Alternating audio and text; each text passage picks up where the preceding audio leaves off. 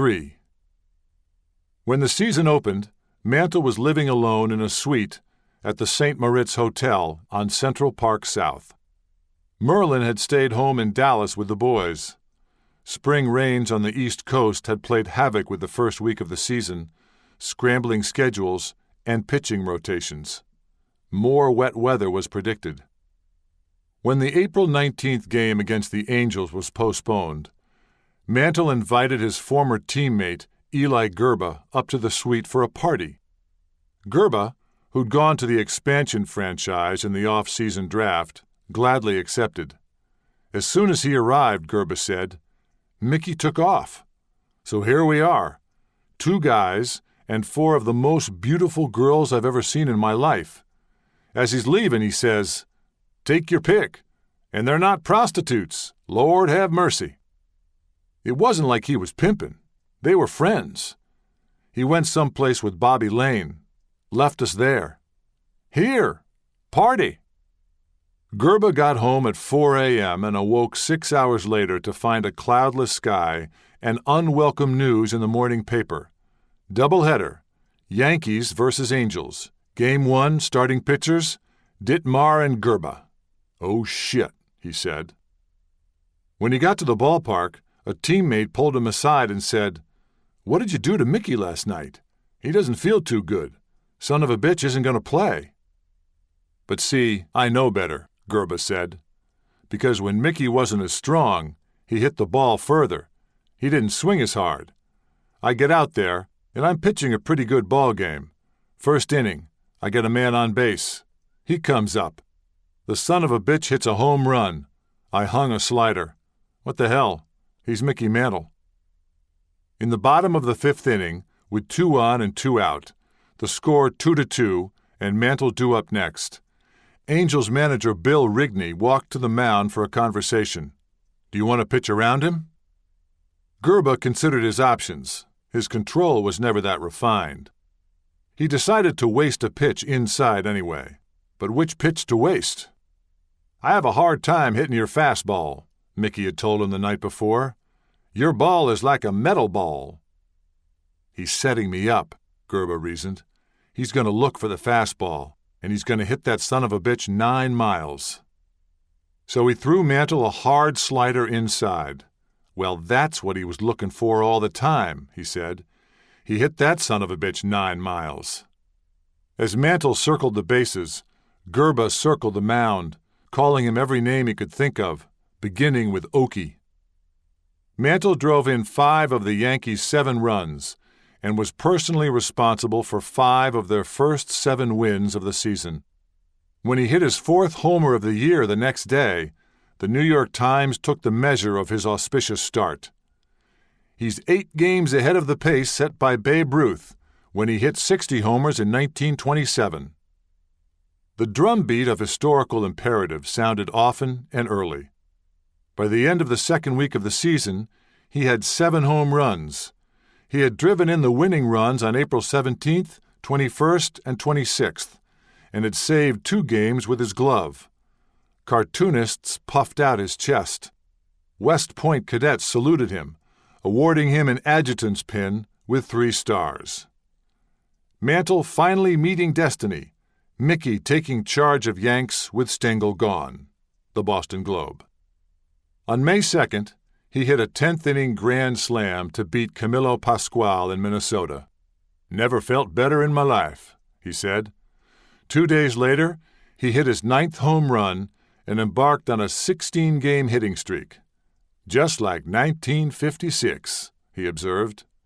Maris was batting .200. 4. All baseball players lead bifurcated lives, home and away, season and off-season.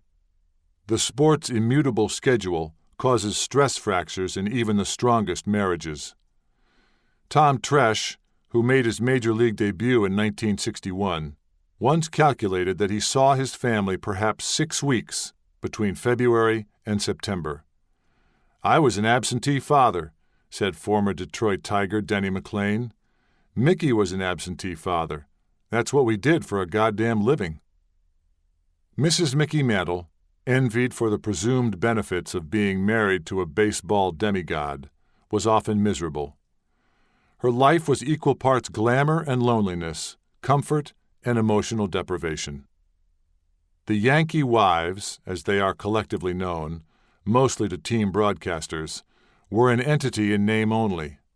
Yes, there were bus rides through the city streets at World Series time, when New York's finest escorted them from one borough to the next, sirens wailing, half of them pregnant and counting their blessings that they didn't deliver on the Brooklyn Bridge. Yes, there were picnics and barbecues and birthday parties, but the quotidian life was one of isolation. We did things as wives together very seldom because we all had children, said Lucille McDougald. We would get together maybe once a season when they were on a long road trip. But there was not a whole lot of socializing going on. Like many former tenants of the Concourse Plaza Hotel, the Mantles moved across the Hudson River to the New Jersey suburbs when they had the means to do so and the families to house. Merlin hated the rentals, especially the one with a painting of a couple in flagrante delicto in the master bedroom and cat poop behind the furniture. My son's got boils, she told me. They were sick all summer. By 1961, she had 4 boys under the age of 10, not including her husband, and she was overmatched. When we all moved to New Jersey, Merlin just stayed with the kids, Lucille McDougald said. She rarely came to the ballpark. She more or less faded into the background. The Mantles, Barras, and McDougalds occasionally shared a babysitter named Martha Helen Costira, a young grammar school student who was embarking on a career of entrepreneurial domesticity by organizing birthday parties for neighborhood kids. They behaved for Martha, declared the Empress of Style herself, Martha Stewart. Yogi and Carmen didn't remember her. Mantle didn't behave, and Merlin absorbed the worst of it. Back in Oklahoma, before the move to Dallas, she had the help and support of her sister and her parents. They could only do so much. One particularly liquid night in the winter of 1954, after Mantle had been publicly upbraided by Stengel and challenged to grow up, he came home to find the door locked and the house empty. He cut his hand on the glass while breaking in. Merlin had left, taking Mickey Jr. and all her belongings, Mantle recounted in the Mick. He was still drunk when he showed up at her parents' house, hands stitched and bandaged, demanding the keys to the car. Merlin's father told his son-in-law he was too drunk to drive. Mantle threw Merlin's clothes and the family groceries on the lawn and got behind the wheel. He took out a telephone pole, ripped the car door off its hinges, and landed in a ditch.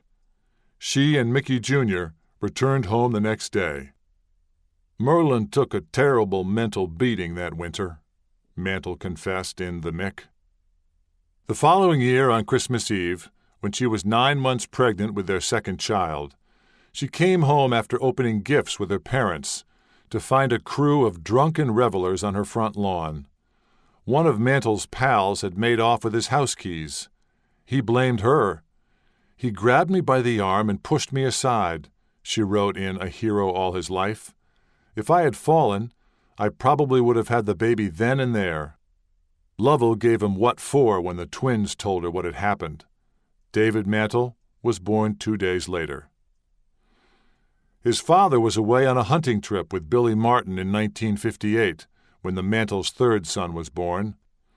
Billy Giles was named for his daddy's hunting partner and for his maternal grandfather, who had driven his daughter to the hospital. Sometimes she tried keeping him company in the fast lane, but that had consequences too. Like the time they both had too much to drink, and she almost ran him over, on purpose. And the dinner a couple of weeks later with the Barras, when Yogi told her not to let him drive. She cracked her head against the windshield at 70 miles per hour. The investigating officer was their next-door neighbor. No charges were filed. By the summer of 1961, he was leading the life of a leading man bachelor. He knew women in every American League city or where to meet them. In Baltimore, Ball players favored a joint called the Hotel Truck, short for Trocadero, where a dancer known as Fern the Flower Woman reigned. Baltimore native Frank DeFord, a Princeton student who had become one of sports writing's most literate and graceful writers, recalled Fern's determination to show the Mick a good time one night when the game was rained out. She says, "I go home with Mantle. He gives me $100. That was a lot of money in those days. She was probably a $10 hooker. She says, "Man, I gave him everything for that. I'm up with him all night, and I know he'd been drinking. So I take the $100 and bet it against the Yankees. I figure anyone spends the night with me ain't going to play baseball the next day." The way she told it, his game-winning home run the next day cost her a bundle. Stengel fretted about Mantle's sexual profligacy, once telling writer Gerald Astor, "You can't tell me he ain't getting some of them all the time. He's got enough ailments, so's he don't need to get the clap, too. His taste with broads isn't great, except for that one he's married to and hasn't been together with for 1,000,000 years, so you can see what I mean about his taste." Some Yankees were direct beneficiaries of Mantle's little black book. Others derived pleasure from basking in the aura of his prowess. "Everybody got their rocks off on Mantle," said New York Times columnist George Vesey, who covered his first Yankee game that year. "One player told me once he couldn't get anywhere with some blonde. Mantle said, 'Let me give it a shot.'" They hear gasps of pleasure. They were this far away. It was as if they all participated through Mantle. His reputation was hardly a guarded secret. Among the Yankee wives there was empathy for Merlin. Lucille McDougald wondered, "Oh my God, how can Merlin stand it?" I think that's why she stopped coming up after a while. She had become as adept as her husband at hiding pain. "I would know stuff, but turn the other cheek," she told me. "It can be very devastating to the wife. My pride hurt me too." Left alone to his vices and devices, Mantle was a danger to himself. "We all told him, 'Mickey, go home. Don't stop at another bar,'" Carmen Barra said. He hated that he didn't go home. He loathed himself.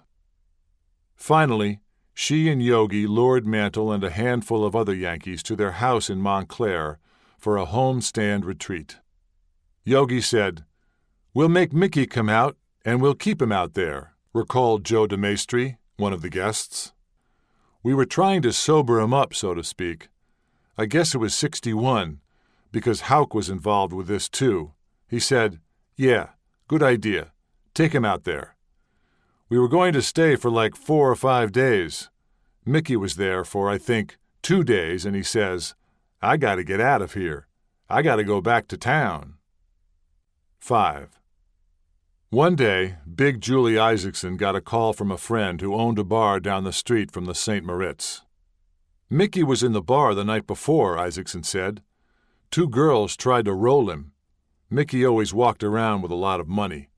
My friend took the money, got him back to the St. Moritz, called me, 12 or 1,300 bucks, gave it to me, gave it to Mickey. Never knew it was missing.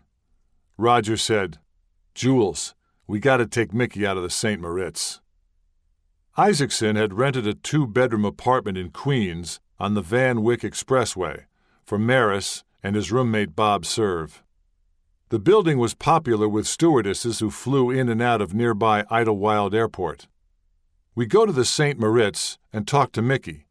Roger says, "Mickey, you got your own bedroom, furnished apartment." Mickey objected a little at first. "I'm not going to go out to God's world." Queens is God's world to Mickey.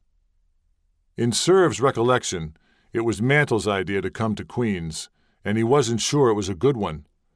"I was skeptical about it," Serve said.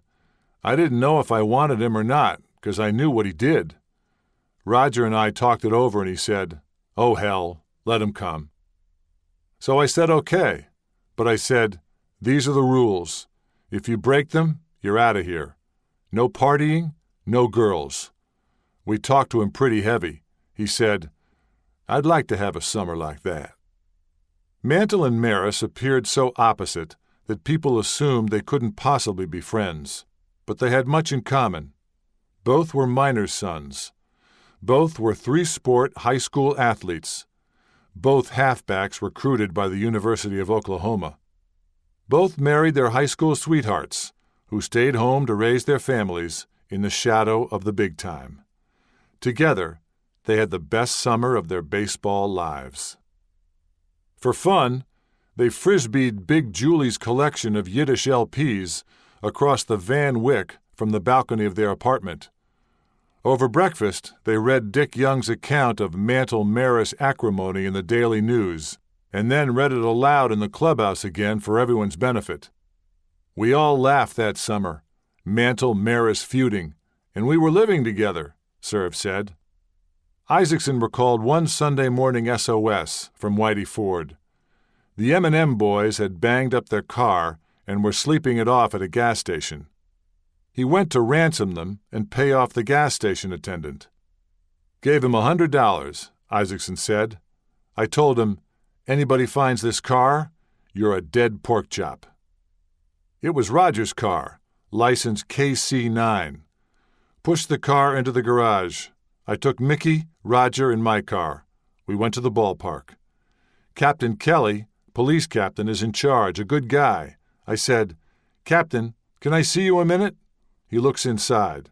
Captain, you got plenty of cops. You put Roger between two of them. I'll take Mickey. They deposited the heart of the order in the clubhouse in care of trainer Guess Moak. It was a Sunday to remember, but Serve doesn't. 6. Maris had 1 home run at the end of April, 12 at the end of May, and 27 at the end of June. Joe Trimble of the Daily News was the first to ask Maris if he thought he could break the Babe's record. How should I know? Maris replied with impolitic honesty. Between May 17th and June 22nd, he hit 24 home runs in 38 games, an astonishing accomplishment that went largely unremarked in Mickey thrall. When Maris leaped ahead by 6 home runs on June 20th, the Sporting News declared, time to sit up and take notice. A week later they appeared together on the cover with Ruth and Gehrig. Dial double M for murder and mayhem. The Sporting News, June 28, 1961. At the All-Star break, Maris had 33 home runs, Mantle had 29, and Baseball Commissioner Ford Frick had a problem. Before he was named commissioner in 1951, before he became the PR man and then president of the National League, Frick was known primarily as the Babe's ghost. He was quite aroused, as Dan Daniel put it, at the assault on the Babe by a pretender feasting on diluted American League pitching. On July 17th, Frick issued his convoluted and controversial asterisk decision, which never actually mentioned the word. What it boiled down to was this. Mantle and Maris had to break Ruth's record in 154 games, the number he played in 1927, or would have some distinctive mark in the record books attached to the accomplishment. The Sporting News later included Frick's edict among the 30 most shameful acts in baseball history. As the summer progressed and the home runs mounted, and the Yankees advanced on their 154th game, the pressure doubled and redoubled. Maris lost gobs of hair. The circles under his eyes appeared etched in charcoal. Mantle basked. He became the beloved. Mantle thrilled by fans' cheers. AP. It's a new feeling, and it's nice, he told reporters. Those fans, they've changed. The Yankees had to revive the post-game suicide squad, this time to safeguard him from adulation. It was an honor to be selected to jog beside him, elbows high, scanning the crowd for potential, if unintended, danger. They formed up in the aisles beside the home dugout in the top of the 9th and greeted Mantle where the infield dirt met the outfield grass. Tony Moranti was a second-generation Yankee usher and a frequent member of the squad. "Some of the people were nice, wanted to shake his hand," Moranti said. "I didn't try to knock people out of the way until people came close. I did have to push a few out of the way to give them enough room to run. We were out there in a flash and back in a flash." Later, Moranti realized he had adopted Mantle's loping, limping gait. Maris was presumed to be a sacrificial rabbit in the home run race. His role to encourage and then defer to the Mick. But he declined to play the part. He hit 4 home runs in a July 25th doubleheader, the last of which, his 40th of the season, surpassed his career best in 1960. Mantle hit his 38th the same day and regained his rightful place as home run leader with 3 on August 6th. Blasé Broadway buzzing over Maris Mantle home runs. The Sporting News, August 23, 1957. Broadway busting buttons over Bomber Thrill Show. The Sporting News, September 13, 1957. Fans from Florida sent them a 30-foot-long telegram. Their agent, Frank Scott, predicted $500,000 in endorsement income for the winner of the Grand Sweepstakes and finalized clothing deals worth $14,000 each. A photo op 44 jersey prepared by the PR department on August 13th was old news by the end of the day, when they both had 45 home runs, and both were 16 games ahead of Ruth's pace. Newspapers across the country began running daily tout sheets. Newsday printed "Race with Ruth" numbers below photos of the 3 protagonists. The pictures of Ruth and Maris looked like mugshots. Mantle looked like a choir boy. When Maris didn't fade, the righteous guardians of baseball history demanded to be heard. Who does he think he is? What right does he have? It would be a shame if Ruth's record got broken by a .270 hitter, Rogers Hornsby intoned. The New York Times asked an IBM 1401 computer named Casey to predict if either one could match the babe. Casey gave Hornsby little reason to cheer. The verdict? Maris, yes. Mantle, no. Maris never trailed Mantle after August 15th. The Detroit Tigers arrived in New York for a decisive 3-game series over Labor Day weekend. The race had been close most of the year. The Yankees led by 3.5 games when the Tigers arrived on Friday, September 1st. The Yankees won 1-0 with a run in the 9th. On Saturday, Maris hit his 52nd and 53rd home runs after scoring the tying run on Mantle's sacrifice bunt. On Sunday, Mantle hit his 49th and 50th home runs. On Monday, Labor Day, they rested. Both played, neither homered. But the Yankees swept a doubleheader from the Senators. 4 days later, the Yankees led the Tigers by 10 games, and their lead would never be less. Frank Scott announced that Mantle and Maris would appear on the Perry Como Show during the World Series. Their fee was $7,000 each. 7. On Labor Day, Mantle heard the siren call of the Great White Way and returned to the city. All summer he had played by the house rules, except one, Serb said, when he brought a gal up there. We ran 'em both out, and pretty soon, a couple of weeks later, that's when he left. Labor Day, he said he had enough of this life. Went back to Times Square. On September 9th, Maris hit his 56th home run. He wouldn't hit another for a week. The next day, Mantle hit his 53rd home run. He wouldn't hit another for almost 2 weeks. On September 15th, they both went 1 for 9 in a doubleheader in Detroit. Maris is so tight up there at the plate that he can hardly breathe, umpire Hank Soar said. Maris sequestered himself in the trainer's room with his brother for 40 minutes, precipitating a rhubarb with the gentlemen of the press who had been stood up at his locker. When he finally emerged, Mantle whispered damage control advice. Reporters who remembered him as a shy, sullen rookie were stunned. He waved the white flag before the Yankees left Detroit.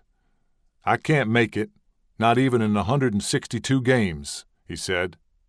He had already sent a telegram of concession to Mrs. Babe Ruth, leaving Maris to soldier on alone, stalking a record no one wanted him to break. Hurricane Esther headed for the East Coast, and the Yankees headed for Baltimore, followed by a throng of 50 reporters and unkind headlines. Maris begins the big sulk. It was make or break in the Babe's hometown. Mantle wasn't in the starting lineup on September 19th. He pinch hit in the 9th inning of the first game of a doubleheader and struck out. He didn't leave the bench in Game 2, the 153rd game of the season. Maris went 1 for 9 again. He had 58 home runs and one more day to upstage the Babe. On the morning of September 20th, before the Yankees' 154th game of the year, Maris went to Johns Hopkins University Hospital to visit the son of a former teammate who was dying of cancer, stiffing Milton Gross of the Post on a scheduled interview. He refused to explain his absence even to Big Julie, who had arranged the appointment. Gross ripped him in the next day's paper. The boy died 2 days later. That night, Houck was forced to realign his outfield when Mantle declared himself unfit to play. "Eye infection," Houck explained. Maris hit his 59th home run and barely missed a 60th. The Yankees clinched their 11th pennant in 13 years, celebrating in the usual manner by pouring bad champagne all over each other. Maris exhaled. Chest heaving with emotion and exhaustion, he told Leonard Schechter of the Post, "I tried. I really tried." The next morning, Mantle stayed in bed. His recovery from the sniffles had been complicated by a penicillin rash, the Tribune reported. Nothing bad, Houck assured the reportorial scrum. Mantle was with the team when they left for Boston, but was said to be peaked and unlikely to play.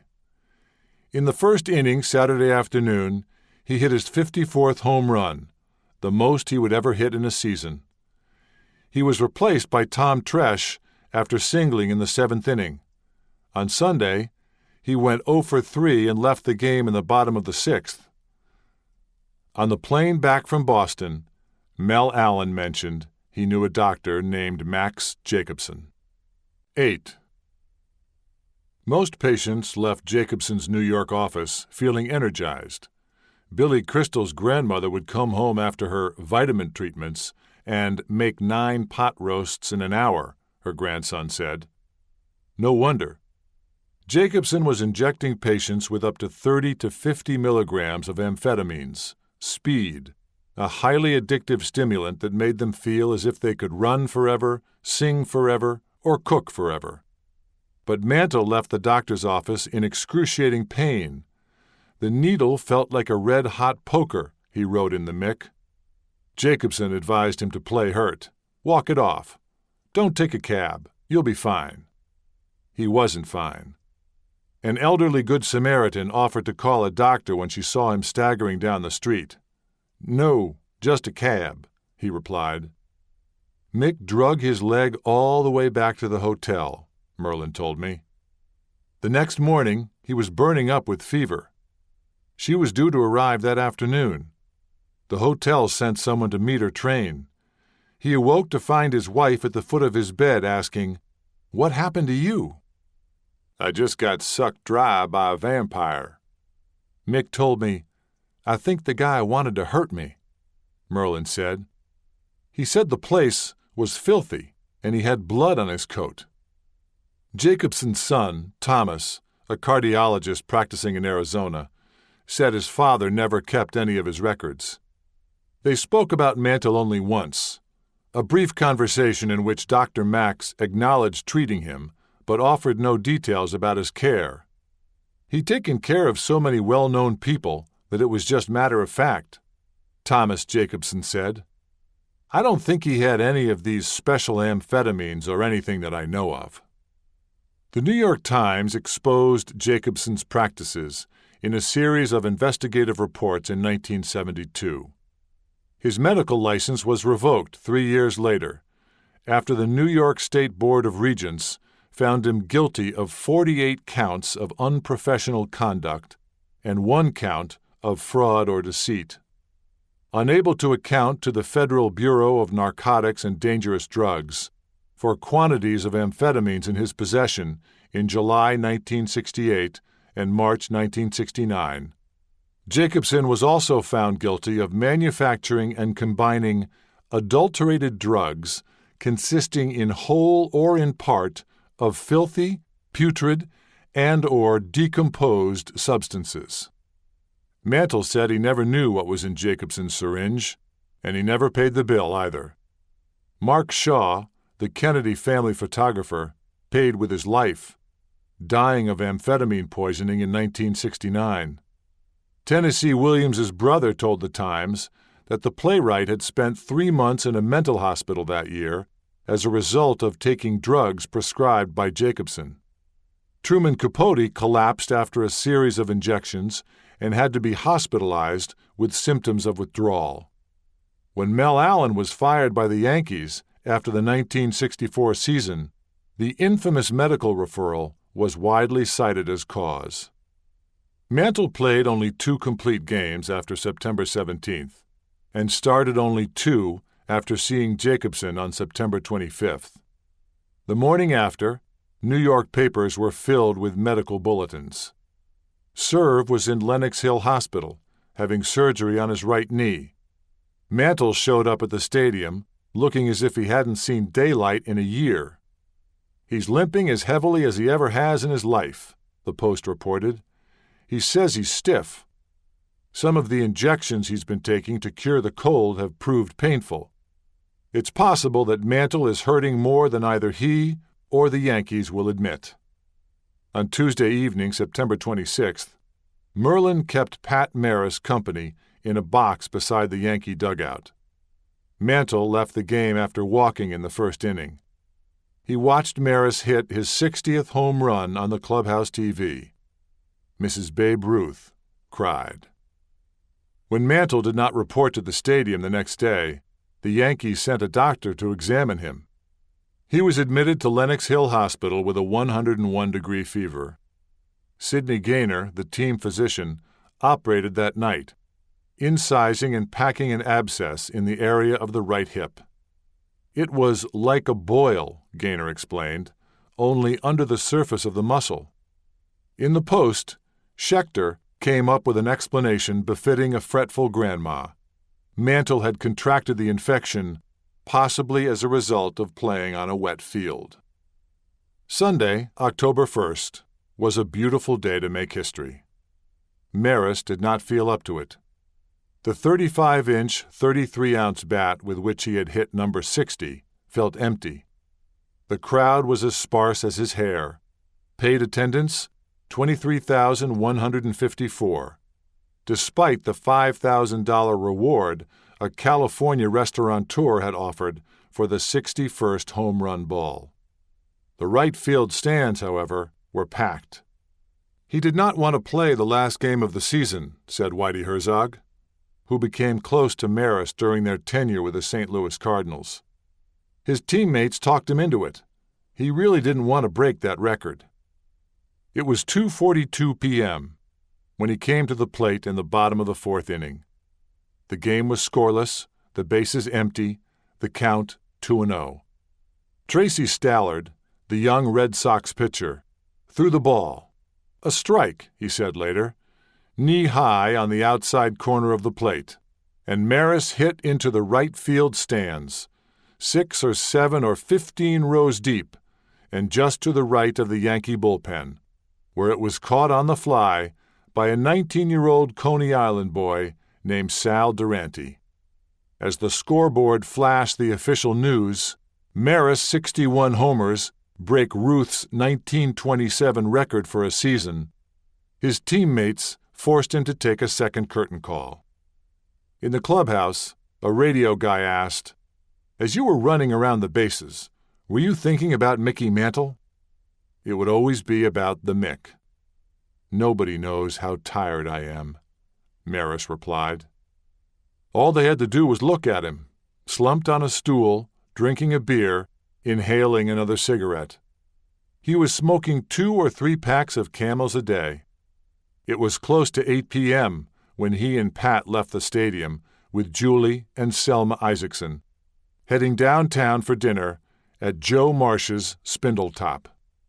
There was time for a late mass at the Catholic church across the street from the restaurant before dinner. 2 minutes later, "Here comes Raj and Pat," Isaacson said. I said, "That's a quick mass." He said they spotted him in the church.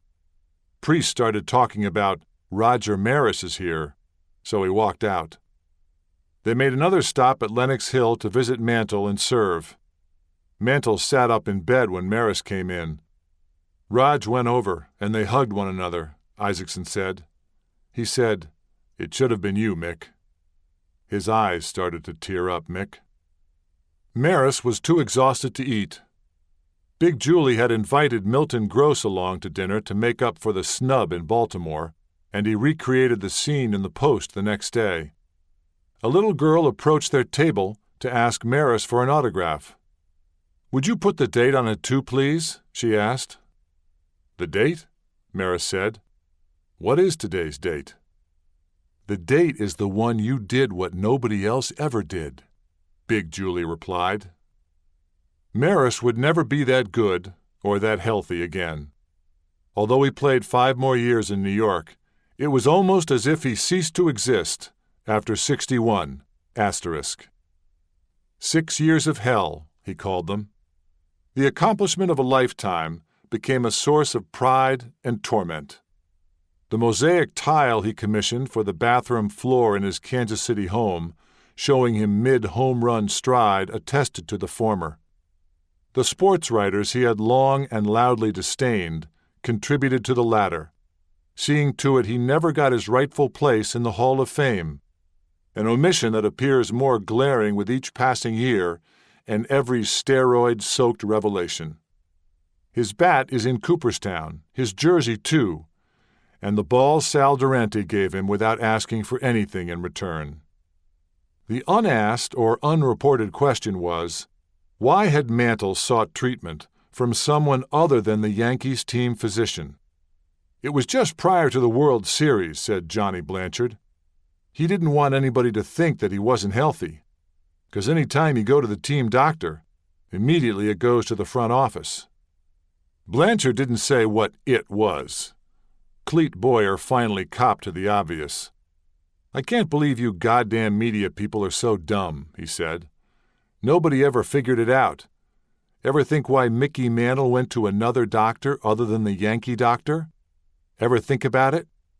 Why would he have gone to another doctor other than the Yankee doctor? How about the clap? CLAP. Boyer had a good laugh at the credulousness of sports writers, who solemnly reported the progress of a virus that had somehow lodged in his buttock. As Schechter wrote in the Post, "The 24-hour virus and it got infected?" Boyer said. "Come on." Mantle certainly wasn't the first or only Yankee to find himself in such a predicament. In the press box, writers spoke knowingly of a rash of injuries. Mantle never publicly acknowledged the indiscretions that hobbled him. "I think we just did a hell of a job and he had a hell of a summer until September," said Serve.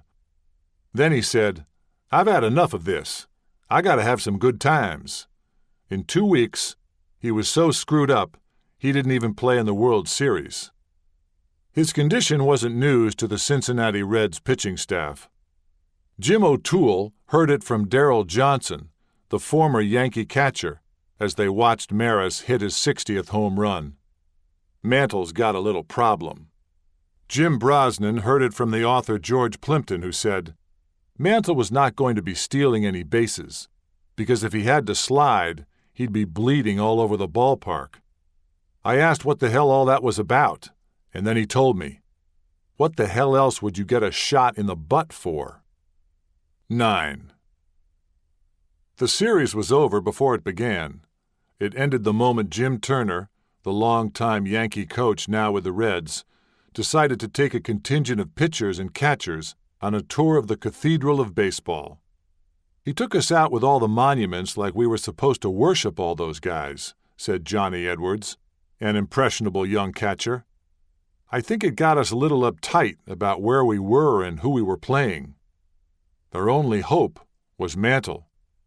Mick Menz, Daily News. Mick to start, Daily News. Mickey doubtful, Daily News. When Mantle was released from the hospital on Monday morning, October 2nd, he went straight to the stadium, where reporters duly noted his pallor and his weight loss. He did not work out. Gus Mauch sent the bat boy Frank Prudenti on an urgent mission up the Grand Concourse to procure a magic salve said to speed the healing process. Mantle summoned Moose Skowron, who had taken biology in college, to watch Mauch change the dressing on the wound, which had been left open in order to allow it to drain. I never forgot that, Skowron said, because the blood and the pus was coming out of it. The size of the hole was generously and variously described. Big enough to put a baseball in, Mantle said. About the size of a golf hole, Joe DeMaestri said. And it was deeper than it was wide. They cut a circle about the size of, I'd say a small platter, DeMaestri said. They cut it in 4 sections, like an X, and pulled back the layer of skin, of the meat, and they had to then put stuff in there. They had to fold back the outer layer of his skin to drain it. He'd come in and he'd lay down on the table on his side, and he'd move his toes, and you could see the tendons move. In the sore, you could actually see the cords in there, and he'd laugh. Mickey had a funny way about himself. The day before the series opened, he took 5 batting practice swings and told Houck he couldn't play. That evening, he took Merlin to dinner at the Harwin Club, but couldn't sit long enough to eat.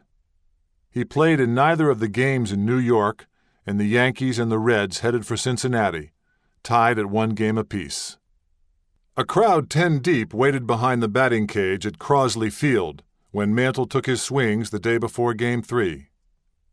Bob Addy described the scene for the Sporting News. His mouth flew open, his face contorted with pain. He then bent over the plate and pounded his bat for a few seconds, trying to regain his composure. The 2,000 fans who had come out to see the workout seemed to sense the drama. They were quiet. So were the players on the field. Time seemed suspended and caught in a still photograph. Mantle straightened up and knocked the next pitch into the right field seats. He hit 5 more homers, some over the distant center field wall. Having paid his dues to pain, Addy wrote, Mantle received an ovation from the crowd. Then he told Houck, "I'm playing." Houck hadn't seen the wound. "My God, you'd better not play," the major said after assessing the damage. But the doctors had assured him that playing wasn't going to hurt Mantle further. It was just going to hurt. Mauch bandaged and padded and cushioned the area as best he could. They taped a big rubber donut as a protection so that if he bumped it, it would give him a cushion on the sore, DeMaestri said. If you just touched it, my God, such pain you couldn't believe it. When the Yankees took the field, Maris was jeered. Mantle was cheered. Lovell Mantle, who had not seen her son play in 11 years, was at the game. Asked if she thought she would bring the Yankees luck, she replied, "I don't think Mickey is superstitious." Mantle went hitless, striking out twice. But his wise counsel proved decisive when Blanchard consulted him before pinch hitting against Bob Perky in the 8th inning. "He's going to throw you a slider first pitch for a strike," Mantle said. "Then he's going to come back with knuckleballs." Blanchard homered on a first-pitch slider to tie the score. When he returned to the dugout, Mantle said, "Hey, Blanche, you owe me a six-pack." "I bought him a case," Blanchard said. Maris won the game with a ninth-inning home run. Game 4 was a rematch of the series opener, Whitey Ford versus Jim O'Toole. Mantle led off in the top of the second inning with a hard ground ball to third. Halfway down the first baseline, he pulled up. The effort had yanked the unstitched wound apart.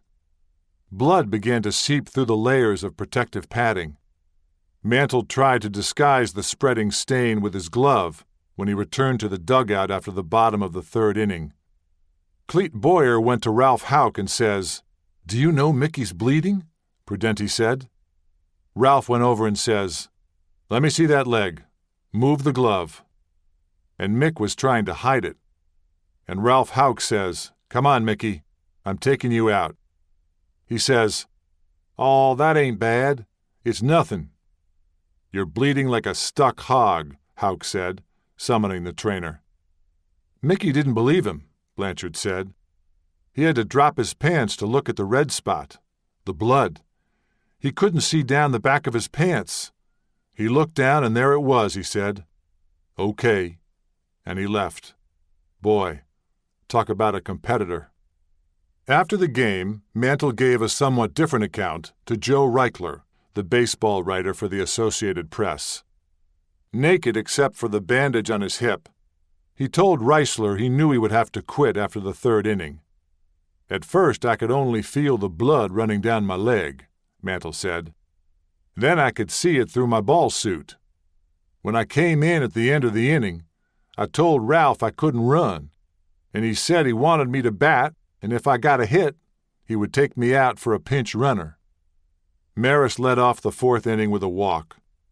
Mantle walked gingerly to the plate, took 2 pitches for balls, and fouled off the third. He sent Jim O'Toole's fourth pitch on a low-line drive to left center field. Any other time, it would have been a double. Mantle had to stop at first. Maris went to third. He would score the game's first run. From the mound, O'Toole could see the bloody mess on his leg.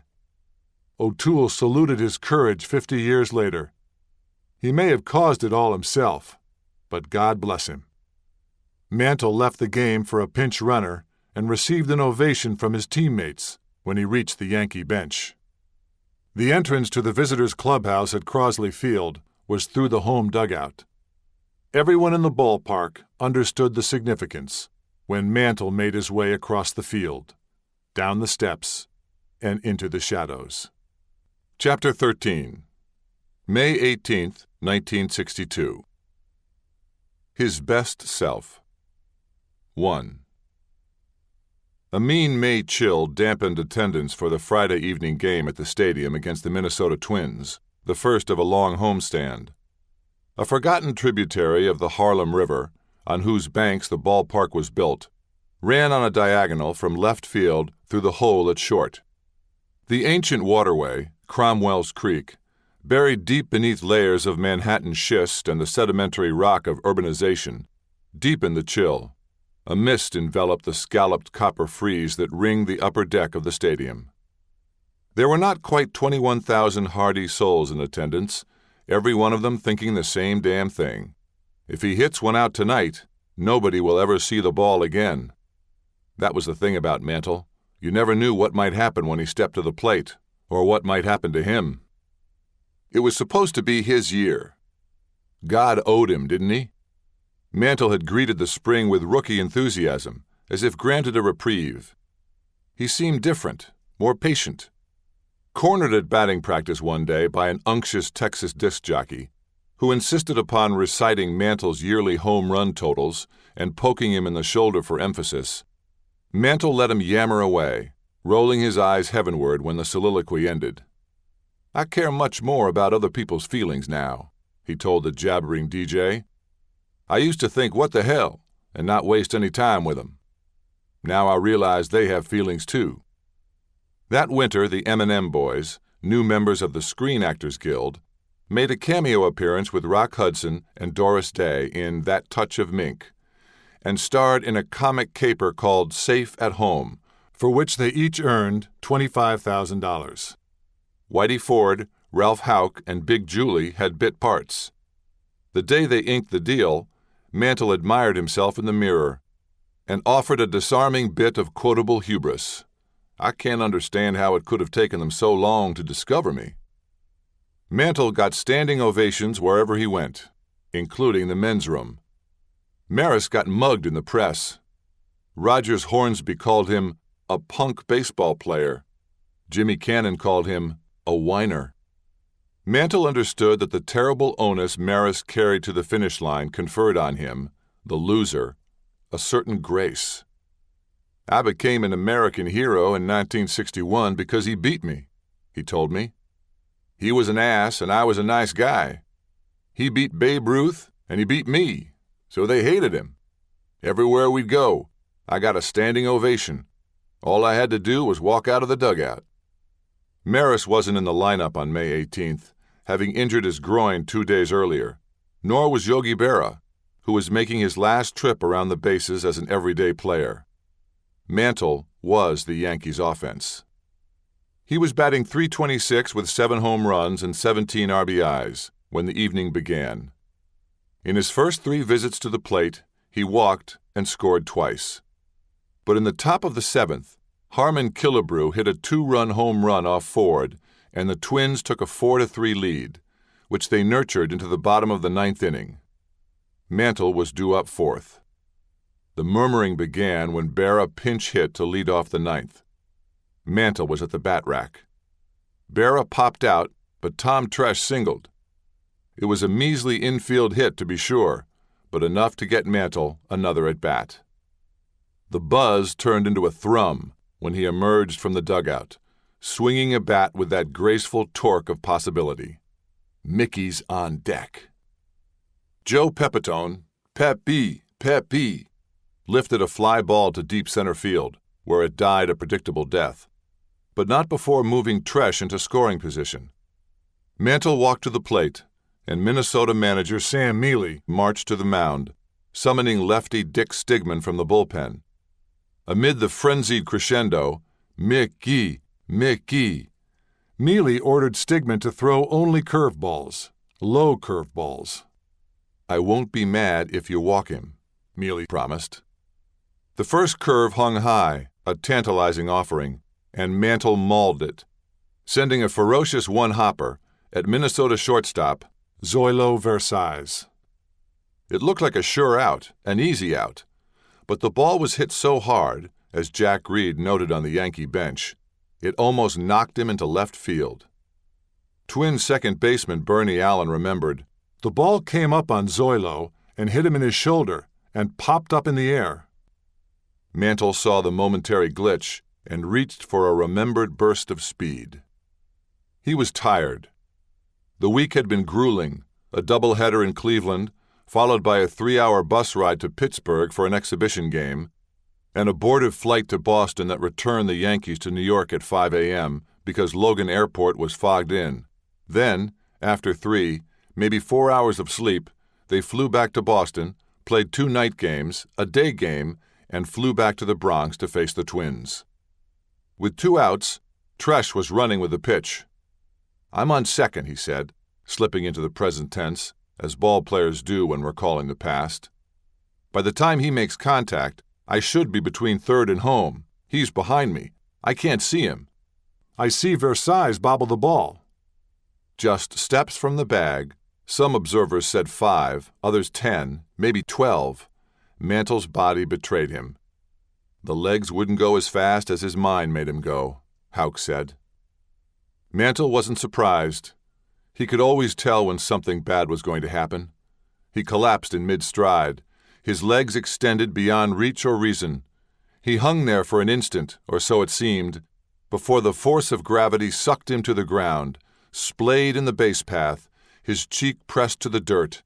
His feet churned, his hand reached for the bag. The Twins' first baseman, Vic Power, heard him moan, "It's my legs, it's my legs."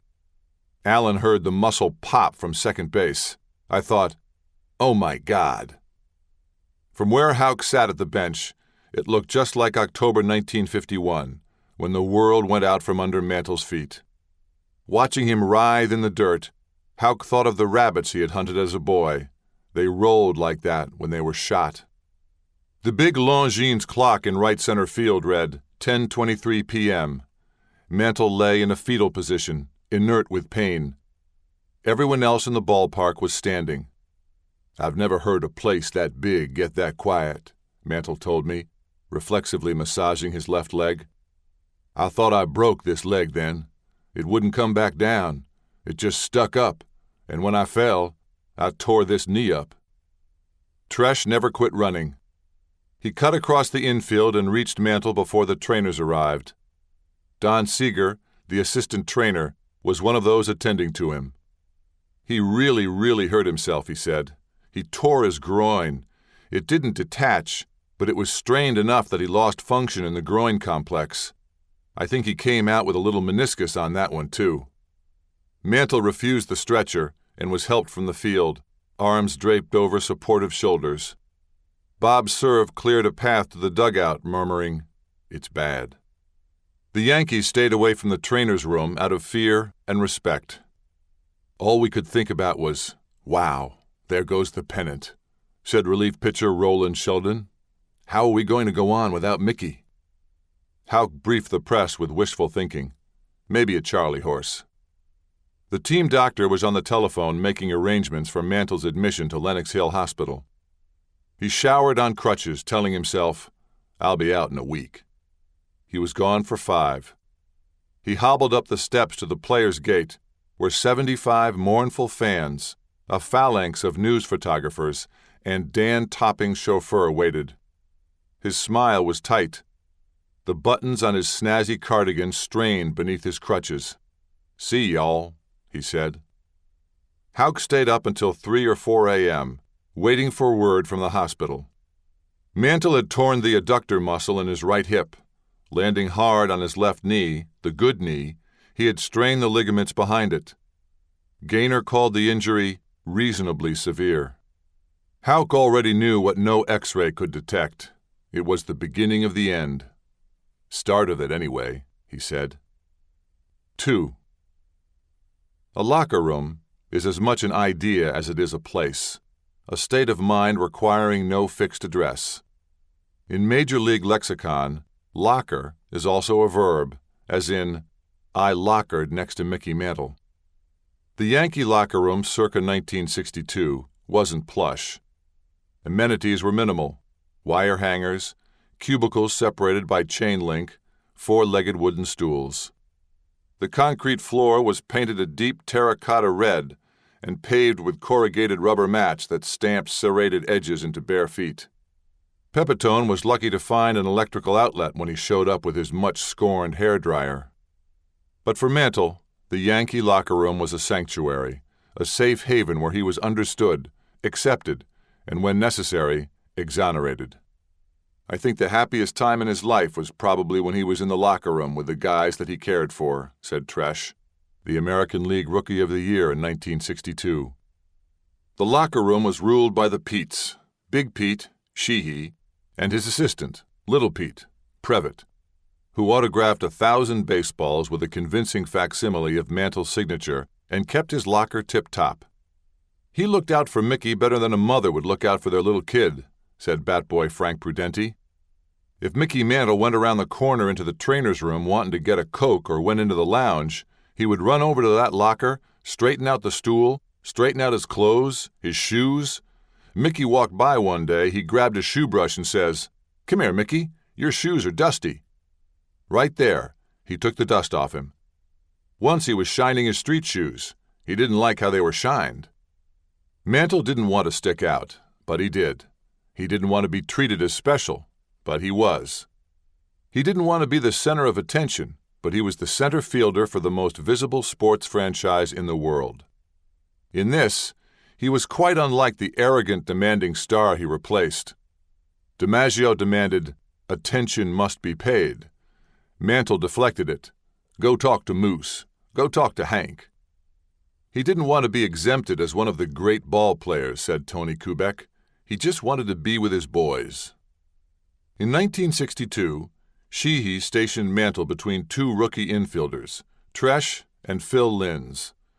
Tresh was the son of a major league catcher, Iron Mike, who had taught him to switch hit like the Mick. For as long as he could handle a glove, Tresh aped everything Mantle did. As a boy in Detroit, he stationed himself in the upper deck of center field in Tiger Stadium when the Yankees came to town, just to watch him run out to the field. When they became teammates, Tresh said, "I actually called him Idol." The first time he saw Mantle up close, Tresh was in an elevator during a rookie camp in St. Pete.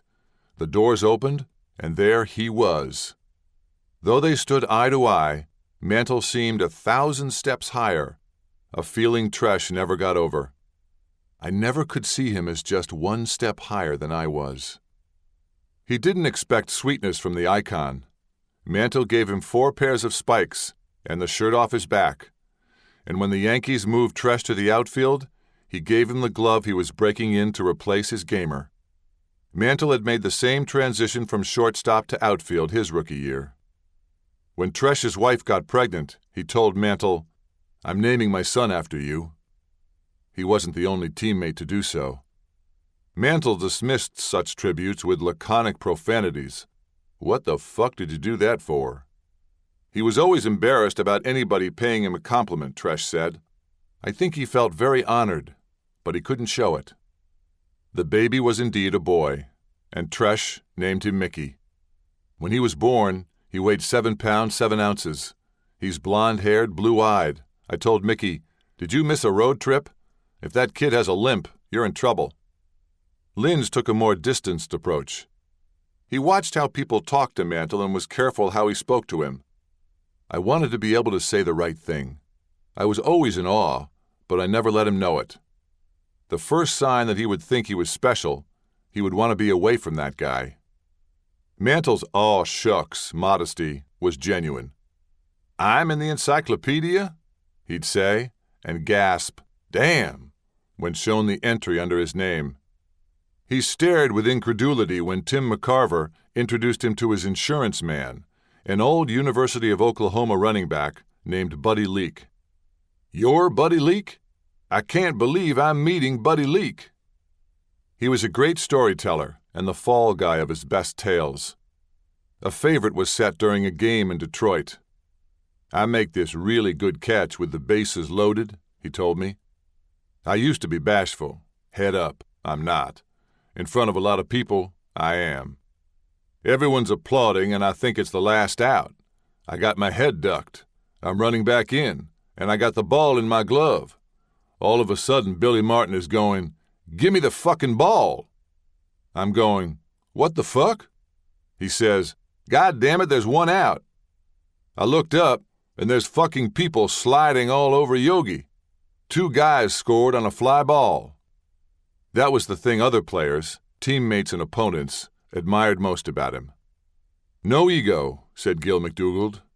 "Great control of his ego," said Reggie Jackson. "Wasn't no individual," said Jim Coates. In the locker room, where everything is exposed, he was seen as the best teammate ever. They saw how hard he worked at it. Kubik saw how he didn't phony up anything. Ford was chairman of the board, who commanded the respect of all the guys, said Eli Gerba, and held meetings without the training staff if we were playing terrible. But Mantle was the official greeter. When Bob Turley reported to the Yankees in the spring of 1955, after an infamous 19-player off-season trade, he found a greenie, lime soda, and a flower waiting at his locker. "What the hell is this?" he said. "Welcome," Mantle replied. What was most surprising was his empathy. If a person had a problem, he could just feel that person's problem, said Gene Michael, the utility infielder who later became Yankee manager and general manager.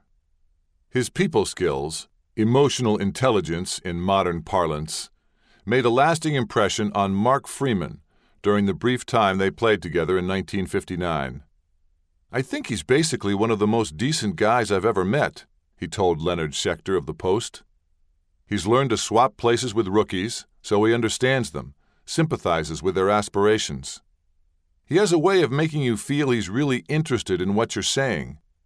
Every day, Mickey would go to DiMaggio's locker, just aching for some word of encouragement from this great man, this hero of his. But DiMaggio never said a word. It crushed Mickey. He told me he vowed right then that if he ever got to be a star, this never would be said of him. Michael and Kubek insist he would have been that way no matter what. When Big Pete assigned Kubek a uniform number, commensurate with a quick trip back to the Bush Leagues his rookie year, Mantle intervened and got him the one he would wear throughout his career. "You know he's going to make it." It was Mantle's calming voice Kubek heard that season calling from the dugout during a tough at-bat. And it was Mantle's voice he heard on the other end of the line, expressing condolences when Kubek's father died. He was the only teammate who called. Few outsiders ever saw that Mantle. Imagine the surprise when he showed up at a Chicago hospital to visit Marjorie Bolding's mother with a raft of teammates in tow and a suitable bouquet of flowers. "People didn't know what kind of man he was," said Steve Crayley, his teammate in Major and Minor League Baseball. "If you sat down and talked with him at the breakfast table, he came across as pleasant and gentle, but sports writers wrote the opposite." Beat writers suspected there was another Mantle, one who didn't begin every conversation with "fuck you" or "go fuck yourself," or, when he was pressed for time, just plain "fuck." But Mantle turned on his stool when they pried and probed. For me, the frustration when I was covering him was, you knew he was a nice guy, and you knew he was terrific with his teammates, said Stan Isaacs, who covered the Yankees for Newsday. You'd try to talk to him, and he'd look right through you. This was his defense. Writers were relieved when he was in a good mood and didn't mind being twitted for their bad haircuts and shiny suits. When he was happy, as a young reporter, I was happy because he wasn't tormented at that moment, said George Vesey, who began traveling with the team in 1962. Nobody should be that miserable. He was a guy's guy who called everyone Bud or Pard, but he cried easily. He wept at mournful country western tunes and at the morning headlines. Somebody got killed or something? He'd get tears in his eyes, Irv Noren said. He cried when a dying child was placed in his arms outside the clubhouse at Griffith Stadium in Washington, and he cried when he failed. One day he strikes out 4 times and goes back to the clubhouse, and he's crying, Hank Bauer said. Moose says, "Mick, what's wrong?" He says, "I let down my teammates and my fans." Moose says, "You know, there is tomorrow." Locker room newcomers learned fast. If he went up and struck out, nobody said a word until he broke the silence, said Stan Williams, who arrived in 1963. He was a hero in the clubhouse because of the respect the other players had for the way he played the game. Not just his ability, but the intensity he played it with. One day, Coates made the mistake of welcoming him back to the bench with a consoling spank after a poor at-bat. "He smacked my arm off of his butt so fast I didn't know what hit me," Coates said. "You don't say nothing to him. He wants to do it so bad and so good." "Was he nasty sometimes?" Kubek said. "Oh, yeah." "Could he lose his temper sometimes?" "Oh, yeah."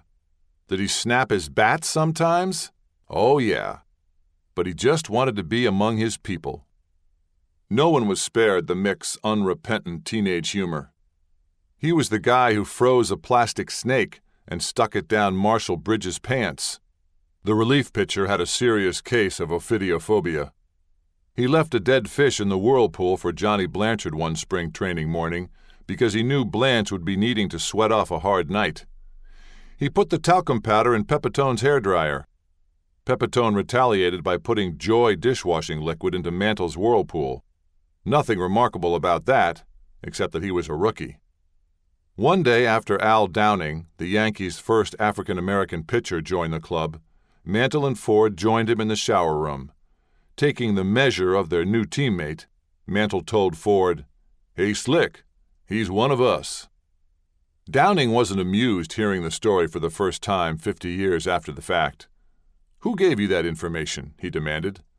Upon learning that the source was Mantle, he laughed. He was an equal opportunity offender, Jim Bouton said. In the clubhouse, Mantle shed the residue of bias he had brought with him from commerce. He laid a carpet of white towels at Elston Howard's locker after he hit his first Major League home run, easing the path for the Yankees' first African-American player. Traveling Secretary Frank Scott told reporters that Mantle had refused to attend a cocktail party hosted by Cardinals owner Augie Bush when Howard was excluded. He may have left prejudice behind, but Kubek says he remained a good old boy from Oklahoma. When Buddy Cox arrived in 1968, and Mantle learned that he was born in Okie, albeit one raised in California, he gave the rookie his first-class seat on the first plane flight of the year. Cox was what Stengel used to call one of them milkshake drinkers. Mantle knew the best soda fountain in every American League town. He'd asked us to go out and have milkshakes because he knew what kind of guys we were, said Cox's roommate Andy Costco.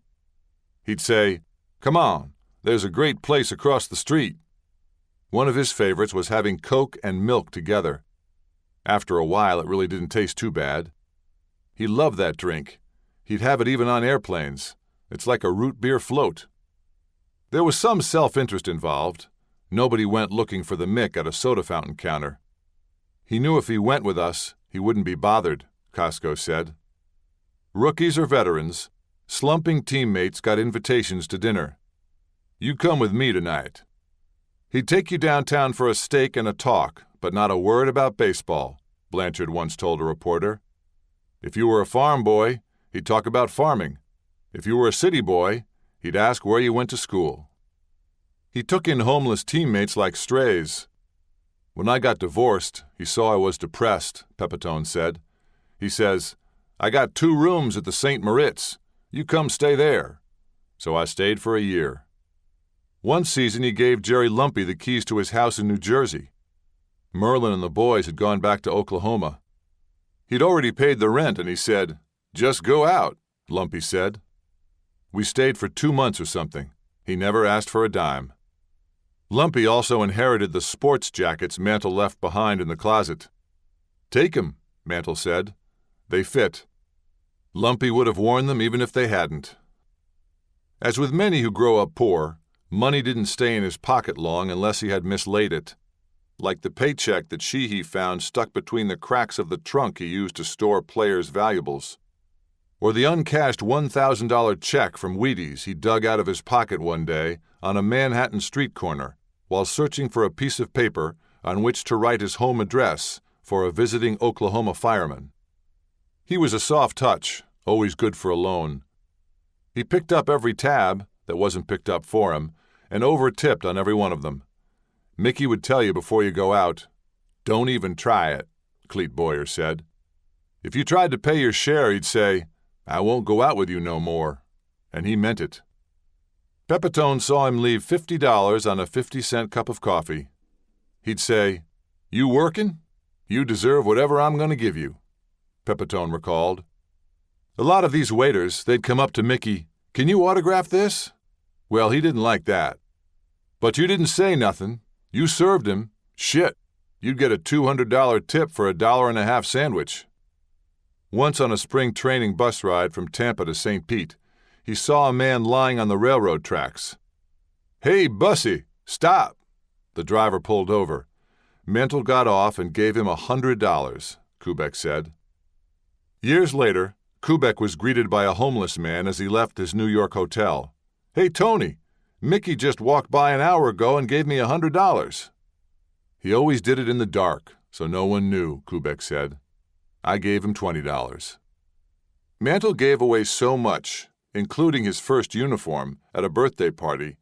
Merlin finally bronzed one of his gloves and a pair of spikes before they disappeared from the house. "I used to get mad at him because we weren't exactly in the bucks," she told me.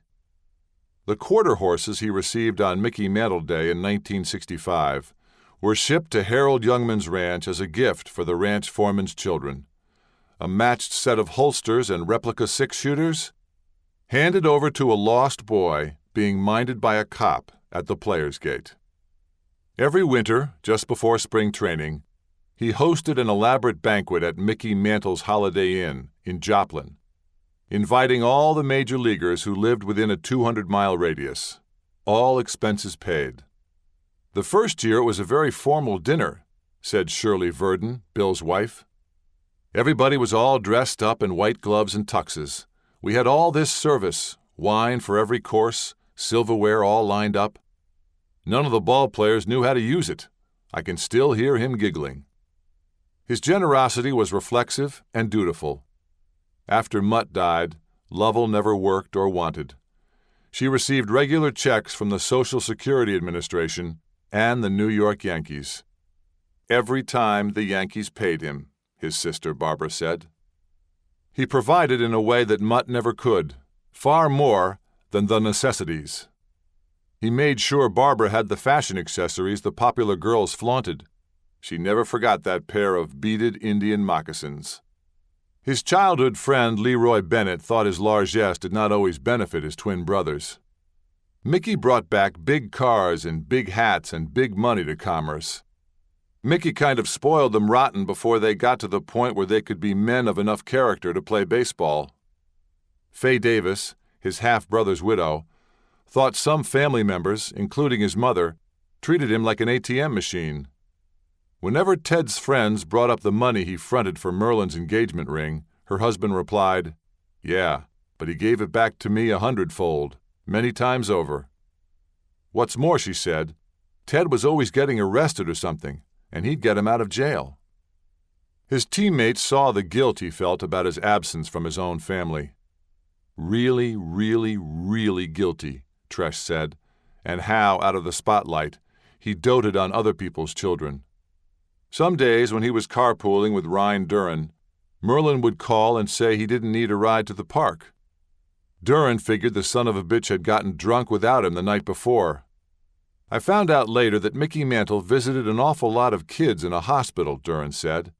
He didn't allow her to say where he was. A Sports Illustrated reporter traveling with Mantle for a story about life on the road with the Mick was in Mantle's hotel suite in Kansas City when a man called from the lobby identifying himself as a friend of Mantle's brother Frank and asked to bring his kids up to say hello. Whitey Ford was puzzled, pointing out that Mantle didn't have a brother by that name. "I know I don't," Mantle replied. "I figured the fella'd be embarrassed in front of the two kids and all." One year at spring training, he paid a cabana boy to climb a royal palm and fetch fronds to make hats for all the Yankee children, recalled one of the recipients, Tony Kubek's son, Tony III. He heard from his parents how after games, while waiting for the crowd to disperse, Mantle would go to the family room to say hello to the wives and children.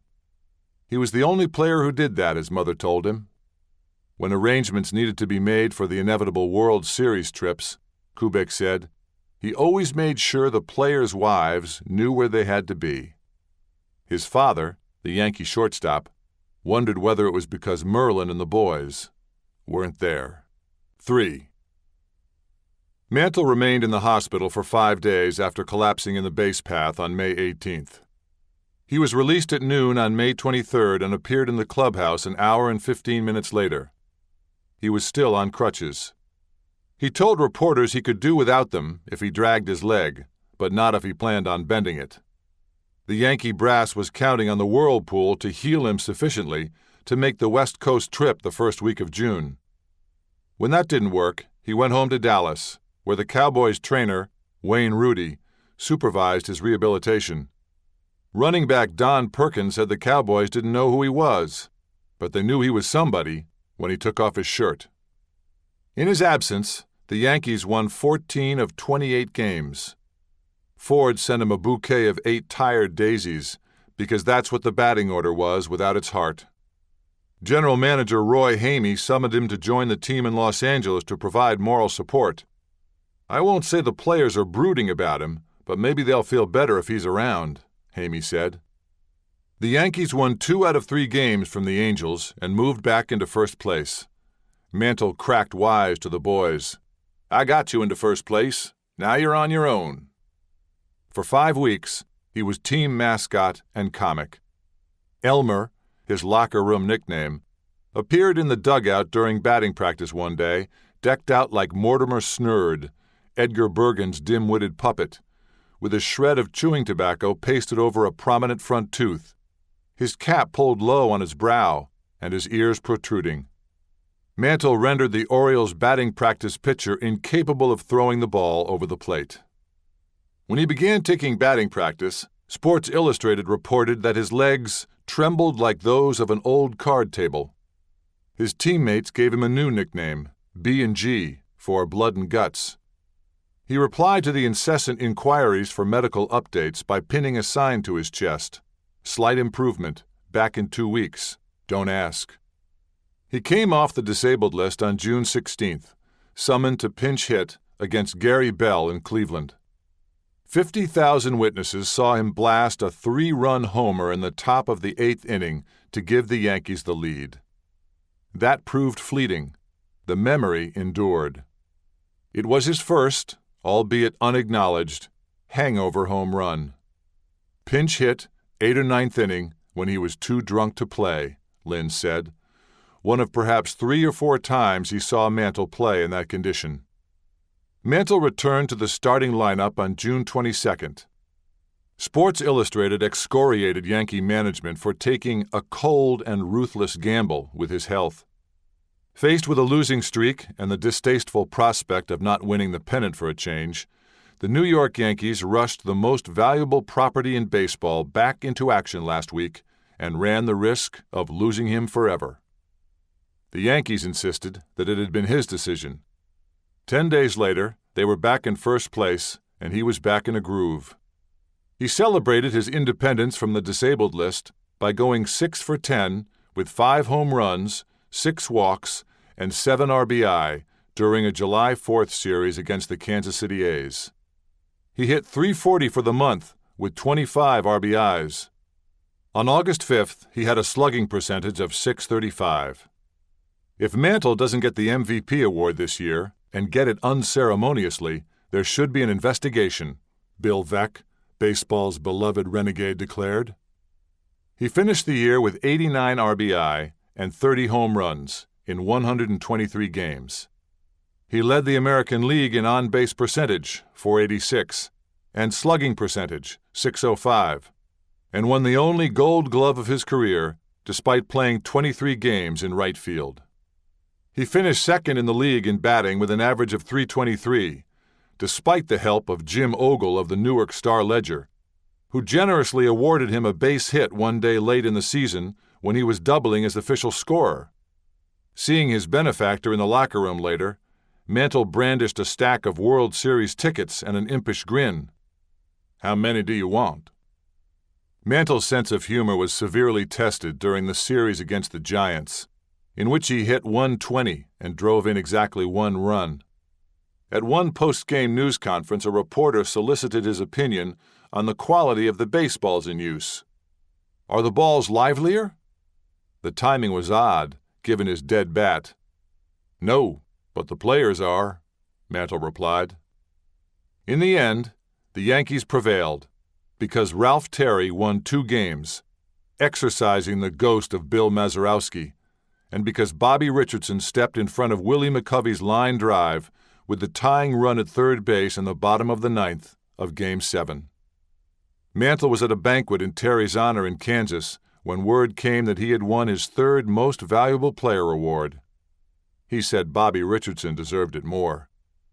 Mantle was a teammate for life in an era when teammates remained teammates long after their playing days ended. They were his most successful and most enduring relationships. When the memorabilia industry crystallized around him in the 80s, Mantle brought his teammates along to autograph shows and hired them as counselors at his fantasy camp, where they congregated in old clubhouses, filling out newly issued pinstripes that fit more snugly than they might have liked. Tom Tresh was with him at a card show in Memphis, Tennessee, when his wife called to say that they had become grandparents. The boy Tresh had named after Mantle had named his new son, Tommy, for his dad. "I'll get a bottle of champagne," Mantle said. "We'll give him a toast." So he calls down and gets a bottle of Dom Perignon, about 100 and a half at that time, Tresh recalled. I call my son and congratulate him. Mickey gets on the phone and congratulates him. After we hung up, Mickey took that bottle, it was a green bottle with a gold shield on it, and took a gold marker and wrote, "Happy birthday, Tommy. We had one for you, Mickey Mantle." And we tied the cork on it. The cork stayed in the family. The outfielder's glove Mantle gave Tresh in 1962 was sold. It brought enough for a down payment on a cottage in the country. Chapter 14. June 5th, 1963. The Breaking Point. 1. On the morning of May 22nd, New York City threw a ticker tape parade for Gordon Cooper, the last of the Mercury 7 astronauts to fly into space. 4 million New Yorkers jammed the Canyon of Heroes to welcome him home after 22 orbits of the Earth. Bill Fisher, a pitcher for the visiting Kansas City A's, was invited to the 50th floor of a Manhattan skyscraper to watch the parade for Cooper, another Oklahoma boy with the right stuff. Fisher was having a very good year. His record was 6-0. Mantle was thriving.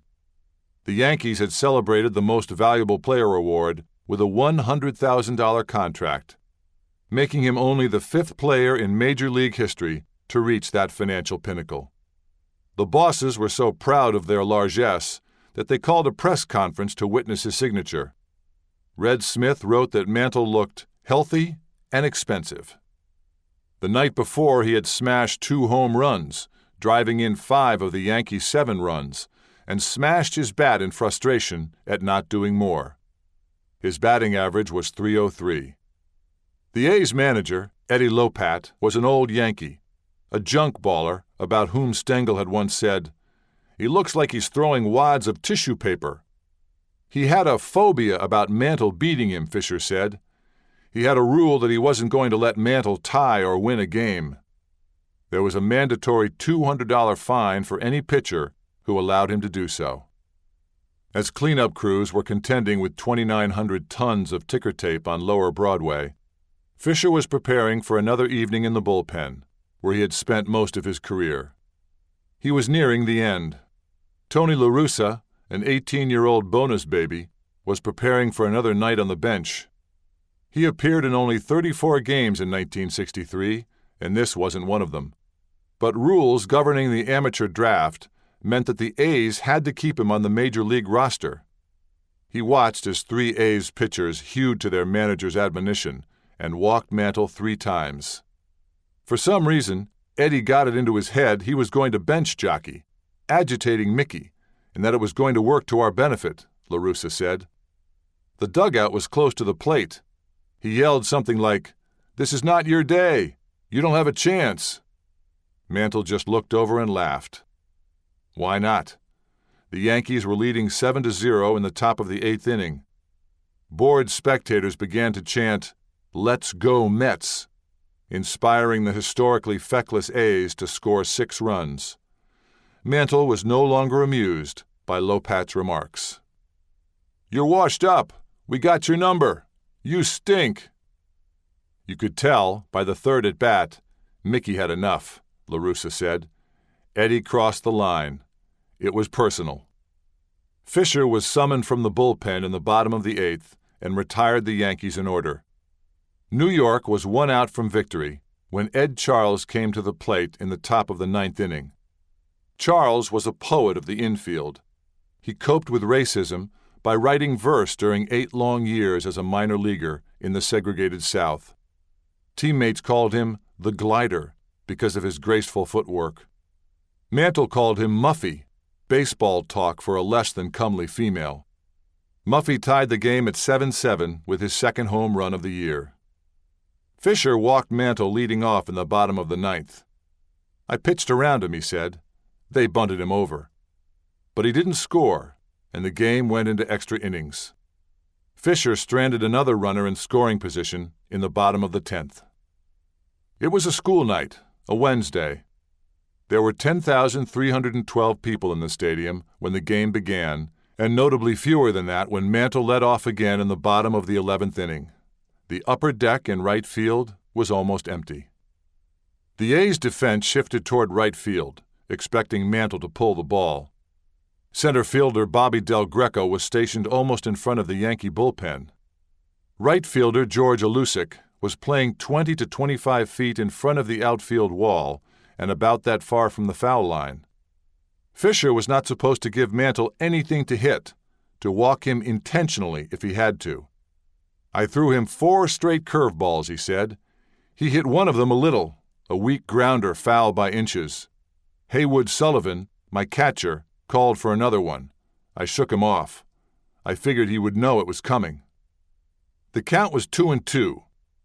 Alusic assumed baseball's age-old posture of patience. Hands on knees, he awaited the pitch. From the visiting dugout, Lopat continued his verbal assault. "You got no bat speed.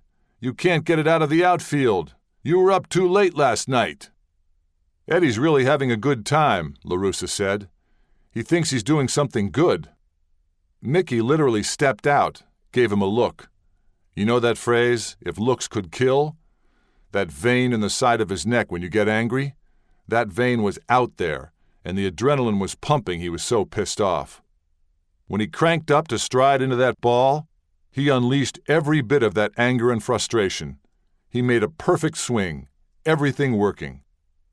The ball creased the night air, heading straight for the copper frieze atop the third deck in right field. It soared over Norm Seaburn's head at first base. 10, 12, 15 feet over my head, he said.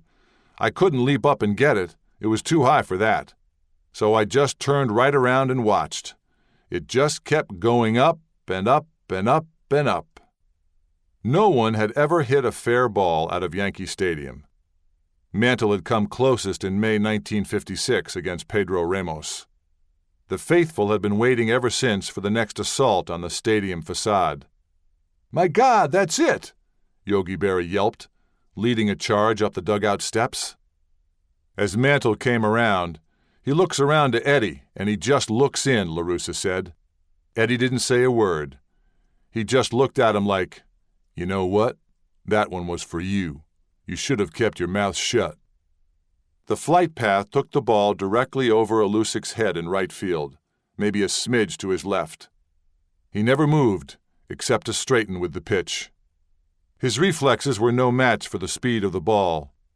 He leaned back, glancing over his shoulder, just as the ball met the frieze. "I knew where she was headed," he said. Joe Pepitone, who was at the bat rack in the Yankee dugout, swore, "It hit so hard, you could hear boom." Alusic didn't linger in the outfield. He returned to the bench disgusted because he thought Fisher had taken it upon himself to pitch to the guy. LaRussa said he also returned hard evidence of the force of the collision on his person. "He told us that it was hit so hard, it shook so much stuff, that he got showered with pigeon shit," LaRussa said. In the locker room, Lopat loudly excoriated Fisher and the Fates. It was like he was screaming into the wind because everybody else was laughing, Fisher said. It was so funny. Every time Ed would look at a guy, the guy would bust out laughing. He fined Fisher $200 for allowing Mantle to beat them.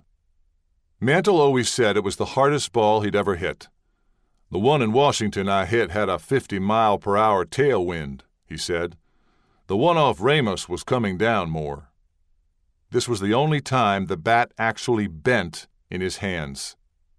Sports writers exhausted their arsenal of military cliches. It was unanimously ballistic. A rocket, a bullet, a blast, a shot. Again, the fictive tape measures unwound. The New York Times said the ball hit the facade 374 feet away from the batter's box and 108 feet and 1 inch above the playing field.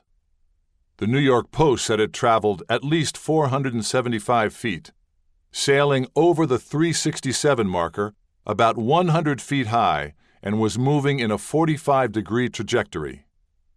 Newsday said it soared 380 feet and was 5 feet from the top of the facade.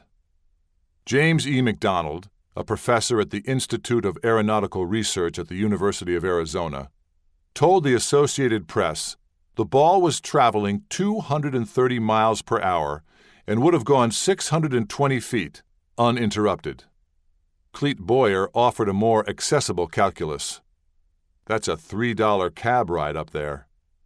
The speculation still excites a frenzied legion of baseball paleontologists. Was the ball still rising when it collided with the frieze? And if so, how far would it have traveled if uninterrupted by the stadium's infrastructure? Where would it have come to rest? Interested parties on the field, in the dugouts, and in the bullpen testified with vehement unanimity. It wasn't coming down, Fisher said. It was going up, like a jet taking off.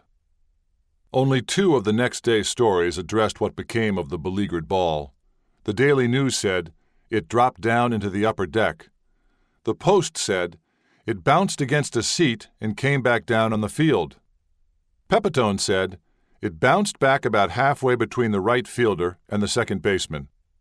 The trajectory coming back, it was like a line drive back to the field. It was like boom, boom. He saw second baseman Jerry Lumpy trot over to retrieve the ball and saw it when it was delivered to the dugout. The ball was scraped, Pepitone said. Really scraped it bad. It looked like the stitching was up. Lumpy has no such recollection. I know I saw it bounce back in. I don't remember picking it up. To me, it wasn't that big of a deal. He hit a lot of them a long ways. He sighed. Probably Alusic picked it up. For nearly 4 decades, Alusic remained largely silent on the matter, perhaps because his phone number was often unlisted. He was not happy, when found, to hear that Tony La Russa, a future Hall of Fame manager, was telling people that George Alusic had come back to the dugout covered in bird shit. I'm not calling him a liar, Alusic said. I never came in the clubhouse with any bird crap on me. But what about the ball? Did he see it? Was it covered in bird shit? The ball landed by my left side, he said. I picked it up and put it in my pocket. I probably have it someplace. I'll have to look around. The next day he called back to apologize. His lady friend, a church-going woman, had told him it was wrong to trifle with history. I just laid it on a little bit, Alusic said. Like these guys are laying their bird stuff on me. This is what really happened. Alusic saw the ball smash into the frieze and heard a fluttering of wings. There was a darkness underneath the stadium lights, he said. They cast illumination onto the field, not downward into the copper filigree. The sheltering darkness was home to something, birds, bats, he wasn't sure what. I looked up and saw something fly out. He must have woke 'em all up. He counted 5 or 6 winged creatures flying for their lives and probably wondering, what the hell happened? They were probably bitching about that one, the birds. He didn't see the ball ricochet. He didn't see it land, and he didn't pick it up and put it in his pocket. Matter of fact, nowhere on the field did I observe it, he said. He, too, assumed it had dropped into the stands. Sometime after midnight, still smiling and still in his undershirt, Mantle posed at his locker with the well-traveled ball, pressed against the sweet spot of Dale Long's borrowed bat. A half-century later, the facade home run remains the subject of obsessive scientific inquiry for Mantleologists. Bill Orser is among the most dogged of investigators. He sent detailed questionnaires to players on the field that night, most of whom did not reply. Hector Lopez told him he thought the ball hit the facade straight on. But everyone else says it's going up, Orser said. The inquiry taxes memory and patience. The guy had all these questions. Did it do this? Did it do that? Said Lumpy. I have no recollection of where it went or what happened to it. I wish I did. What does it matter if I pick the ball up or not? It matters, home run historians say, because if he picked it up, and if he could pinpoint exactly where he did so, they might be able to deduce its velocity off the bat, and thus its hypothetical unimpeded distance. In addition to measuring every Major League homer, Greg the Hit Tracker Rybarczyk has also measured a handful of historical home runs for which there is sufficient data. According to his analysis, the ball struck the facade 102 feet above field level, 363 feet horizontally from home plate, reaching an apex of 108 feet. If, as he believes, the ball left Mantle's bat at a 27-degree angle, traveling at a speed of 126 miles per hour, it would have gone 509 feet, landing on the roof of Ballpark Lanes, a bowling alley occupying the block between 157th and 158th Streets on River Avenue. A simulation of the trajectory can be viewed at www.digitalcentrality.com/yankee_stadium/video.html under Mantle_HR_63. Rybarczyk does not believe the ball was rising when the copper freeze interrupted its flight. The morning papers were full of astronomical allusions and puns. They called the home run a space shot. They called it Gordo's Day and Mickey's Night. The headline Fisher remembered said, "Mantle sends ball into orbit." When the A's took off for Los Angeles 2 days later, Bobby Del Greco was sitting in the window seat beside him. "We were like at 30,000 feet, and I started pointing toward the window," Del Greco said. He said, "What's the matter?" I said, "Mickey Mantle's ball just went over the plane." 2. Is Mantle off on another batting spree? The New York Times wondered. Every so often, the Yankees' mighty man of muscle, finding himself in one of those infrequent periods where he manages to keep himself in one piece, goes off on a hitting binge. The answer came 2 weeks later in Baltimore. There was no room on the bench when Mantle emerged from the tunnel for the second game of the first crucial series of the season. The dugout was crowded with writers and players, waiting out a rain delay and anticipating a cow milking contest. Miss Utterly Fascinating lived up to her billing. "You'd think one of you writers would get up and let a $100,000 ball player sit down," one Yankee said, noting the breach of dugout etiquette. In the top of the sixth, Mantle doubled and scored when Roger Maris hit a home run to give the Yankees a 3-2 lead. When, in the bottom of the inning, Mantle set off after a high fly ball hit to deep center field by Brooks Robinson, he was trying to keep the Yankees ahead in the game and put them back in first place, wrested away by the Orioles the night before. Mantle turned and raced back for it, running at full speed in his choppy, high-stepping sprinter's stride, Robert Creamer wrote in Sports Illustrated. He looked up over his right shoulder as he ran, and as he neared the ball, he lifted his glove to catch it. But the point of juxtaposition of glove and ball that Mantle had anticipated was theoretical. It lay a few feet beyond the 7-foot-high wire fence bounding the outfield. As the ball went over for a home run, Mantle ran into the fence. His left foot hit on the downward stroke of its stride, and his spikes caught in the wire mesh. The front part of his foot was bent violently up and back. The Orioles knew all too well the perils of the unmoored chain link, which was exacerbated by the absence of a cinder warning track. They understood immediately what had happened. "The bottom of it caved in," said first baseman Boog Powell. His leg went under and sprung back. Mantle was surrounded by Yankees before Robinson rounded second base. "It's broke," he said. "I know it's broke." This time he couldn't refuse a stretcher. He was carried off the field looking like a warrior on his shield, one reporter wrote, and taken by ambulance to the hospital, where an X-ray detected an undisplaced, slightly oblique fracture of the third metatarsal neck, which means he broke one of the long bones in the foot that attached to the toes. His leg was placed in a cast up to his knee, and he was back at Memorial Stadium in time to hear the crowd cheer when the public address announcer confirmed the fracture.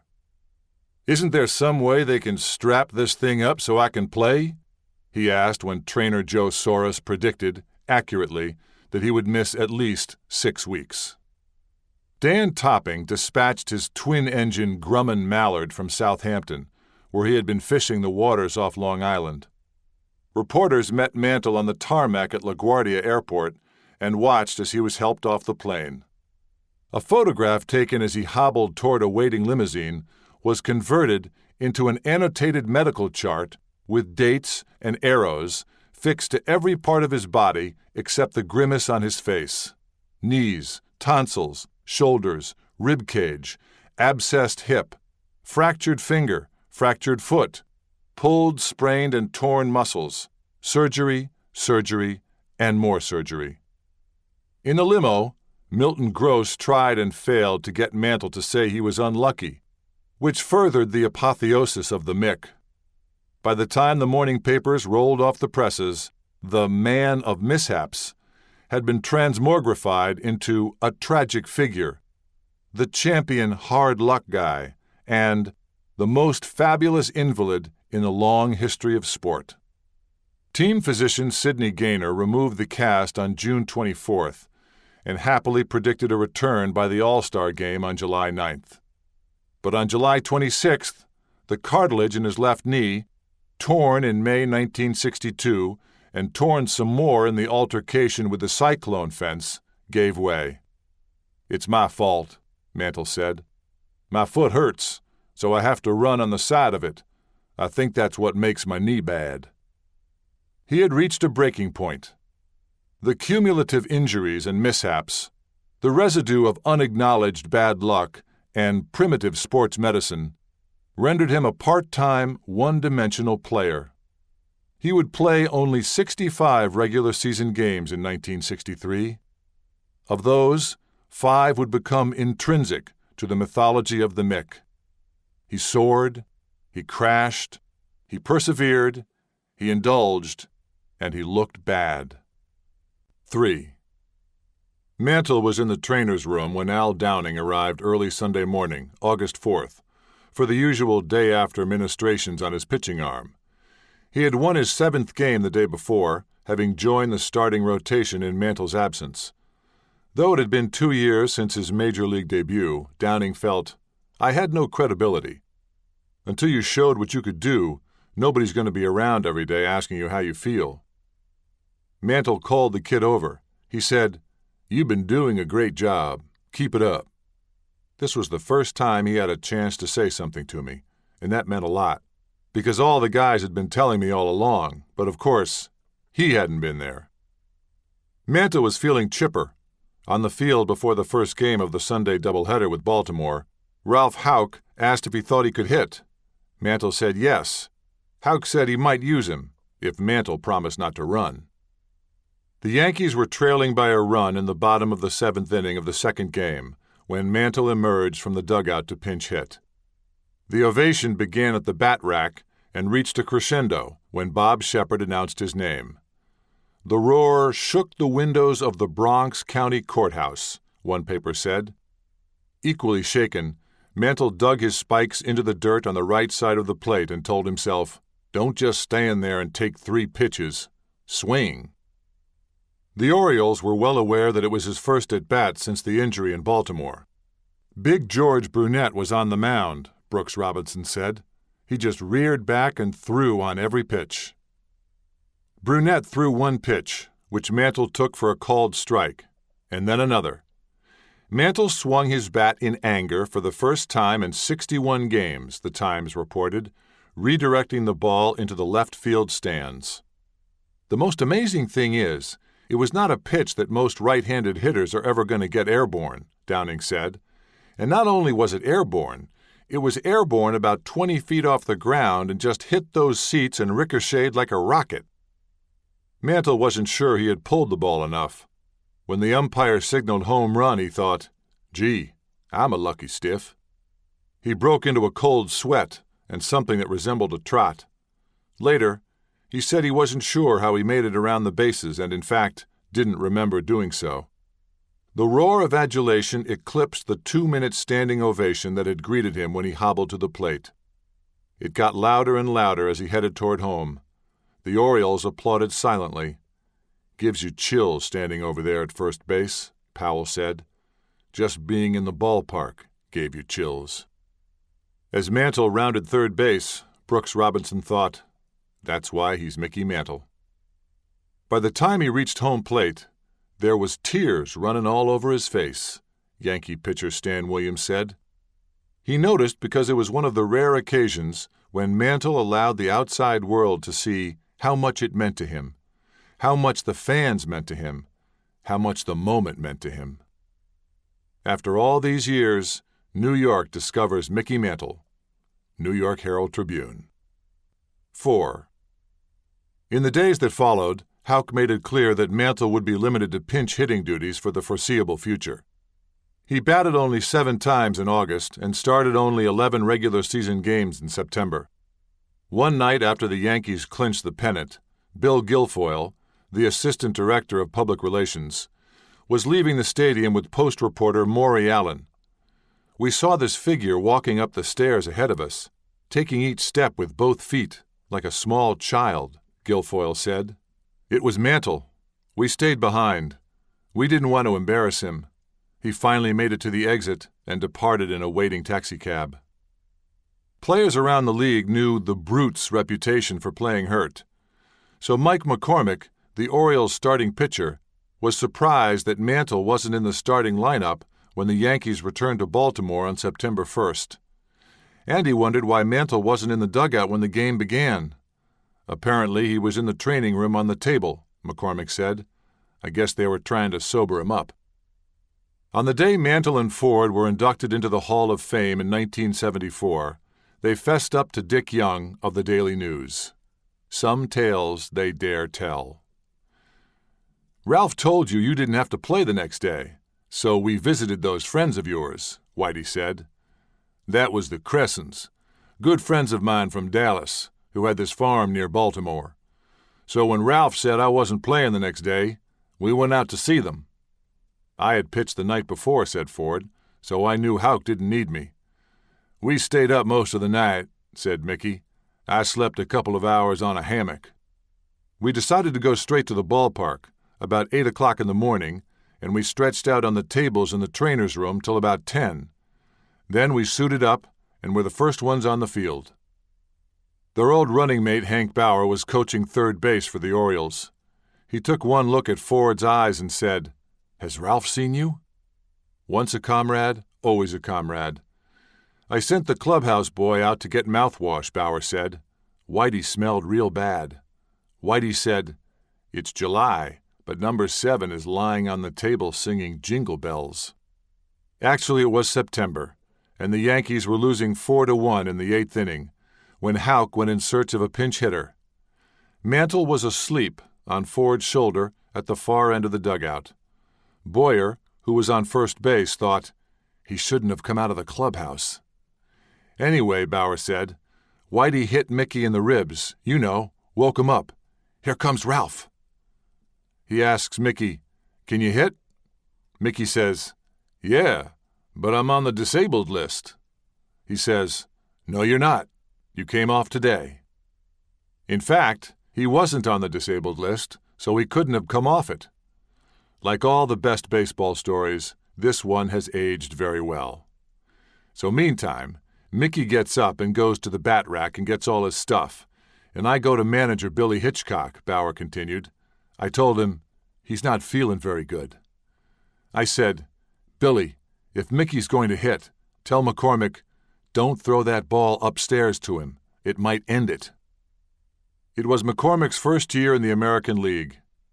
Billy came running out to the mound and wanted to know had I ever pitched to Mantle, McCormick said. And I said I had pitched to him a couple of times in all-star play. He said, How do you pitch to him? I said, I try to waste my fastball and get him out with an off-speed pitch. A screwball, preferably. Billy said, Okay, don't let him hit a fastball. I said, I won't. Hitchcock didn't tell him that Mantle was feeling under the weather. None of the Oriole players knew. Hitchcock couldn't have taken more than one step down into the Orioles' dugout when McCormick tried to waste a fastball up high. Mantle hit the most god-awful tomahawk swing line drive into the left field bleachers, McCormick said. Over the hedges, Bauer said. "Honest to God, I didn't think he'd make it around the bases," Boyer said. "He kinda sobered his way around," McCormick said. "He would hear about it for the rest of his career. Even the drunks can hit home runs off of you." Safely back in the dugout, Mantle said, "Those people have no idea how hard that really was." Boyer marveled 50 years later. Jesus Christ, he could play with a hangover. Mantle returned to the starting lineup on September 14th, the day after the Yankees clinched the pennant. He had 2 goals: get into shape for the World Series and finish what he started in May against Bill Fisher.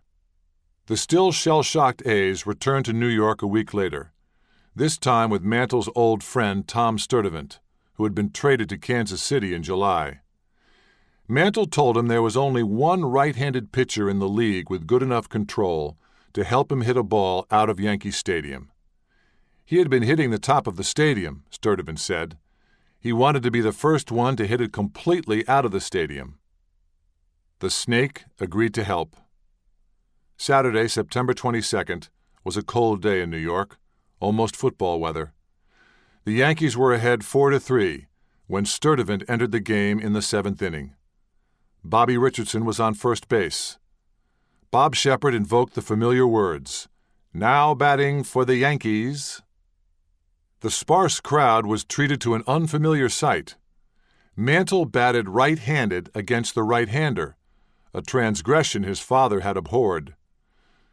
The departure in form was duly noted upstairs in the press box. Queried about it later, Mantle said he wanted to see if he could hit behind the runner batting from the right side. Sturdivant had promised to throw it right down the middle, but manager Eddie Lopat had ordered him to throw a curve, and there was a big fine for violating one of Lopat's rules. So Sturdivant said, "I threw a crossfire sidearm curve." He didn't swing at it. Opportunity rode in with the next pitch. "I let Mickey know I'm going to throw it real quick, and it's going to be a fastball," Sturdivant said. Doc Edwards, my catcher, told him, "You better get ready." The second pitch was the fastball, just a hair over letter high and inside. He hit a line drive into the monuments, and Bobby Del Greco caught it. We just had 3 then. It was between Miller Huggins and Babe Ruth. I told him, "You can't hit me." I got my butt chewed pretty bad. I said, "Eddie, what difference does it make?" We played baseball for fun. 5. The first World Series between the Los Angeles Dodgers and the New York Yankees convened in the Bronx on October 2nd before 69,000 witnesses. Teachers throughout the metropolitan area suspended class.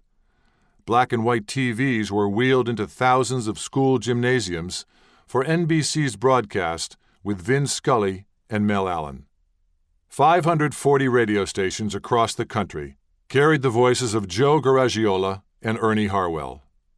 The Vegas line made the Yankees 8-5 favorites to win the series and 6-5 favorites to win the opener. Bookmakers posted 25-1 odds against a Dodger sweep. No one expected the hitting challenge Dodgers to break up the Yankees. Not even after Sandy Koufax struck out the first 3 batters on 12 pitches, the first of 15 strikeouts, a new World Series record. By the time Mantle led off in the bottom of the second, the Dodgers were ahead 4-0, thanks in large measure to John Roseborough's schnapps-fortified home run. This at-bat would set the tone for all the innings to come. It was one thing for Koufax to have his way with Kubek, Richardson, and Tresh, but this was the Mick. Swing and a miss, strike 1. High with a fastball, ball 1. Foul back on the screen, strike 2. Then he struck him out with a fastball around the letters, Roseborough said. Mantle looked back at me and said, "How in the fuck are you supposed to hit that shit?" There was nothing else to say, except to pray for more Jewish holidays, as Boyer pointed out on the team bus when the Yankees left for Los Angeles, trailing 2-0 in games. "You mean like Yom Koufax?" Mantle replied. Tom Tresh bravely and brashly asserted, "Now that we've had a chance to look at him, we'll get to him easier the next time." Koufax said, "I was feeling a little weak." In Los Angeles, Johnny Podres and Don Drysdale also had their way with the Yankees, and Koufax returned to pitch Game 4 on October 6th, a perfect day with a perfectly blue Dodger sky. With one out in the top of the seventh inning and Koufax nurturing his customary 1-0 lead, Mantle strode to the plate. He challenged him with a fastball in there about belt high, Ralph Terry recalled. "It's like two bulls, just power against power." Mickey fouled one of them back, and he came in there again. Mickey choked the bat just a little bit and met the Koufax fastball. That thing got about halfway up the bleachers so quick, I never seen a ball leave the ballpark that fast. Bing! Bing! The ball was hit so hard, it made shortstop Dick Trzaskowski's ears ring. Mel Allen got so excited he lost his voice. It was Mantle's 15th World Series home run, tying him with the Babe as October's most prolific slugger. A half inning later, Joe Pepitone, Moose Skowron's successor at first base, lost Boyer's throw in an ocean of white shirts, and the Dodgers took the lead, 2-1, a typical L.A. rally. "See, Joe, I told you you'd fuck up one of these games," said Whitey Ford, who had given up only 2 hits. In the top of the 9th inning, Koufax faced the heart of the Yankees' order, minus Roger Maris. Bobby Richardson singled, and Mantle came to bat with a chance to put the Yankees back in the game and the series. Quickly, he found himself down 2 strikes. Koufax was a master puppeteer. He manipulated the ball and expectation with equal legerdemain. As he went into his windup, Roseboro belatedly wiggled 2 fingers, telling him, "Take something off the curve." Koufax was thinking the same thing. Mantle had made his show of strength. Now Koufax intended to use that strength against him. The best curveball in baseball punctuated Mantle's futility like a comma. He was caught looking, and he had never looked worse. Mantle's shadow clung to him as he trudged away from greatness. Head down, shoulders hunched, a solitary figure framed against combed dirt. It was a gnome-like vision of the Mick, gnarled, diminished, alone. He gripped the bat below the label, where no one wants to make contact with the ball. The shadow of his former self embraced him, neither trailing behind nor pointing the way forward. Chapter 15. September 26, 1968. Last Licks. 1. It came as no surprise to anyone aboard the team bus that Mantle was the instigator of the great harmonica crisis one muggy Chicago afternoon in the heat of the pennant race of his last great season. The Yankees had just lost their 4th straight game to the White Sox. No one was in a good mood. Phil Linz was feeling particularly aggrieved. He thought he should have been in the starting lineup and nursed his resentment, along with more than 1 clubhouse beer, while waiting an hour and a half for the bus to arrive. "We always had beer in the clubhouse," Lynn said. "I don't think I'd ever have done it if I hadn't had a couple of beers." Earlier that week in Baltimore, Tom Tresh had bought himself a Hohner harmonica. Tony Kubek appropriated it. So when they got to Chicago, Tresh took Kubek to buy one of his own.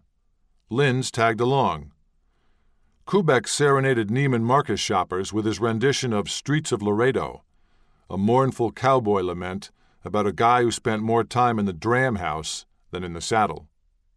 Linz liked the sound and decided to buy a harmonica for himself. It came with instructions on how to blow in and blow out, and with the sheet music to Mary Had a Little Lamb. Linz practiced assiduously. When he left for Comiskey Park on Thursday, August 20th, getaway day, he stuck the harmonica in the pocket of his sport coat and forgot about it until after the dispiriting 5-0 loss that left the Yankees in 3rd place, 4.5 games behind the White Sox. En route to the airport for the flight to Boston, the bus was mired in the same traffic that had caused it to be late in arriving. Linz was sitting in back with Pepitone, Boughton, Maris, Tresh, and Mantle. "All the guys who kid around sat back there," he said. "You couldn't goof around in the front." Everything was quiet until he began to play "Mary Had a Little Lamb." Yogi Berra, the first-time manager, was up front with third base coach Frank Crosetti, an old-line baseball man if ever there was one. I said, "No joking around," Berra recalled. Lynn said, "What did Yogi say?" Mantle answered, "He said, 'Play it louder.'" Linz knew Mantle well enough to know he was egging him on.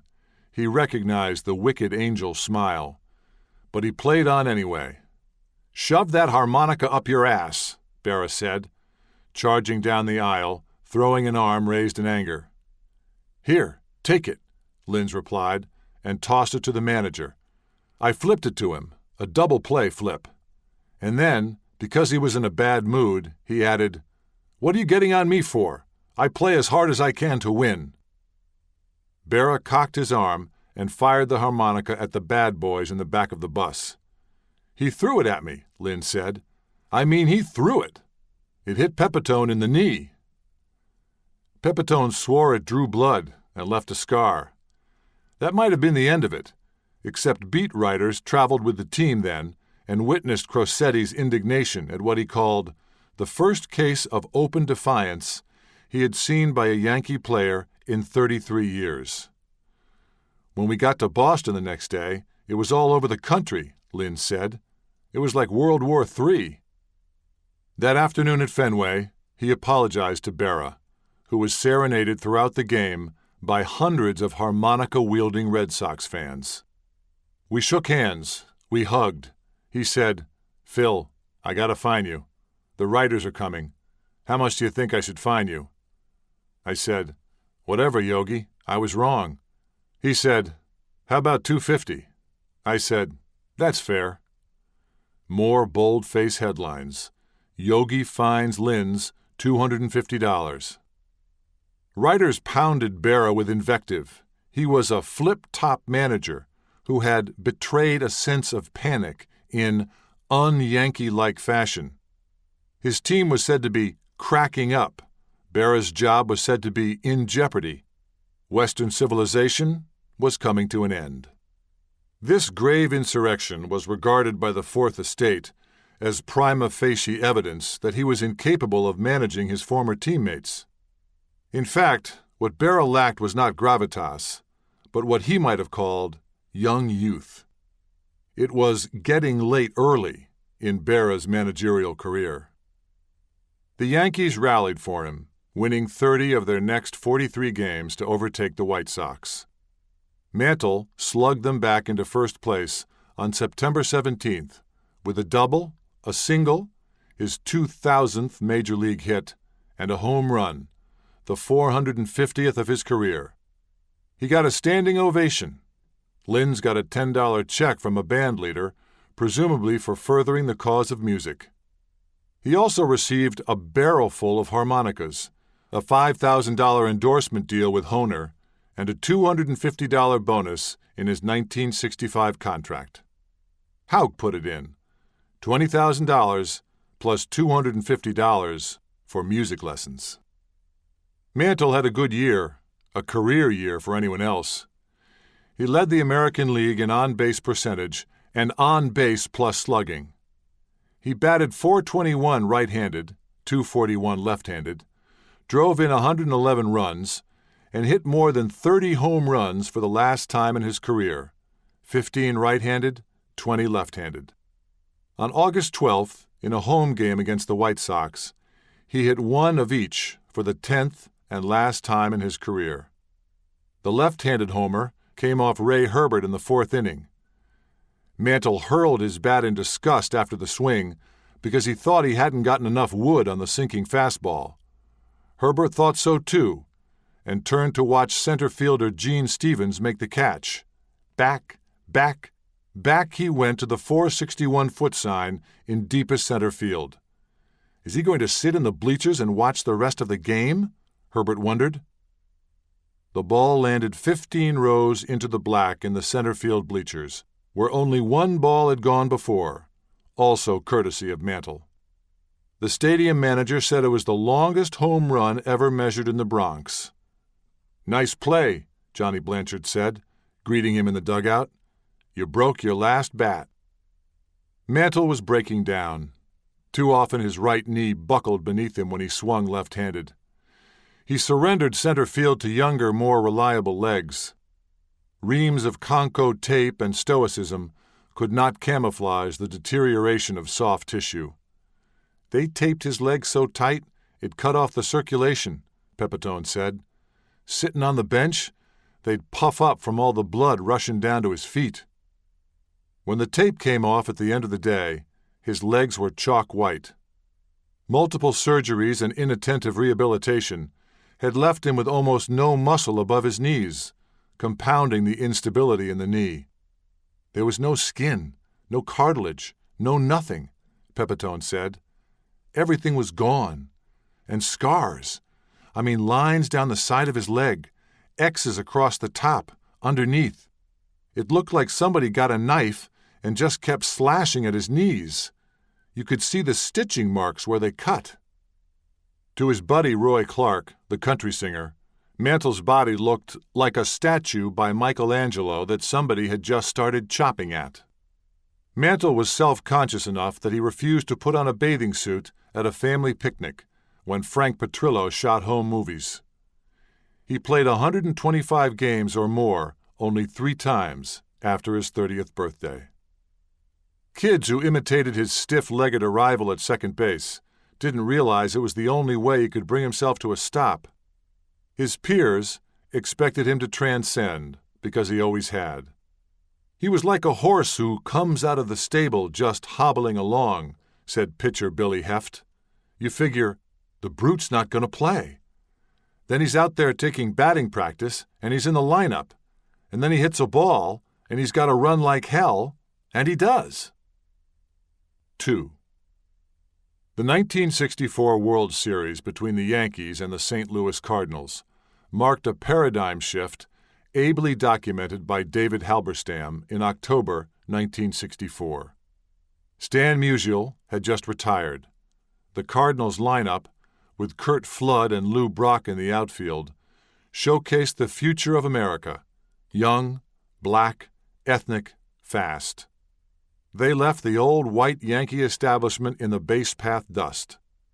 Mantle, Milton Gross wrote in the New York Post, was playing on memory and nerve.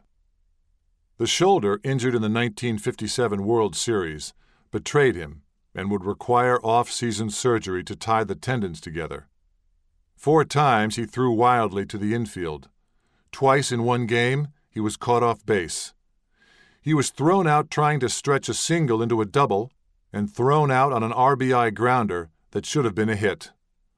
He threw his batting helmet in despair and disgust. It was his best throw of the series. "Couldn't throw the baseball the length of the room I'm sitting in, hardly," Cardinal shortstop Dick Groat said. And yet he knew that the Yankees were a better team when he was in the lineup, and the team felt better when he was in the lineup. An egregious error in the 5th inning of Game 3 at the stadium allowed the Cardinals to tie the score at 1-1 and set up the last great unorchestrated moment of his career. "By that time, I couldn't run too much anymore," he told me. "They put me in right field and Maris in center.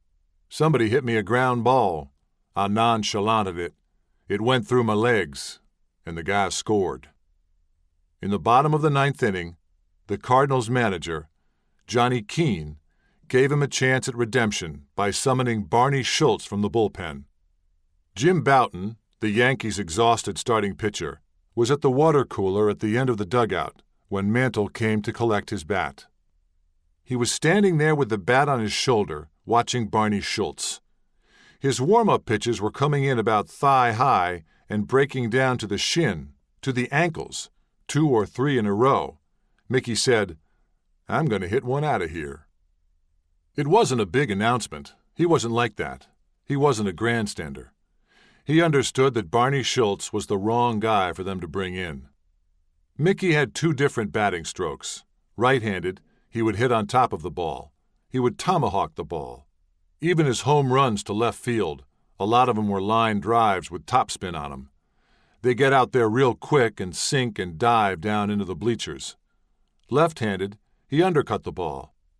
So here's Barney Schultz throwing right into his power. Barney Schultz's ball is breaking down, and Mickey's bat goes down and... Schultz was an old knuckleball pitcher, playing in his first World Series at age 37. In the bullpen, he felt the good pop between his right elbow and his hand that presaged a promising outing. The ball just bounced all over, he said. It was probably the best stuff I had all series. Tim McCarver, the Cardinals' young catcher, knew Mantle was hurting. I could even hear him groaning on some swings, McCarver said. A swing and a miss was real bad. Had he been privy to the dugout conversation, McCarver would have walked Mantle intentionally. He was not a man who said boastful things about himself, he said. When somebody like that says something like that, you have a tendency to think that he's going to do it. Mantle stood in. Schultz wound up. McCarver knew right away. Nothing good was going to come of this pitch. It didn't dance or flutter or defy expectation. It didn't do anything at all. It wasn't thrown, McCarver said. It was dangled like a bait to a big fish. Plus, it lingered in that area that was down, and Mickey was a lethal low ball hitter left-handed. The pitch was so slow that it allowed him to turn on it and pull it. The ball sailed over Len Milio's head in the right field third tier, a high, majestic thing. He could see the laces spinning, a pinwheel of red and white coming right at and then over him. As he turned to see where it landed, his elbow hit the beer of a Yankee hater and spilled all over him, which, he said, was what I was happy about. Schultz took one quick look over his shoulder and walked off the mound. I crossed the third base foul line as he was rounding third base, he recalled. I didn't even watch him run the bases. I wasn't interested in that. I was interested in punching myself in the mouth. In the locker room, a clubhouse attendant handed him a note from a secret admirer, the actress Rosalind Russell. It said, "Barney, you're still the greatest." Schultz finished the World Series with an 18.00 ERA. Mantle hit 2 more homers, the last of his 18 World Series home runs, still the Major League record. But the one-off Schultz mattered most because it lessened the sting of his fielding error. It got me off the hook, being the GOAT, he told me, and besides that, it broke Babe Ruth's home run record in World Series play. As fans poured out of the box seats, Crosetti escorted Mantle home, a departure for the self-contained third base coach. McCarver waited at the plate amid a pinstriped scrum to make sure Mantle crossed the plate. The next day, Grote engaged Mantle in conversation at second base. The Yankees were leading 3-0 and had men on first and second with no outs. They were on the verge of putting the game out of reach. I said, "Mickey, you didn't have any doubts about that home run going out?" He said, "No. Why?" Grote described Mike Shannon's elaborate pantomime in right field. I said, "I thought the ball was off the end of the world, and Mike stood like he was going to catch the ball. I thought, maybe the ball is not hit as far as I thought it was." And Mickey started to laugh. Roger Craig went into his motion, pitching from the stretch position. Mantle took his lead off second base. I could see in his head he was still chuckling, Grote said. He put the weight on that right foot, and I said, "Oh my, do I have him?" I went over. Roger Craig gave me an absolutely perfect throw, and Mickey is out by a mile. Mantle dove into second base face first and had a few choice words for Grote after he was called out. Good manners precluded him from repeating what was said, but Mantle called him the same dirty name from then on. Every time I saw him at an exhibition game, he ended up saying, "Sure, tell me a funny story, then pick me off second base." The Cardinals came back to win the game, to tie the series, and become world champions. Later, many pointed to the pickoff play as a turning point and a portent for the future of the Yankees. 3. The Yankees followed Mantle downhill. Berra was fired. Johnny Keane was hired. Jerry Coleman, Mantle's one-time roommate, then a Yankee broadcaster, came to believe that the Yankees' decline paralleled their behavior off the field. They slid into a degenerate-type thing, Coleman said. That's why they went downhill. This is a notion that rendered even Boughton speechless. We were as debauched in 1963 as we were in 1965, Boughton said. We weren't as good at it in 1965. We didn't have the energy for it. Guys were older. We didn't really lose anything on the debauchery front.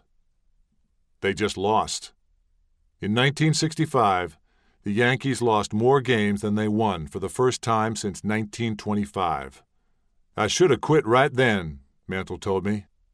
But the Yankees needed him.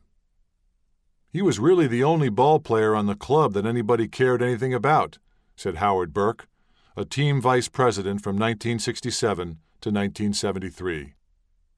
Burke and Company invented reasons to come to the ballpark to see him, including the first Mickey Mantle Day, held on September 17, 1965, his 2000th Major League game. The Tigers' starting pitcher, Joe Sparma, walked off the mound to shake his hand. Mantle asked that all donations be made to the Mickey Mantle Hodgkin's Disease Research Foundation at St. Vincent's Hospital, which had been dedicated the year before. Still, he received enough loot to fill 2 mimeographed sheets, a car, a year's supply of gasoline and bubble gum, 2 rifles, 2 quarter horses, a mink for Merlin, and a 6-foot-long, 100-pound salami in the shape of a bat. He told the sellout crowd that he hoped to play another 15 years. The 1966 season was even worse. When a reporter asked Mantle in spring training how the Yankees were going to do, he replied, "We're going to surprise some people. We're going to finish last." They did. 26 games out of first place. Days before the All-Star game in St. Louis, he called American League manager Sam Mealy and said his legs were killing him. "Hell yeah, take 3 days off," Mealy replied, replacing him on the roster with Rookie of the Year Tommy Agee. The response was vituperative. "You're a nigger lover, picking Agee," a caller to Mealy's hotel room snarled. "And by the way, when you go on the field, I'm going to shoot you and Tony Oliva." Local police and the FBI provided security, Mealy said, but no peace of mind. When he delivered the starting lineup, he ran to home plate, hid himself among the men in blue, and raced back to the dugout. Mantle played in 661 games over the last 5 years of his career. If they all ran together in a blur of at-bats and road trips and getaway days, it was partly the result of the repetitive motion of 18 years in the major leagues and partly the result of increased consumption. The longtime trainer for the Detroit Tigers regaled pitcher Mickey Lolich with a tale about the time he tried to drink Mantle and Ford under the table. There was an afternoon game the next day, and he figured he'd take one for the team. When the bar closed at 2:30 a.m., he bought a bottle of vodka from the barkeep and suggested a nightcap back at the hotel. When he left at 6:30 a.m., Mickey and Whitey were in no condition to play baseball, Lolich said. He had done his job as far as he was concerned. He said the next day, Whitey pitched 9 innings of shutout ball and Mantle hit 2 home runs. If the morning after was rough, the trainers provided a pharmacological pick-me-up. Greenies, the players called them. Everybody took them. Mantle, too? By the handful, Lynn said. Then he'd go out and play. Mantle's capacity was admired, envied, and imitated, to the detriment of some of the young Yankees, who were expected to become him. "You're going to be a hell of a player," he told Joe Pepitone when he was living with Mantle in his hotel suite. "Don't do what I do." Easier said than done. Steve Whitaker fell under Mantle's spell his rookie year after Mantle extended an unexpected and much-coveted invitation to dinner. Pretty soon, Whitaker says, they were going out every night and staying out. Mantle made New York City feel small. He knew every restaurant and every maitre d'.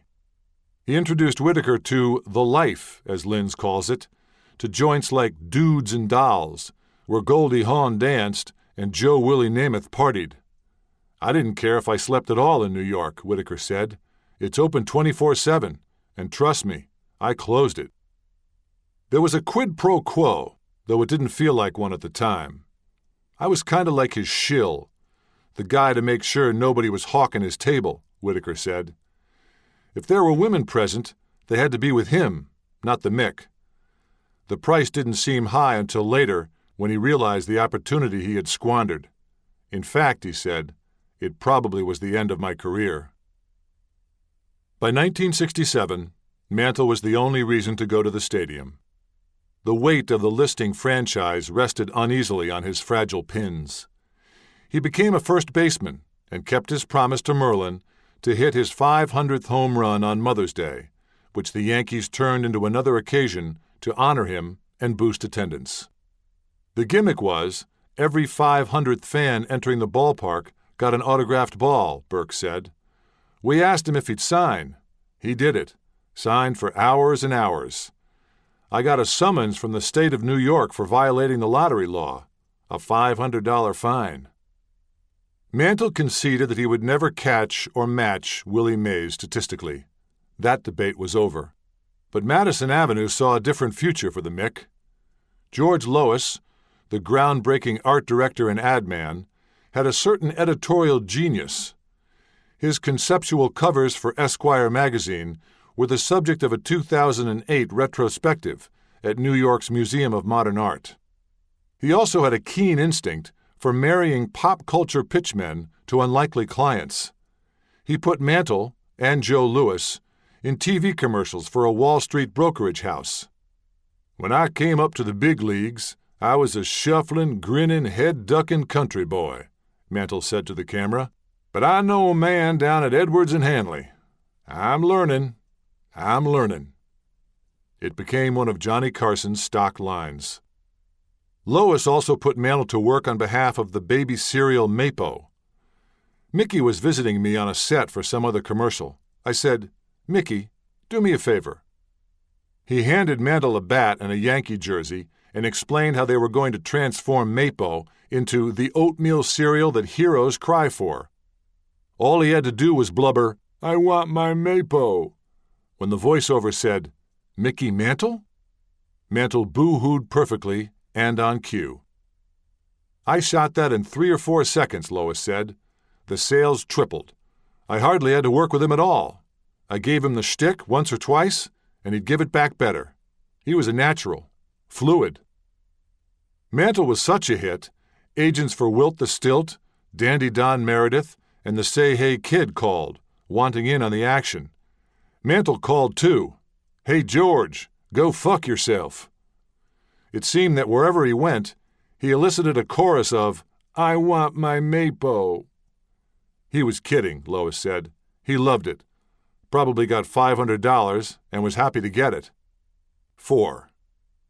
Mantle's last opening day was Marty Appel's first as an assistant to PR chief Bob Fischel. Growing up in Rockland County, New York, Appel wore his Mickey Mantle t-shirt until his mother disposed of the shreds. On his first day of work, Fischel took him down to the clubhouse to meet Mantle, leaving him alone at his empty locker, where Appel discovered his hero's trove of hardcore porn. Guys in black masks and socks. All he could think was, oh my God, I'm looking at Mickey Mantle's porno. Every day that summer, he invented a reason to consult the Mick about his fan mail, picking 3 or 4 letters or invitations from the 100 or so that arrived daily for Mantle's inspection. He saw through the scam and would look at me with a little smile, Appel said. Then he'd crumple them up and toss them into the trash. Once he got an invite to serve as a judge for the Miss Nude America pageant. He didn't crumple that. When he returned from road trips, Mantle brought the unpaid vice president of fan mail the gift certificates he received on out-of-town post-game shows, pulling rumpled vouchers from his pockets, Brew Burger, Howard Johnson's Motor Lodge, Big Yank Slacks, Midas Muffler, Getty Gasoline, and Tom McCann shoes. Some Appel kept as souvenirs. Others, like the one from Tom McCann, he used. He thought of the Mick with every step he took. Appel visited him in the clubhouse while everyone else was on the field, doing the daily chores that Mantle now eschewed: stretching, running, infield and batting practice. That whole season was surreal to him, Appel thought. He just felt lost. Who are these guys? What am I doing batting .238 and being a teammate of Thad Tillotson? Mantle's 1968 farewell tour of America was a welcome distraction in a year of national anguish and upheaval. In the wake of the assassinations of Martin Luther King and RFK, the inner-city riots and Vietnam protests, his familiar grin, and the possibility he still brought to the plate, brought out the love. On road trips, he disguised himself in a pair of glasses and a derby hat, his collar pulled up around his ears. Sometimes he got off the Yankees bus and walked the last block to the team hotel. Sometimes Whitey Ford, the Yankees' new pitching coach, rented a car and went back to the ballpark to collect him. In New York, he shared his suite at the St. Moritz with Mike Ferraro. In the evenings, they played cards and ordered in. Going out was too much of a hassle. Most of the eyewitnesses to his best years were gone. Kubek and Linz left after 1965. Richardson and Maris after 1966. Elston Howard was traded midway through the 1967 season. The isolation in the locker room was compounded by his frustration on the field. He'd strike out and he would explode, said Ross Machito, who arrived in 1965.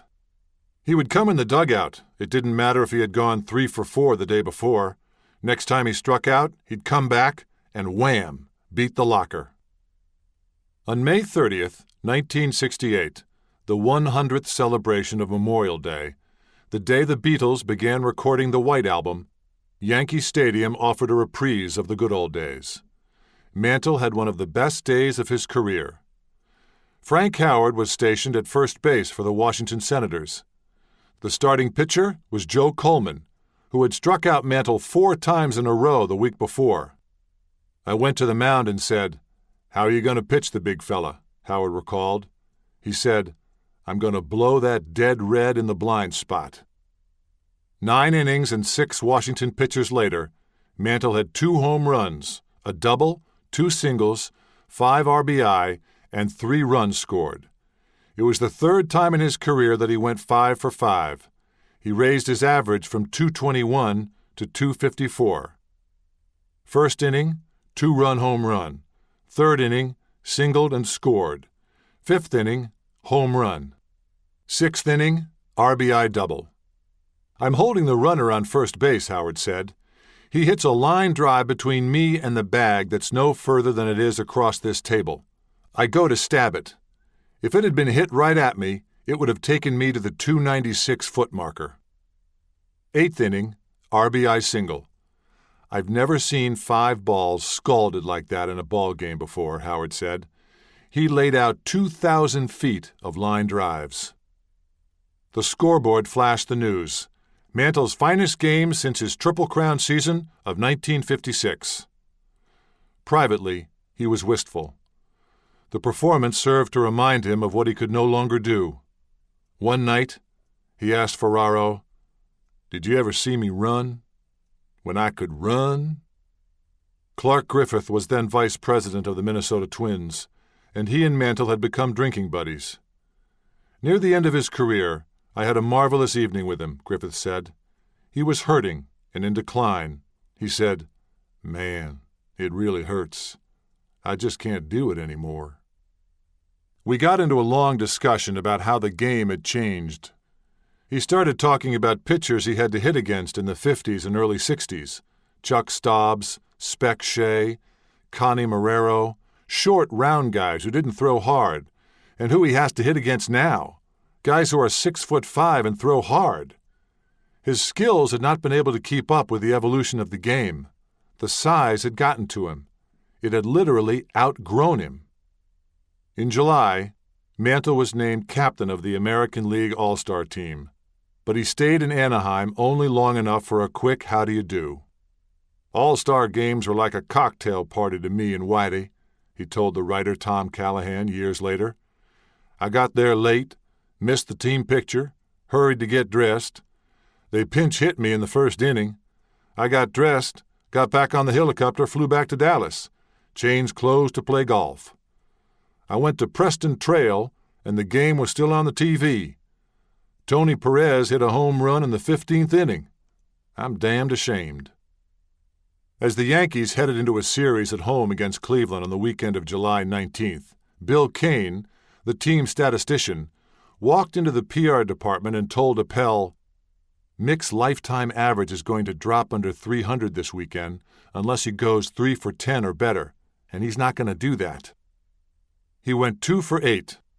His average was .299545 at the end of play on July 21st. A week later, on July 27th, Mantle ceded the title of lifetime 300 hitter for good. He went 0 for 12 in his next 3 games, striking out 4 times on July 29th. As he passed pitcher Stan Bonson on his way back to the dugout, Mantle muttered, "This is my last year. I missed about 5 pitches I should have hit." On August 4th, the Yankees held yet another day in his honor, Mickey Mantle Banner Day. The contestants with the 3 best entries won season tickets. All Mantle had to do was shake the winner's hand. The elderly star, the Times called him. He sat on the dugout steps as 2,000 fans paraded past him, carrying signs proclaiming, "I want to be just like the Mick." 5 days later, he was thrown out of the game for cursing the home plate umpire, only the 7th time he'd been ejected in 18 years. Soon after that, Appel watched him try on a new pair of spikes in the clubhouse, tossing the old ones away with a perfect peg to the trash can. "This will be my last pair of shoes," Mantle said. Fischel assured his concerned young assistant that Mantle had said the same thing the year before. 6 weeks passed between his 529th home run on June 29th and his 530th and 531st against the Twins on August 10th.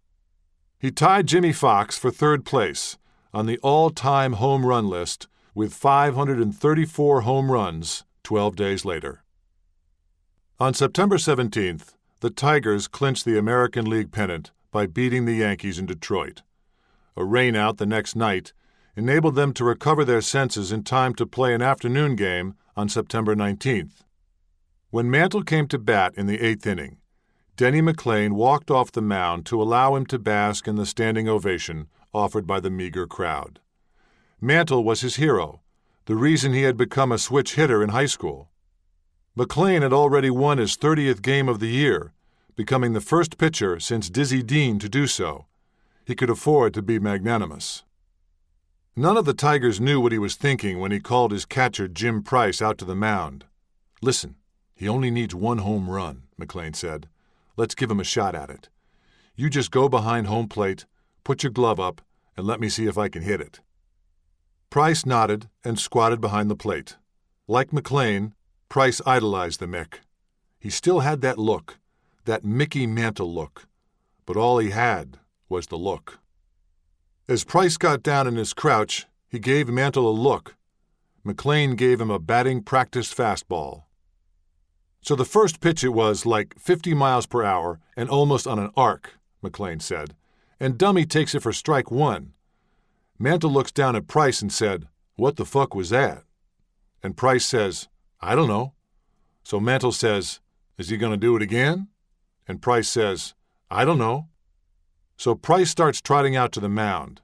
He gets about halfway, and I said, so loud the whole park can hear it, and there weren't a lot of people in the park, 'Just tell him to be ready.' Mickey could certainly hear it. The dugout could hear the whole thing. So Price turns around and goes behind home plate, and I throw the next pitch almost the same way. But the pitch slid a little bit, and he fouled it off. I'm thinking, oh my God, Jesus, now I got him 0-2. I gotta tell you, the worst thought that went through my head is, I'm through fucking around with this. I'm just gonna strike him out. Exasperated, McLean yelled out, "Where the hell do you want it?" Mantle pointed to where he wanted it. "I throw one more pitch, and he hit a line drive into the right field seats," McLean said. "I think we all had tears in our eyes because Mickey Mantle represented the game of the 1960s, right up to the day he retired. So he goes by first base. Norm Cash hits him on the ass with a glove. He goes by second base and short. Nice going. Congratulations. Now he gets between second and third, and he starts screaming at me, 'Thank you! Thank you! Thank you!' I'm thinking, Jesus Christ, I'm going to get a letter from the commissioner." So he hits third base going down the third base line, and he's still saying, "Thank you! Thank you! I owe you! I owe you!" I says, "Mick, that's enough." So now he steps on home plate. The crowd is going crazy, and there's a standing ovation. The entire Tigers team stood on the top step of the dugout applauding. And he comes back out of the dugout, and don't you know he starts coming toward the mound. I almost pooped in my pants. I just did not want him to get to the mound. Among the 9,063 spectators, there was some initial confusion about what had transpired. But Yankee announcers Phil Rizzuto and Frank Messer had no doubt about what they had seen. "Oh, you got to give that McLean some credit, I want to tell you," Rizzuto said. Pepitone waited at home plate to shake Mantle's hand. It was a tough act to follow. In the batter's box, he motioned to McLean where he'd like to have the pitch. "He threw a ball 90 miles an hour at my head," Pepitone said. "I went down. I get up. I look at the dugout. Mickey's got his hand over his mouth, laughing his ass off." Not everyone was amused. McLean was cross-examined by righteous scribes, defending the purity of the game and questioning Mantle's right to third place on the all-time home run list. "They charged down to our clubhouse," said Dick Trzaskowski. McLean denied it, of course. What else could he do? A letter from Baseball Commissioner William Eckert arrived soon after. Word had come to him that I was attacking the integrity of the game of baseball, McLean said, paraphrasing the letter. Mickey Mantle didn't need any help with home runs, and they would start an investigation and da. Red Smith offered much-needed perspective in his column Sportif in Women's Wear Daily, his flagship paper after the demise of the Herald Tribune. When a guy has bought 534 drinks in the same saloon, he's entitled to one on the house. After the game, Mantle autographed the ball for McLean. "Denny, thanks for one of the great moments in my entire career, Mickey." It, and the commissioner's letter of opprobrium, was destroyed in a house fire in 1978. Mantle sent another ball. "Until the day he died, he kept thanking me and thanking me and thanking me," McLean said. I said, "You could have popped it up. You could have hit it on the ground. You could have fouled it off again. You could have missed it." And he says, "Nah, I wasn't going to miss the last one." There was palpable relief when Mantle hit his 536th and last Major League home run the next evening at Yankee Stadium, with no help whatsoever from Red Sox pitcher Jim Lonborg. He played his last home game 5 days later on September 25th. Mantle, 1 base on balls, 2 strikeouts, 1 hit. The single off the Indians' Louis Tiant was the Yankees' only hit of the night. Later, in the locker room, Mantle made no declaration of intent. He stuck resolutely to the facts. "I just can't hit anymore, it seems," and packed a bag for the last road trip of the season. 5. There are 2 kinds of baseball fans: those who bellow invective at the opposition no matter what, and those who stand for a worthy adversary. On September 28, 1968, 25,534 Fenway Park congregants stood up for Mickey Mantle. Gail Mazer evoked the heterogeneous homogeneity peculiar to Red Sox fans in her gorgeous 1978 poem, Baseball. The 4 inevitable woman-hating drunkards, yelling, hugging each other and moving up and down continuously for more beer. and the young wife trying to understand what a full count could be to please her husband, happy in his old dreams. Or the little boy in the Yankees cap, already nodding off to sleep against his father, and the old woman from Lincoln, Maine, screaming at the Yankee slugger with wounded knees to break his leg. The old woman wasn't at Fenway Park when Mantle walked to the plate in the top of the first inning. Ralph Houck, who had returned to the dugout in 1967, told Mantle to expect 1, maybe 2 at-bats in Boston. Mantle had been taking butazolidine, phenylbutazone alka, the anti-inflammatory drug that caused the disqualification of Kentucky Derby winner Dancer's Image that spring. By 1968, doctors knew that bute was potentially lethal to human tissue. The Dodgers team doctor joked it worked great, except when it killed the patient. Ralph told him he wasn't going to play, so he took himself off the stuff, Gene Michael recalled. The Yankees were accustomed to seeing him struggle up the dugout steps. If there was a railing, he made use of it. Otherwise, Andy Cosco said, he put his bat down, used it as a cane. Houck wrote Mantle's name third on the lineup card, as usual. With 1 out in the top of the first, he walked to the plate to face Jim Lonborg. Like Mantle, Lonborg wasn't the player he had been. That winter, after pitching the Sox pennant-clinching game and winning the 1967 American League Cy Young Award, he had torn up his knee while skiing. He was too worried about his future to consider Mantle's past. There was a sense we might not ever see him again, but I was so wrapped up in myself, you didn't care, Lonborg said. I had no sense of history. Going over the lineup before the game with his catcher, Russ Gibson, Lonborg resolved to run hard stuff in on him and not leave it out over the plate, as he had 8 days earlier in New York. We knew he couldn't get around on the ball, Lonborg said. Indeed he couldn't, and he cracked his bat trying. The tepid pop-up to shortstop Rico Petrocelli was routine, an easy out. Lonborg's friend sitting in a field box between third and home snapped a picture at that last moment of contact and gave it to him as a memento of an occasion whose significance he did not yet fully appreciate. Baseball has rituals for everything, and its choreography of farewell has been long established. So after the 3rd out in the top of the first inning, Mantle went out to first base, firing the ball around the horn and accepting the practice throws sent his way. On the mound, Mel Stottlemyre threw his last warm-up pitch. The batter was announced. Then there was a pause as a defensive substitution for the Yankees was announced. Cosco trotted onto the field. Mantle limped off it. "Thank you," Cosco said. "Thank you for everything, Mick." "He just smiled," Cosco said. He turned to watch as Mantle crossed the baseline accompanied by a standing ovation from all of Fenway Park. It was then that Lonborg realized the import of the moment. "We had to wait a minute for the crowd to acknowledge him," he said. "Red Sox fans don't always acquit themselves well in those circumstances. That's when it dawned on a lot of us that this might be the last of Mickey." On Monday morning, Yankee bat boy Elliot Ashby presented Marty Appel with a cracked 31-ounce Model S2 Louisville Slugger, making good on an early season promise to deliver an Ash souvenir.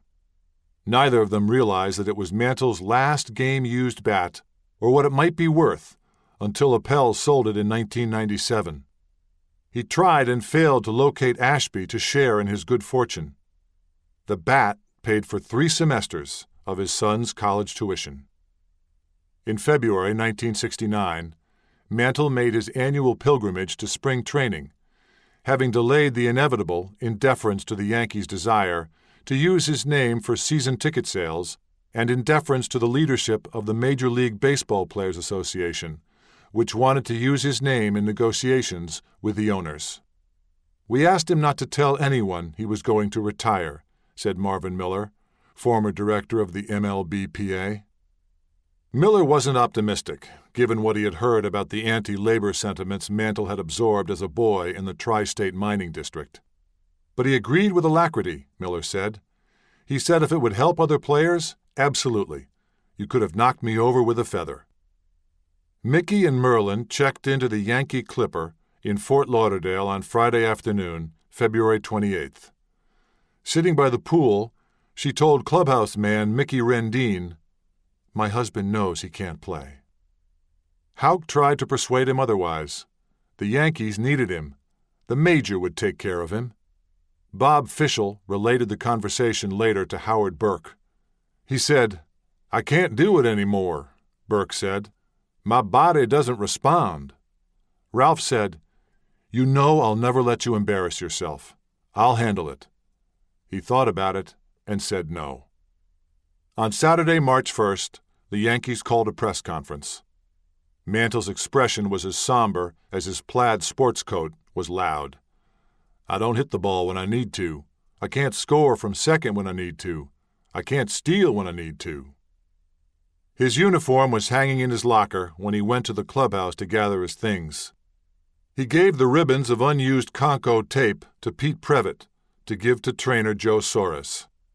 He took his last pair of spikes for Mickey Jr., who had gone out for the baseball team at the military academy he was attending in Hollywood, Florida. In the days that followed, the press box filed its many encomiums. Perhaps Jimmy Cannon said it best. It is as though someone stole 50 floors out of the Empire State Building. But it took a poet to capture the import of the moment for Mantle. The game of baseball is not a metaphor, and I know it's not really life, Gail Mazer wrote. And the order of the ball game, the firm structure with the mystery of accidents always contained, is not the wild field we wander in. For 18 years, that firm structure had contained Mantle's demons, structured his dread, and ordered his days. Now, at age 37, he was free, too free, to wander in wild fields. Part 4. Dream On. Atlantic City, April 1983. Before he passed out in my lap, Mickey promised to meet me for breakfast at 8 a.m. I wasn't sure he'd show, and I wasn't sure what I'd do if he did. I had a story I couldn't write and questions I hadn't asked. I went to bed with a headache and woke up with an empty notebook. He was waiting for me in a booth in the coffee shop above the Hi-Ho Casino. He looked up from a greasy laminated menu, peering through a pair of dime store reading glasses, half spectacles that magnified the broken capillaries in the once hawkish batting eye. "I wake up most every day at 5:30 or 6 a.m., he said. All those dreams. A medley of recurring nightmares that make the long nights longer. Missed trains, missed planes, missed curfews, missed opportunities. The hard part is just getting through it, he said. Buses don't stop. Fly balls don't fly. Doors no longer open for the Mick. I always felt I should have played longer. He hovers above a chiseled tombstone. Here lies Mickey Charles Mantle, banned from baseball. He's banished from heaven, too.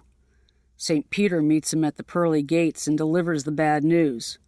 Well, Mick, because of the way you acted on Earth, you can't come in here. But before you go, could you autograph these 6 dozen baseballs? That one started in the hospital. Diamond dreams. Can't buy a hit, can't get to first base. And if he does get in, say in the late innings, can you hit, Mick? All he sees are fastballs. Fastballs he can't turn on. Fastballs he can't duck. Fastballs aimed at his head. There's one where he gets his bat on the ball, skies it to the right fielder, and gets thrown out at first base. The team bus leaves without him. In the night, he rides the pines. Sweet dreams are few. There is one. He's in the Astrodome, where he hit the world's first indoor home run, when the big blue 7 was still jumping off his back. He can still hit 'em where they ain't, where baseballs have never gone before. He circles the bases and keeps circling them, thinking, this is the way it should be. Then there's that one where I'm trying to get to the ballpark. He's in a cab racing toward the stadium, late, but in uniform. He hears Bob Shepard calling his name. Number 7, Mickey Mantle, center field. Number 7. The attendant at the player's entrance doesn't recognize him.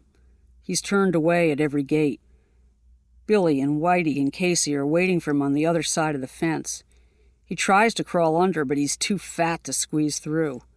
Halfway in, halfway out, he gets stuck between past and present. I don't need anyone to analyze that, he said, glancing at me from beneath the half specks perched on a well-cured nose. I got one where my golf ball is up against a wall or a fence and I can't get a backswing, and another I'm going pole vaulting. He's gliding down the runway with the pole in his hands, and he's running as fast as he ever could.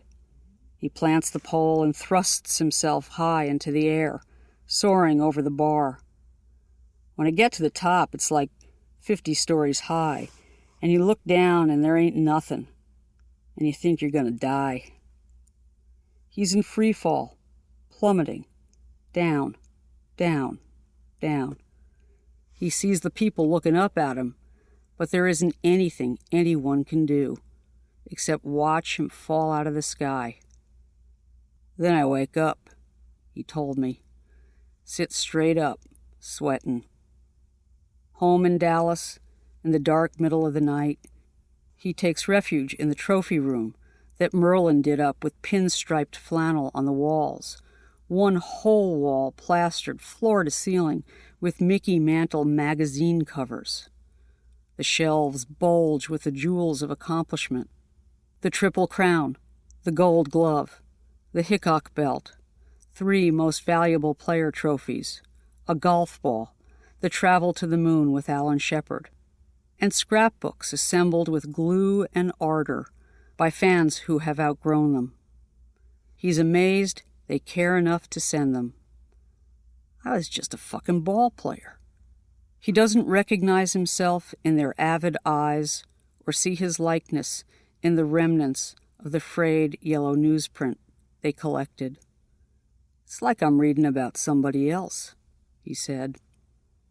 Mickey pulled his head out of the past when a man approached the table. Hey, Mickey Mantle, I saw you strike out 5 times in 1950 against Mel Parnell. Mickey nodded and smiled and gave the guy an autograph.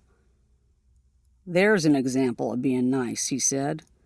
I wasn't even there in 1950, and it wasn't Mel Parnell. It was 1951, and it was Walt Masterson. He wasn't always patient with such intrusions. Like the time in Minneapolis, when the mother of a little boy with a broken arm stopped him en route to the team bus and asked him to sign her son's cast. Let me know when he breaks the other one, Mickey told her. He was in a hurry then. I wasn't a real nice guy, probably, he said. I told him I was at the stadium that raw May night in 1962 when he collapsed in the baseline like roadkill, and about the Faustian agreement I had made with my mother in order to attend the game. My grandfather, a manic-depressive immigrant tailor, had fashioned 2 wool-plaid skirts for me, one in sepia tones of beige, brown, and gold, the other in Christmas tree red and green, perfect for Hanukkah. They were reversible and indestructible. They went with everything and nothing. Their oscillating hems attested to his ups and downs. My mother exacted an ugly price. Wear one of these atrocities or forget the sleepover at my grandmother's after the game. I chose the more muted tones and an overly generous straw-colored Irish cable-knit sweater worn over a white turtleneck. I looked like a prepubescent haystack, but I did it for the Mick. He squirmed the way he always did when people told him he was their hero, and squirmed more when I told him about another time when I waited by the players' gate, clinging to a blue police sawhorse, hoping for an autograph. He didn't stop. He farted in my face. He was a regular MVP of flatulence, a ventriloquist even. He could cut him on cue. "What were you thinking?" I demanded. "What kind of an adult acts like this?"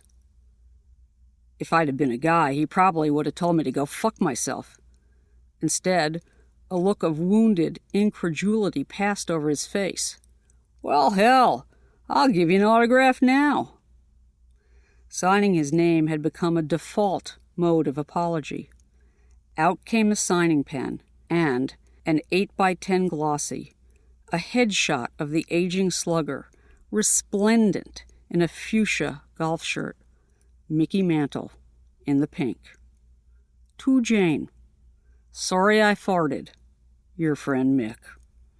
He said he had a headache and ordered a beer. I gave him 2 aspirin. He didn't want to answer any more questions. A limo was coming to get him at 11 a.m. He said we could talk in the car on the way to the airport in Philadelphia.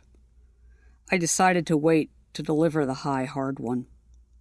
"So, who's better, Mickey Mantle or Willie Mays?" "Fucking Willie," he replied. "That's what my father said." If you didn't know either one of us, and you wanted to know who's better, Willie or Mickey, and you opened up the record book, what would it say? I guess Willie. You have to go by the bottom line. I don't alibi. I played in a lot more World Series games. I feel when I was good, I was better. Willie was probably about the best overall player I ever saw in my era. Him and Hank Aaron. Neither one ever got hurt. He was a lot better fielder than I was. When I was healthy and going good, I was a better offensive player. And I played in a terrible ballpark for me. If I played in Atlanta County Fulton Stadium, there's no telling. I might have hit 800 home runs. Baseball was easy for him. Willie loved it.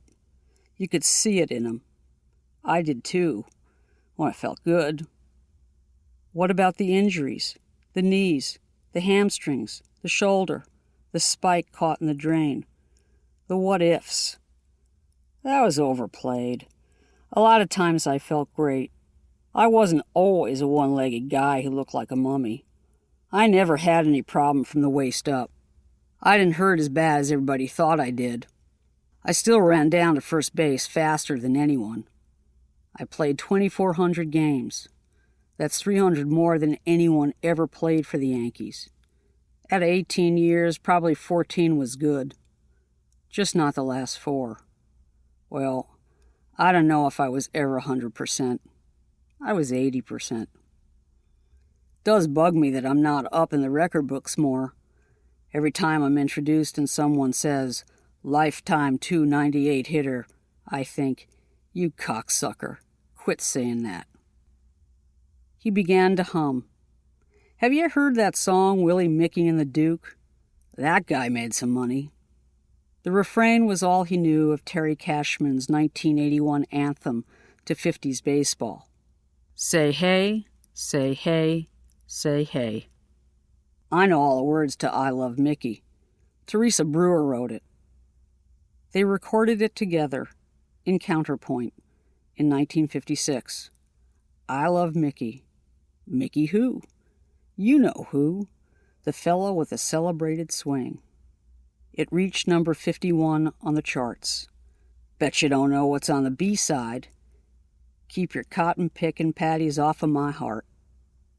It was the year he won the Triple Crown. He was on the way up. Life was a dream. Chapter 16. June 8th, 1969. Half-Life of a Star. 1. Mickey Mantle Day at Yankee Stadium was the third one, actually, and unlike the previous Jubilees, it was intended to celebrate his retirement rather than to prevent it. The Yankees billed it as a day to remember. It was also the day he joined the past tense. Merlin said it was the worst day of her husband's life. There were more than 60,000 fans on hand in the big ballpark in the Bronx when number 7 was retired. Yogi and Joe D., big league coaches now, detoured off road trips to attend the festivities. Harry Kraft, his minor league manager, came.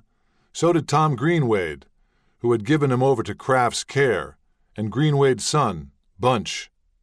Tom reminded Harry that he owed him a new felt hat because he had said Mantle was too small to make it to the major leagues. Harry demurred. But 2 weeks later, he sent a pair of alligator shoes that Bunch admired in a store window, with a note. To Tom, here's your goddamn hat. The Yankees thought one of Mantle's sons should make an appearance. They flew Mickey Jr. to New York. He was 16, and the only one of the boys old enough to have seen him in his prime. The others stayed home to watch a backhoe dig a new pool in the backyard. Merlin was looking forward to having a husband and father who came home and stayed home. She didn't know, as his lawyer Roy True did, that Mantle had reserved a room in the hotel for his current girlfriend. It was a busy weekend, True said. Mel Allen was hauled out of retirement to preside over the revels, the first summons since he had been summarily dismissed after the 1964 World Series. The voice filled the stadium again with a sugar-cured baritone. Ladies and gentlemen, a magnificent Yankee, the great number 7, Mickey Mantle. The ballpark throbbed with love, George Vesey wrote in the next morning's New York Times. The choreographed ceremony called for DiMaggio to present him with a plaque, which, DiMaggio noted with customary grace, will be right along in a modest spot out there in center field. Mantle replied in kind, but with actual kindness, handing Joe D. a plaque which he said, has got to be hanging a little bit higher than mine. And it did for a while until the plaques were taken down to be rebronzed and put back at equal height. Mantle's graciousness spoke volumes about the difference between them. People have always placed Joe and Mickey on a pedestal, Tony Kubek told Daily News columnist Bill Madden years later. The difference is Joe always liked being there, and Mickey never felt like he belonged. 2 months later, when Mantle suited up with the old-timers for the first time, the ovation for him so dwarfed Joltin' Joe's that the Public Relations Department decided to reverse the order of introductions the following year, hoping to ensure that DiMaggio got his full cheer. The Clipper was so angry, he swore he would never return to the stadium. He was wooed back with sweet nothings and lucre. But when Mantle's monument was unveiled in center field in 1996, at a ceremony emceed by Billy Crystal, DiMaggio actually punched him in the stomach because he failed to introduce Joe D. as baseball's greatest living player. His jealousy was palpable. He would never look at Mickey Mantle until Mickey spoke to him, every time, Clete Boyer said.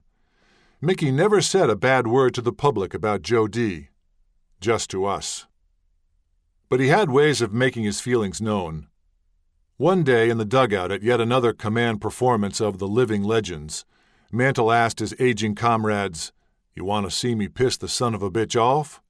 Of course they did. DiMaggio did not observe professional courtesy and refused clubhouse requests for autographs. Mickey gets one ovation at home plate, Boyer said. Then he walks down the third baseline, waving. He gets another 2-minute ovation. You think he's through. He comes back, walks down the first base line. He gets another ovation. You figure, okay, that's it. Then he walks out to the mound. You could just see Joe D. thinking, you SOB, get off of there. The next year, Joe D. made George buy him one of those big Mercedes, and Mickey says, Joe D. is pissed off because it only had half a tank of gas. The Clipper managed to mask his resentment on Mickey Mantle Day, when Allen intoned, "And now, Mickey Mantle, Yankee Stadium is all yours." The ovation lasted 5 or 6 or 8 or 10 minutes, depending on which morning paper you read. The roar of the full-throated stadium was like a sound unlike any other. Like an animal might make, Mantle once said. He had watched Gary Cooper deliver Lou Gehrig's farewell address in the pride of the Yankees. Now he was standing in the same spot, invoking Gehrig's parting words. I always wondered how a man who knew he was going to die could stand here and say he was the luckiest man in the world. Now I think I know how Lou Gehrig felt.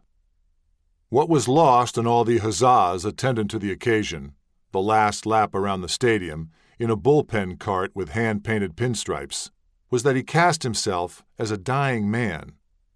In fact, he was already planning his funeral. His friend Roy Clark had just recorded the Charles Aznavour Ode to Wasted Youth, Hair Encore, recast as a country anthem, Yesterday When I Was Young. Mantle heard him sing it for the first time at a golf tournament that spring. Yesterday when I was young, there were so many songs that waited to be sung, so many wild pleasures that lay in store for me, and so much pain my dazzled eyes refused to see. I ran so fast that time in youth at last ran out, and I never stopped to think what life was all about. When Clark returned to their table, Mantle's eyes were wet. But he was laughing at the same time, Clark said. He said, I want you to sing that song at my funeral. Every time they saw each other for the next 24 years, Mantle reiterated the request. Don't forget, he'd say. The last time, at the golf tournament Mantle hosted in Joplin, Missouri in 1993, he sat on the stage at Clark's feet as he sang, tears just dripping off the side of his face. The moment was preserved in a photograph. Jim Abercrombie, the tournament chairman, commissioned 3 oversized copies. Mantle autographed Clark's. Hang in there. I want to hear Yesterday at my funeral. 2. The summer of 1969 was one of meta-events. Ted Kennedy drove off a bridge at Chappaquiddick, and Neil Armstrong walked on the moon. Charles Manson rampaged, and Muhammad Ali was convicted of draft evasion. Woodstock and the Stonewall Inn became part of the American lexicon. The Mets conjured a miracle in the World Series. It was the summer of love and Mantle's first season of freedom. It was like getting out of prison, said True, put out on the streets to find himself. Mantle tried fast food franchising with Mickey Mantle's Country Kitchen. 45 franchises sold. Mickey Mantle's men's shops marketed the Mantle look. 55 franchises sold. He and Broadway Joe Namath were going to supply office temps to the greater metropolitan area through an employment agency backed by George Lois, Mantle Men, and Namath Girls. From their offices in the Chrysler Building, they were placing 500 secretaries a week. By the end of the year, Mickey Mantle's Country Kitchen had gone belly up, posting losses of $1,279,777. Mickey Mantle's men's shops went into reorganization. Mantle Men and Namath Girls was in bankruptcy by February 1972, followed soon thereafter by the company that had bought his share in his Dallas bowling alley. He was hauled into court to account for money he had received for endorsing bowling products. Every time another deal went sour, Mantle would tell his brother Larry, I dumbed this, or I dumbed that. Driving through Harlem one day with Yankee VP Howard Burke en route to a baseball clinic in Central Park, he gazed out the limousine window at the crumbling neighborhood and said, How come I didn't invest in this? True, the Dallas attorney who became a confidant and consigliere, unscrambled the financial mess.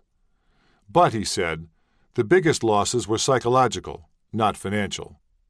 Mickey never lost a lot because he didn't have a lot, he said. He was going to get rich through the restaurant and clothing business. That evaporated. He didn't have any money. He always lived the first-class life. I had to loan Mickey money. He never knew how much he had or asked or cared. I paid all his bills. Mickey didn't know he didn't have any money. He had a $10,000 to $20,000 rotating line of credit with me. I didn't want to tell him. He would have been depressed. On October 20th, 1970, the day he turned 40, Mickey Mantle woke up and he wasn't dead. "I don't know what to do," he told his friend Joe Warren. "Nobody's ever lived this long." There were two possibilities. Go home, meet your wife and children, and thank your lucky stars that you are not another doomed Mantle man, or consign yourself to the living dead. He treated the reprieve like a death sentence. He had no job. He felt useless, Merlin told me, when she and her sons, Danny and David, met with me at her home in Dallas. The Mick was everywhere. In the famous psychedelic rendering by Leroy Neiman, in the batter's box, in center field, in an auction catalog on the coffee table. He lost the thing he loved most, to play ball. He felt like a has-been. He was happy only if he was smashed and not coherent. True said, "To me, he was one of the saddest, loneliest people I've ever known. He had no place in this world." Mantle had a home in Dallas, but he wasn't there often enough to get to know his sons or to be a husband to his wife. Home was a hub between connecting flights. He didn't want to go home, his friend Mike Klepfer said. He would look for a reason for Roy to send him someplace. His family treated each homecoming like a state visit. Dinner had to be served perfectly. Plates decorated with cottage cheese and pineapple slices. The house, the kids, everything had to be scrubbed clean. Even the dog got a bath before the Mick came home.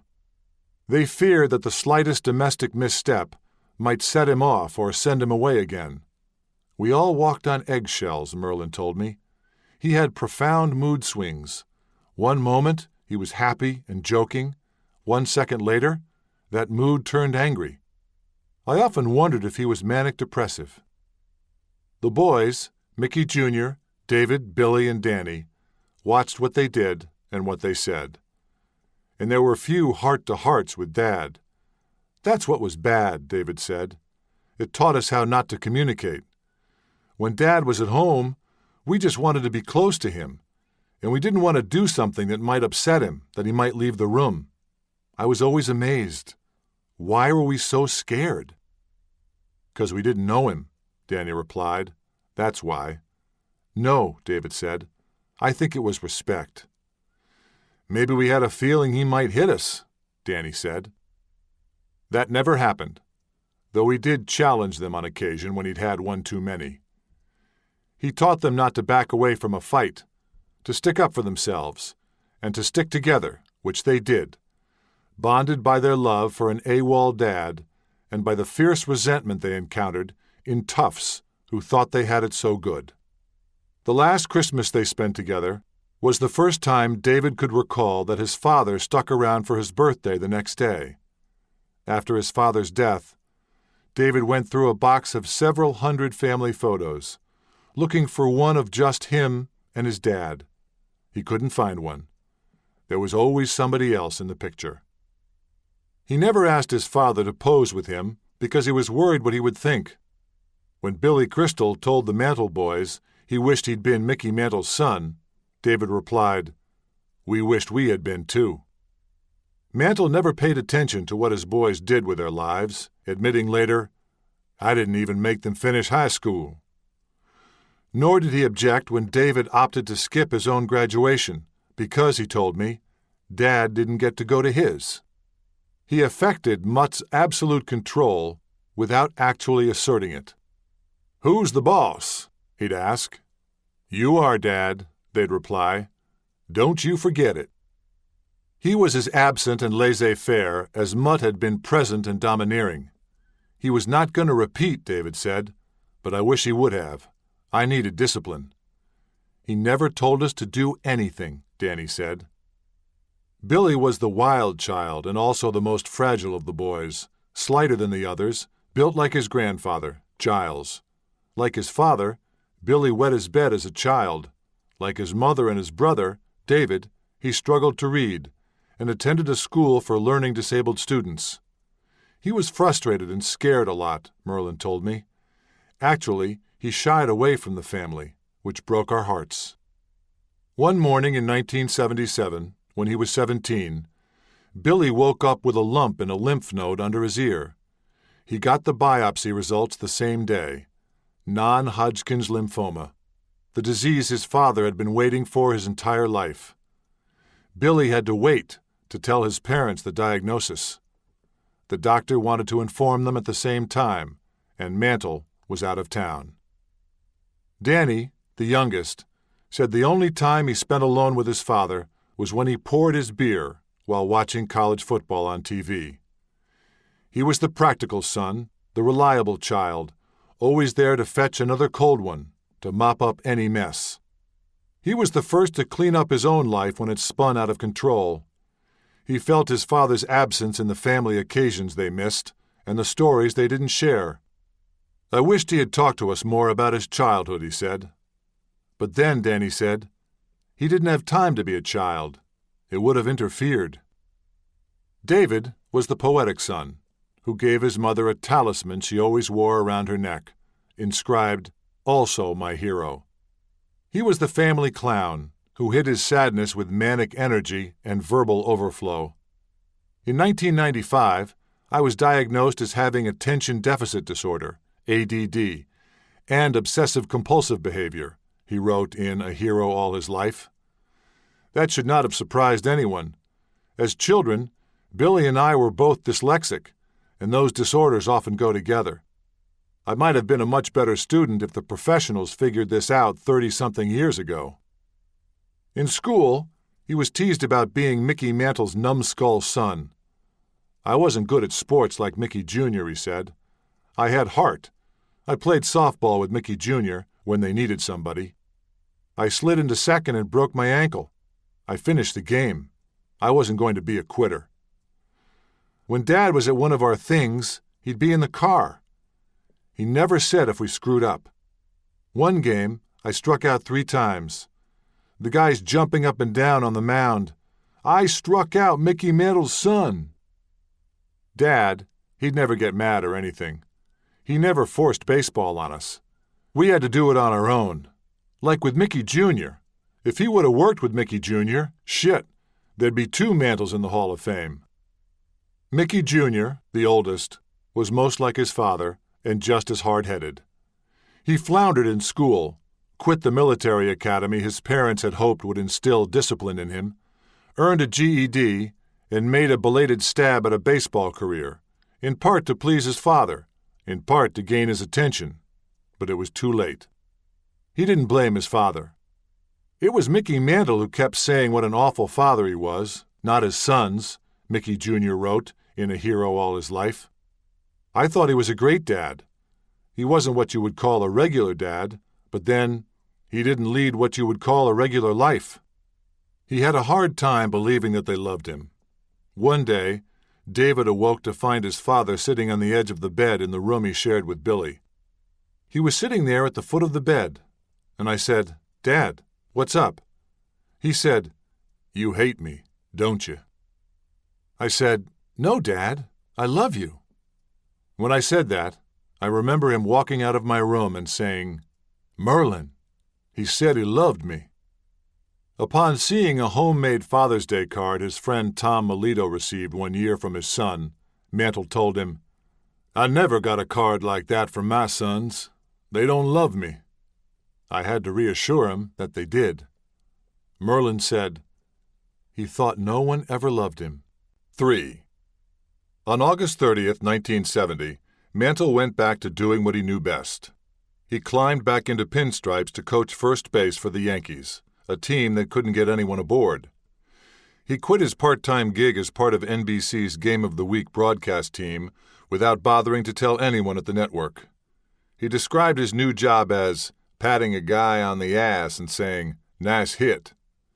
He never listened to the first base coach. Why would they listen to him?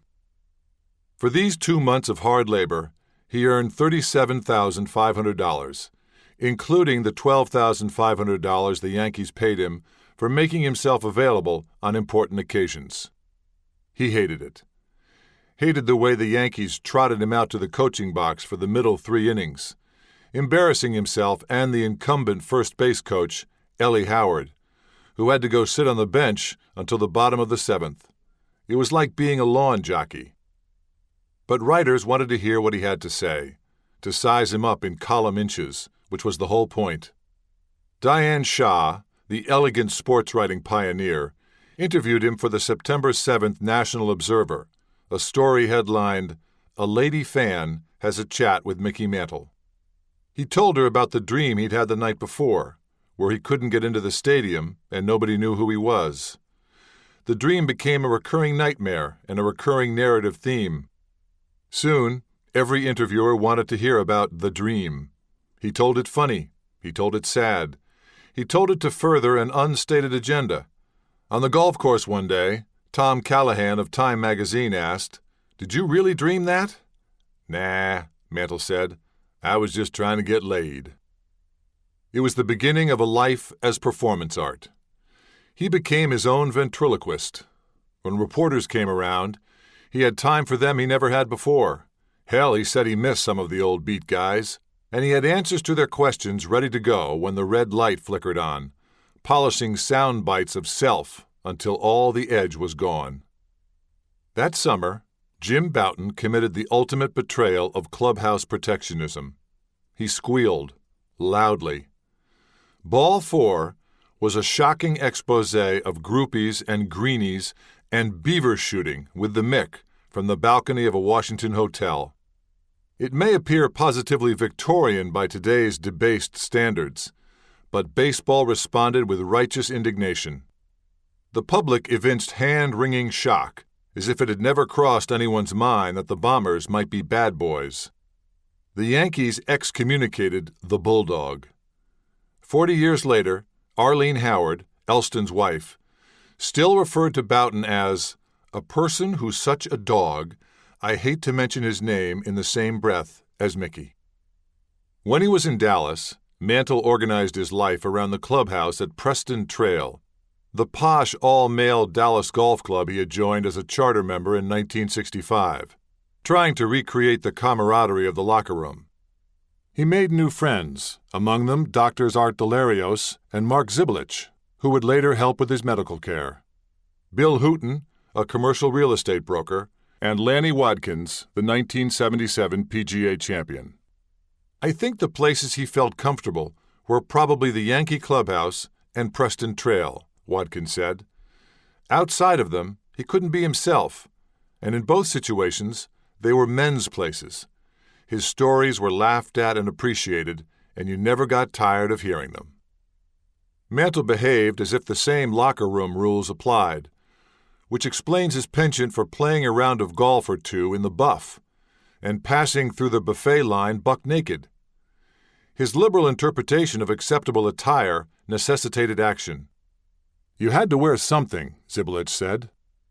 The Mick was fond of coming out of the hot tub, trying to ward off the effects of last night's party, and then would walk into the dining room with nothing on at all, which would not be appetizing to anybody. So we had to have a rule that said you have to be wearing at least your skivvies or a towel.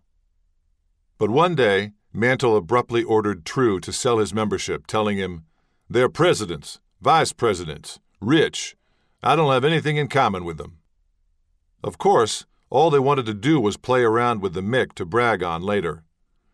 But he didn't feel that he belonged, anywhere.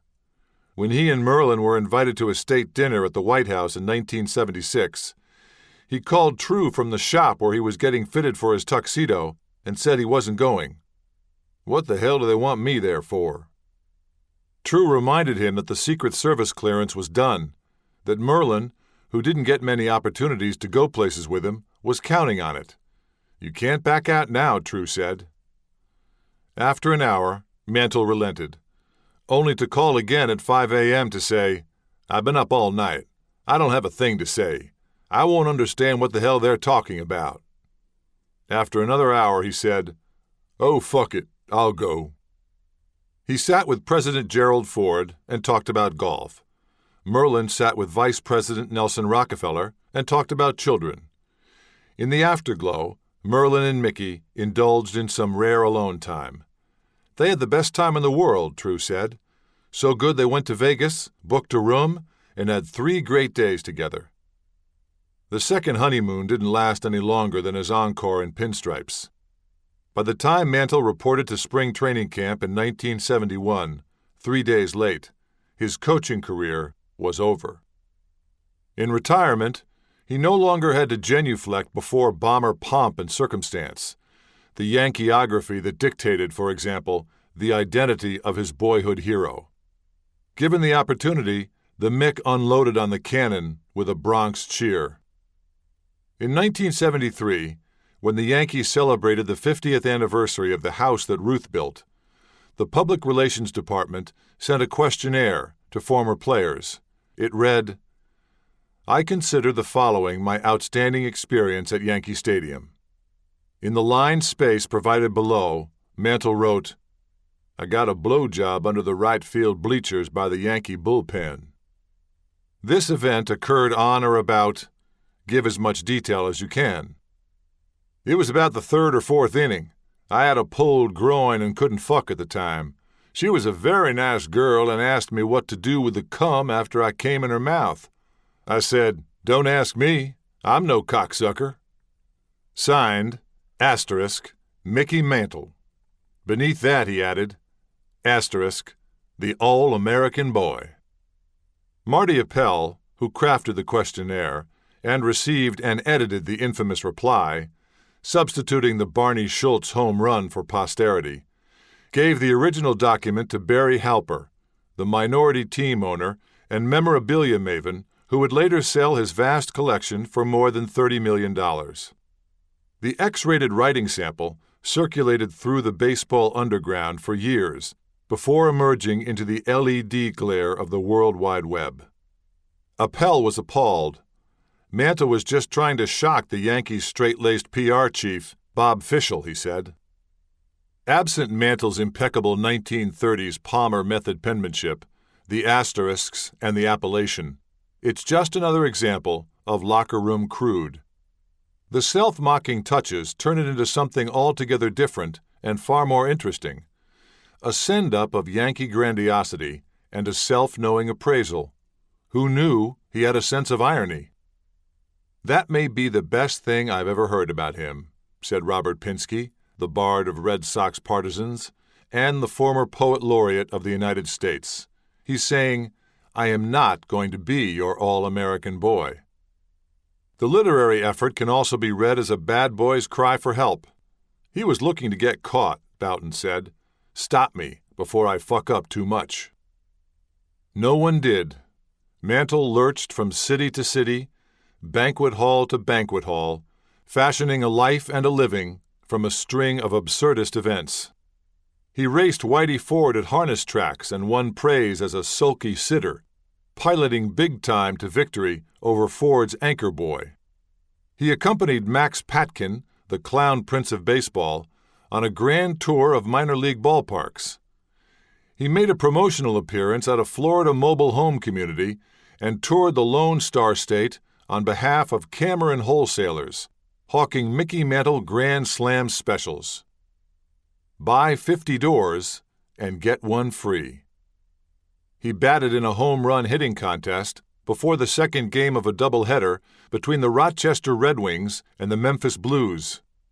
He celebrated the 10th anniversary of the Astrodome, where he had hit the first indoor home run by hitting 3 more.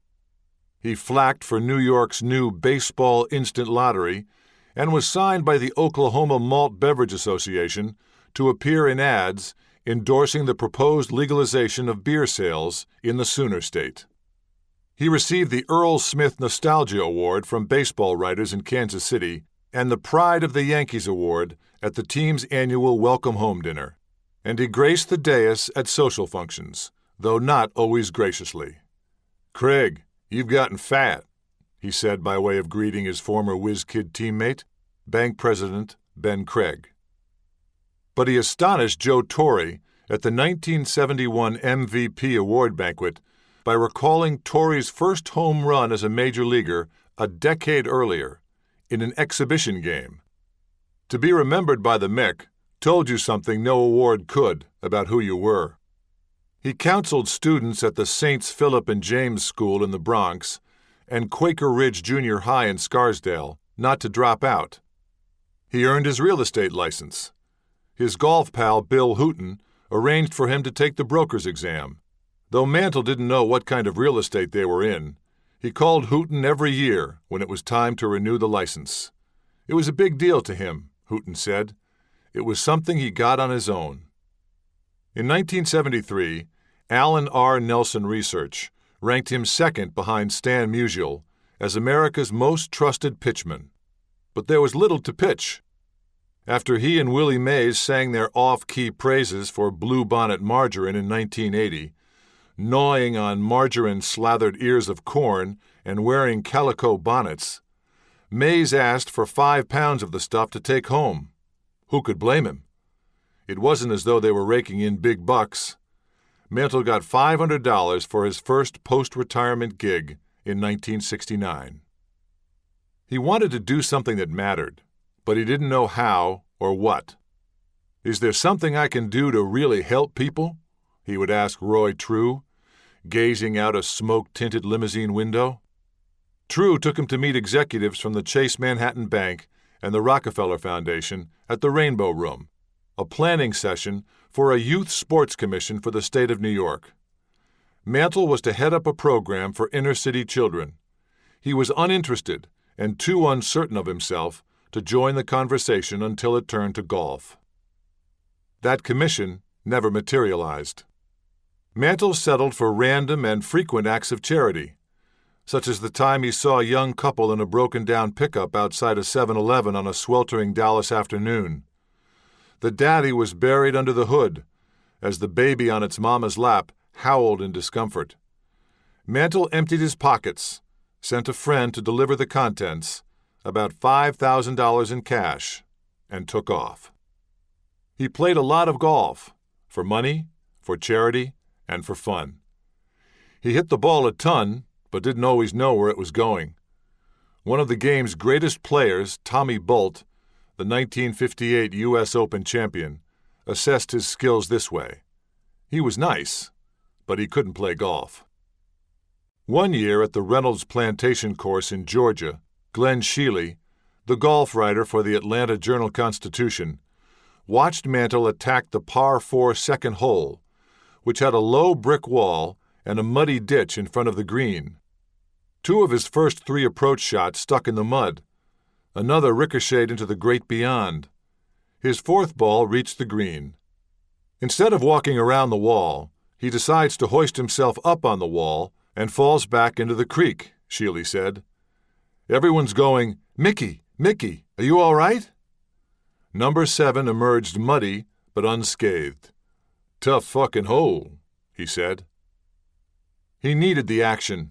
He needed to hustle with the best of them, thanks to his homeboy golf tutor Marshall Smith, who likes to tell about the day Watkins, the future Hall of Famer, challenged Mantle to a round at Preston Trail for $100 a hole. Mickey said, "If you give me 2 putts and 2 drives, I'd play you," Smith said. So when they finished, Lanny owed him $2,300. He bet college football, too. Bill Handelman, a young reporter for the Asbury Park Press in New Jersey, spent a soggy Saturday October afternoon with him at VFW Hall in Fredericksburg, Virginia, where he was making a promotional appearance. The Yankees were on the TV perched above the 4-stool bar. Mantle wasn't interested in the World Series game, and he wasn't interested in Handelman's soliloquy about how Mantle stories in the International Herald Tribune were the reason he'd learned to read. He says, "Yeah, so? What are you telling me for?" When Mantle got up to use the restroom, he said, "See if you can find the Brown score," Handelman recalled. He hands me this folded mimeographed sheet, maybe a half an inch thick. He'd bet every game. Brown was one of his bigger games. If Mickey Mantle Day put him in the past tense, His induction into the Hall of Fame in 1974 was an embalming. He chartered a bus to Cooperstown for family and friends, including Carl Lombardi, Joe Warren, Phil Rizzuto, Whitey Ford, the other inductee, and his mother, Lovell, who later exclaimed upon examining his ring, "Well, who in the hell is in the Hall of Fame?" Her son said, "Well, that'll put you down, won't it?" The bus was ambushed by autograph hounds. Ford and Rizzuto escaped. Mantle stayed and signed and was blamed when he couldn't satisfy them all, Lombardi recalled. At 1 a.m., he was still working on his speech. He wrote 2 versions, one clean, one unexpurgated, and shared the latter with his minor league buddy. Lombardi told him, "Don't you dare say that. We'll all be in jail." Mantle delivered the clean version, but left in the chicken joke Merlin had begged him not to tell. It was the slogan he'd penned for Mickey Mantle's country kitchen. To get a better piece of chicken, you'd have to be a rooster. He also praised her for staying married to him for 22 years. "That's a record where I come from," he said. After the ceremony, Mantle made a quick getaway. "I had to leave," he told Billy Crystal 10 years later. "I said, get the fuck out of here. It's like a cemetery to me." After his internment in Cooperstown, Mantle's thirst went from steady to non-stop. No one could keep up with him. En route to a baseball clinic in Central Park one tar-melting New York summer day, the limo driver took the scenic route through Harlem. "We stop at a red light," said Mantle's companion, Howard Burke. "There's an old black guy with a bottle of gin, just pouring it down. I said, 'This guy's going to die. He's going to explode from drinking that gin.' Mickey says, 'Watch this. We'll stop him from drinking.' He rolls down the window. 'Hi, old-timer.' The guy says, 'Mickey Mantle?' He looks down at the gin bottle. 'Mickey Mantle?' He throws the bottle away. But who was going to tell Mickey Mantle? One day near the end of the me decade, he met up with Ryan Duran at a bar in Madison, Wisconsin. After multiple stints in rehabs and hospitals, Duran had gotten sober and was training to become a drug counselor. He told Mantle about his recovery and tried to get him to confront his alcoholism. He had the classic denial, Duran said. He thinks, "You've got to have a drink every day." Mickey said, "I'll go home and won't drink for 10 days or 2 weeks. Duran told him, "Laying off doesn't make any difference. It's not how much you drink, it's what you do when you do drink." He never asked the big question, which is, "Do you think I'm an alcoholic?" In fact, he told me he wasn't an alcoholic. I tried to contact meaningful people in his life, doctors, lawyers, family. I had no luck with anyone who would go to bat to do the thing necessary to be part of an intervention. I told Merlin, "You may have to go to the point of divorcing him." She said, "I couldn't do that. He's so good to me." Duran gave up. You couldn't get Merlin, and you couldn't get his lawyer to do it. Everybody wanted to be Mickey Mantle's friend. Then they shake their heads at the sickness. The toll was beginning to show. Eli Gerba, a Yankee teammate and recovering alcoholic, said, "It took a long time for alcohol to really mess him up badly. It took Mickey longer because Mickey was performing. He was doing. When you can't do shit and you're drinking just the same, now comes the slide down. Fast." Mantle had to leave spring training camp in 1972, abandoning the gilded title of hitting instructor to have his gallbladder removed. 4 years later, Dick Young sounded a warning in the New York Daily News. Mickey Mantle has friends worried about his soaring blood pressure, which led to an unscheduled visit to a Dallas hospital. He has been told to slow down. In the summer of 1978, he was hospitalized in critical condition with a bleeding ulcer. 6 months later, he was back on the job, knocking back straight vodkas as a vice president in charge of special marketing for the Reserve Life Insurance Company, a gig that paid him $50,000 a year to play golf and attend cocktail parties. He dismissed the ICU episode with bravado as a publicity stunt. "I wasn't getting enough ink," he said. Less than a year later, he told a reporter from a Florida newspaper, "I can see how a guy can commit suicide." He was living the half-life of a fading star. Dimmed as that light may have been, he was still the celestial Mick. The gravitational pull of celebrity rendered those in his orbit mute. "I just think at this point he was going to do what he wanted to do," said Watkins.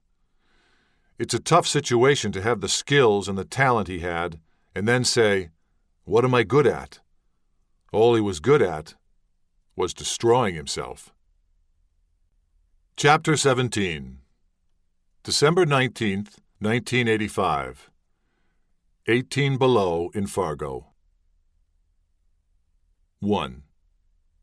Mantle was in Fort Lauderdale shooting a commercial when Julie Isaacson reached him at his hotel. "What are you calling me for?" he demanded. "Mick, Roger died." The line went dead. "He slammed the phone," Isaacson said. "I called him back. I said, 'Mick, did you hear me?' He starts screaming at me, screaming, like he was right across the table. 'Damn you! Damn you!'" Mantle knew Maris was dying of cancer. He called Maris once a week, every week, for the last 2 years of his life, and persuaded him to go to the M.D. Anderson Cancer Center in Houston, where Billy Mantle was treated. But Maris's lymphoma had too good a lead. He died there on December 14th, 1985, at age 51. Mantle took it hard. In fact, he took it personally. Once again, he hadn't done enough.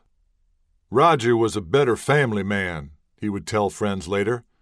"If anyone went early, I should have been the guy." Maris had left the Yankees on a gust of bitterness, traded to the St. Louis Cardinals after the 1966 season. He played 2 years for the Cards and made a new life away from the banquets and the old-timers games, running his beer distributorship in Gainesville, Florida. He didn't return to the stadium until Mantle escorted him onto the field on opening day in 1978 to raise the Yankees' first championship banner since M&M were the heart of the order. Maris thought he'd be booed. Applause rained down on him. Reggie Jackson, the newest Yankee slugger, was pelted with Reggie bars. Maris's funeral was held in his hometown, Fargo, North Dakota, where he is memorialized in the only museum willing to have him, in the West Acres Shopping Center. Cooperstown snub was as cold as Fargo on the day he was buried. Ed Hinton, a reporter for the Atlanta Constitution, arrived the night before. It was minus 18 degrees when he checked into Fargo's only Holiday Inn and followed Whitey Ford down a corridor to a private meeting room where the 61 Yankees were attempting to drown their sorrows. Clete Boyer, who knew Hinton from his years with the Atlanta Braves, waved him in, offering the writer's bona fides to skeptical teammates. They were trying to remember the good things, Hinton said. The only people who weren't drinking were Bobby Richardson, because he was a Baptist, and Ryan Duran, because he was a recovering alcoholic. Mantle swayed, and he says, "Before you take out that notebook, let's get one thing straight. I am not drunk." I said, "Okay, Mick, that's fine." So we stand there and drink a few minutes. You hear the wind howling outside. I said, "Did you guys ever imagine you'd end up burying Roger Maris in a blizzard in a little old town in North Dakota?" Mantle stood there, and little tears started to run down his cheeks, no expression on his face whatsoever. He was very collected, very serious, very emotional in the way that alcoholics can be. And he said, "I want to go back to Commerce, Oklahoma." By the next morning, it had warmed up to 3 degrees with a wind chill of -8. The funeral director organized the 12 pallbearers, among them Mantle, Ford, and Big Julie, at the bottom of the steps leading into the Cathedral of St. Mary. I looked at Mickey. He was half-bombed, I guess with fear, Isaacson said. So I says, "Mickey, "Don't drop this casket, or I'll kill you." There were only 11 steps to negotiate with Maris's coffin, but they were icy and precarious. Their balance was hindered by the glare of camera flashes hitting the ice. The funeral director called out a cadence. Step, step. "It took us maybe 20 minutes to get the casket to the top," Isaacson said. Felt like it anyway. Struggling up the steps with his share of the burden, Mantle muttered under crystallized breath, "Roger, you son of a bitch, I knew you'd screw me one more time." 2. Until then, it had been a very good year to be a living legend. In March 1985, baseball's new commissioner, Peter Ueberroth, had reinstated Mantle and Mays, rescinding the fiat imposed by his predecessor and landing himself on the cover of Sports Illustrated between the parolees. Mantle's autobiography, The Mick, became a bestseller. Larry Melly, the general manager of Sports Channel, the Yankees' cable outlet in New York, made good on a promise to himself that someday he would repay the Mick for what he had meant to him as a child. Melly had recoiled at the sight of Mantle making a living by cutting ribbons at gas station openings. That's what's become of Mickey Mantle?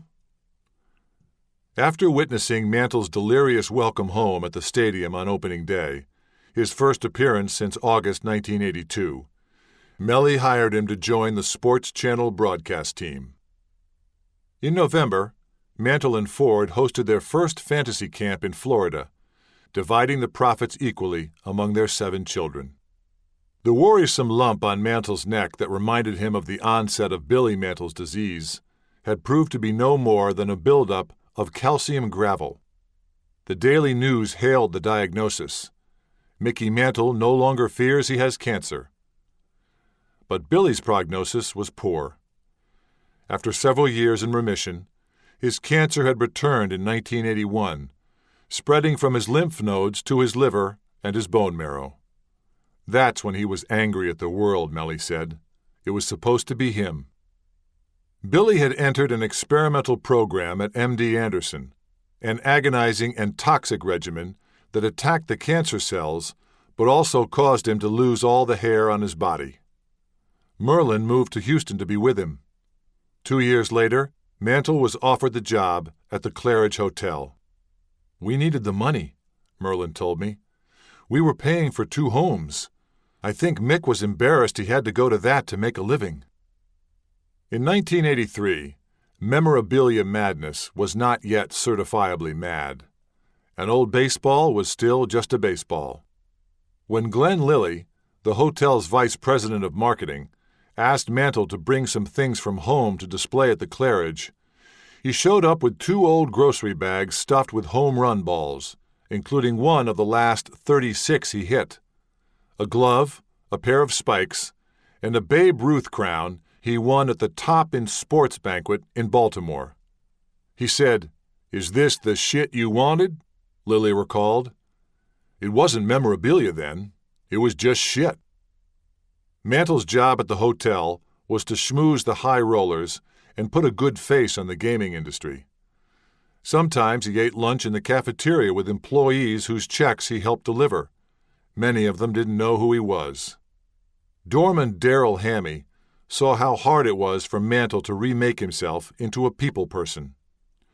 "Mickey wasn't the most outgoing guy," he said. "Do you think if it was up to him to take this job, do you think that's in his character? It was like walking on eggshells every time he walked out the door." He was a good employee, Lilly said, always on time for visits to Grandma's house, a non-profit shelter for young, pregnant, homeless women, or to the Pop Lloyd Baseball Stadium in Atlantic City, named for the great Negro League shortstop. He perfected his signature until it looked as if it had been carved. By a surgeon, Lilly said. There were perks that came with the job, and Mantle took advantage of them. He had a succession of serious extramarital relationships after he retired from baseball. He had been involved with a woman from Florida when Roy True became his lawyer in 1969. She ended the affair after 10 years, True said, because she wanted to get married and have children. In 1980, Mantle began seeing Linda Fetters, who later became a Hollywood stuntwoman and the wife of Ken Howard, the star of The White Shadow. He introduced her to Merlin as his secretary, and Howard says she was on the payroll. Mickey always used the same line with these girls, True said. "Would you like to be my business manager?" One weekend, Mantle brought both the women in his life to the Claridge, sharing his bed with his wife, while his mistress agent slept in the suite second bedroom. Maris was also at the hotel that weekend. Roger called up to the room, and Mickey was sitting on the couch between us, Howard recalled. Roger said, "So, Mick, what you got going up there? A king and a rollaway?" Mantle was still seeing Howard in January 1985, when Greer Johnson arrived at the Claridge for a Super Bowl party on the arm of a VIP gambler who made the mistake of asking his genial celebrity host to entertain his girlfriend. For years, after she'd broken up with the gambler, after Mantle had called to ask permission to see her, after they had become an item, he'd say, "I'm still entertaining her." In short order, the Georgia schoolteacher became Mantle's new agent and the woman with whom he would share most of the last decade of his life. She arrived at a propitious moment in the development of the nascent memorabilia trade. She would become his companion, his drinking buddy, his lover and employee, playing an indispensable role in the rebranding and marketing of the Mick. Merlin became convinced that the Claridge was her husband's downfall. She told me it was the beginning of the bad drinking and the women thing. That surely was wishful thinking at best. But she clearly understood the corrosive synergy between his alcoholism and the heady reinvention of the Mick that began in Atlantic City. "I regretted him taking that job," she told me. "He'd just get drunk and talk to people." "He'd get drunk so he can talk to people," said David Mantle, who recognized something valiant in his father's self-destructive work ethic. "I think he sacrificed himself for Billy. He did that for his son." 3. It was after midnight, and Mantle was still drunk when he got home from Maris's funeral. He woke Danny and told him he wanted to drive to the family's condominium in Joplin, Missouri. Danny didn't want any part of a 350-mile road trip in the shape he was in. "Screw you," his father said. "I'm going to load the damn car and go by myself." Danny couldn't let him do that. He was 25 years old. He wasn't ready to just say no to his father. They drank all the way there. The rest of the family joined them later that week to celebrate Christmas and Mickey and Merlin's 35th wedding anniversary. That was when she learned about Greer Johnson. According to her account in A Hero All His Life, they began arguing about Mantle's one-night stand with the wife of a prominent country singer at a charity golf tournament in Nashville. He had left their hotel room before the banquet and hadn't returned until 6 the next morning. The fight escalated.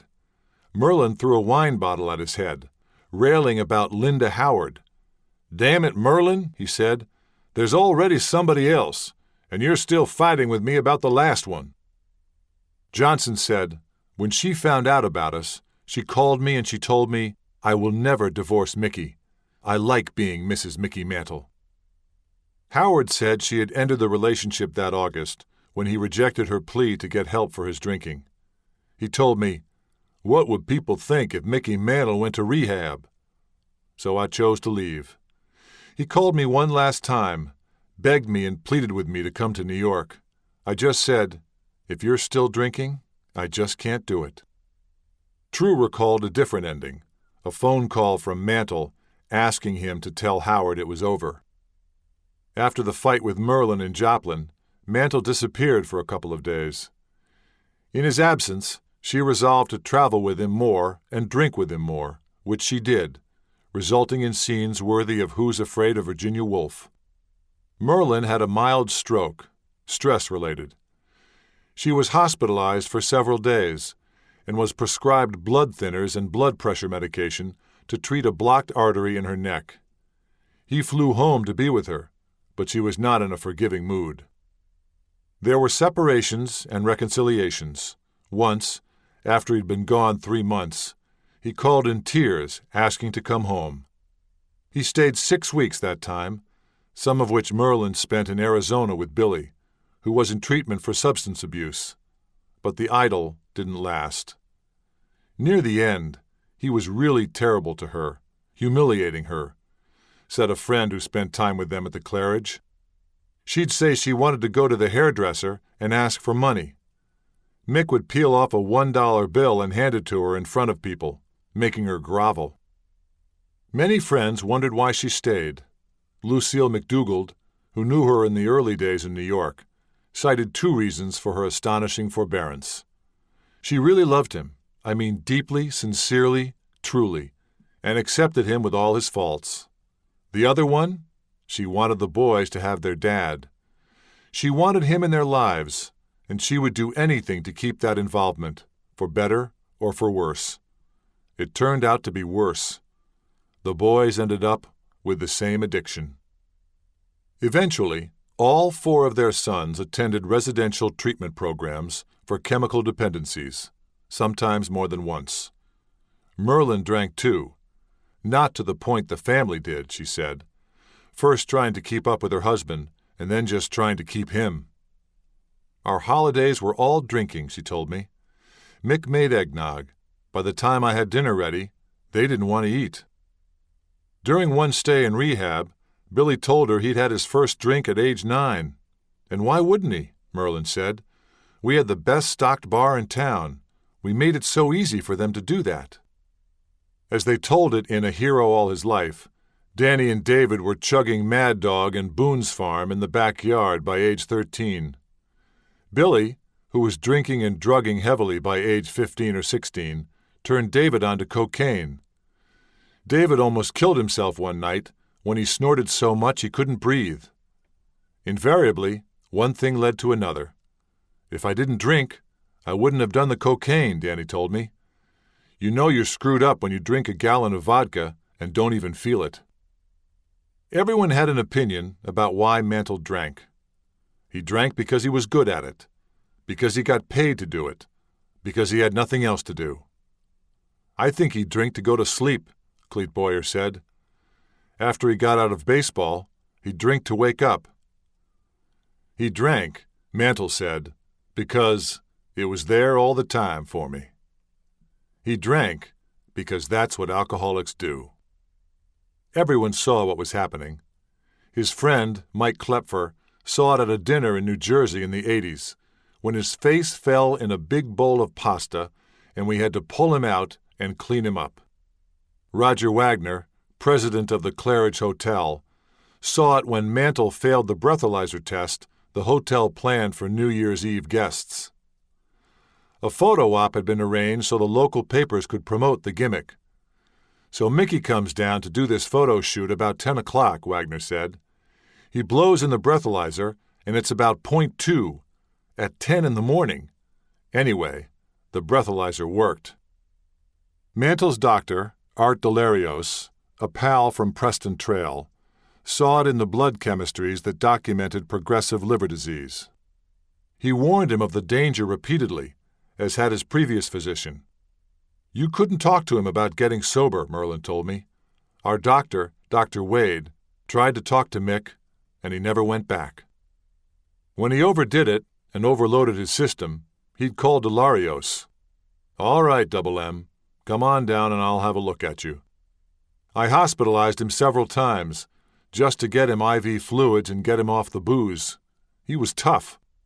He was able to recover pretty quickly if we stopped the intake of alcohol and gave him some gastrointestinal medicine to relieve his indigestion. Delarios told Howard, Linda, he's living on a rain check. Everyone protected him, including the New York City police. He drank till he fell out of his chair, then stumbled back to his suite at the St. Moritz, True said. If he had trouble making it, the police would get us to the doorman. He could have passed out on the sidewalk, and someone would have picked him up. Sometimes there was no rescuing him from himself. In the fall of 1986, the Claridge threw a birthday roast for Mantle and Ford. 20 or so of their best pals showed up and played in the 2-day golf tournament he hosted. Warren Spahn, Lou Burdett, Billy, Yogi, the Scooter, and Boyer. By noon, he's already drunk, Boyer said. I mean, we all are. That night, we had 500 or 600 people there. The banquet was larded with hotel bigwigs, local philanthropists, and high rollers. The drunken Mantle lurched toward the microphone. We tried to tell him, "Don't get up on the dais," Boyer said. Sitting there, right in front of this podium, is Whitey and Joan and Merlin. You can't hardly understand what he's saying. So now he gets serious, and he says, "I want to introduce my wife, Merlin." Whereupon Ford whispered something in his ear, Boyer said, and Mantle repeated it. "Oh, Merlin's not here? She's out in the bathroom? Oh, fuck her." "Now I want to introduce Whitey's wife, Joan." "Oh, Joan went with her? Well, fuck her too." Dinner was over. Riding down the escalator with Mickey and Merlin, Burdett told the hotel's mortified PR man, "She's the one that should be in the Hall of Fame." Wagner took responsibility for the fiasco. "We shouldn't have brought him up," he said. "We should have acknowledged him. Instead, we invited him up to say a few words, and he was not in the position to say the words real coherently." Mantle's contract was not renewed. But by then, he had little time for the smallest but friendliest casino on the Strand. He could make $50,000 on a weekend by signing his name. 4. Baseball cards were the invention of American tobacco companies. The collection of the Library of Congress dates back to 1887. They didn't become the province of childhood collectors, card flippers, and bubblegum snappers until the mid-1930s. The protein pink goop that replaced tobacco in each pack of cards was invented by Walter Dimer, a 23-year-old accountant for the Frank H. Fleer Company in 1928. He saw the future in translucent bubbles when he took 5 pounds of the pink glop to a Philadelphia grocery store on the day after Christmas, and it sold out that afternoon. They called it Double Bubble. The Topps Chewing Gum Company, makers of Bazooka, entered the trading card business in 1951, when Bowman was still the king of cards. That fall, after Bobby Thompson's shot heard round the world, 2 Topps employees, Cy Berger, an assistant to the sales manager, and Woody Gelman, a commercial artist who had contributed to early Popeye animations, reinvented baseball cards. Sitting at Berger's kitchen table, they created a whole new look designed to appeal to baseball-crazed boys. Their cards were larger and bolder in design and saturated with color. On the front, the team emblem and a facsimile signature were added to each player's portrait. The year was deliberately omitted to create a sense of timelessness and a longer shelf life.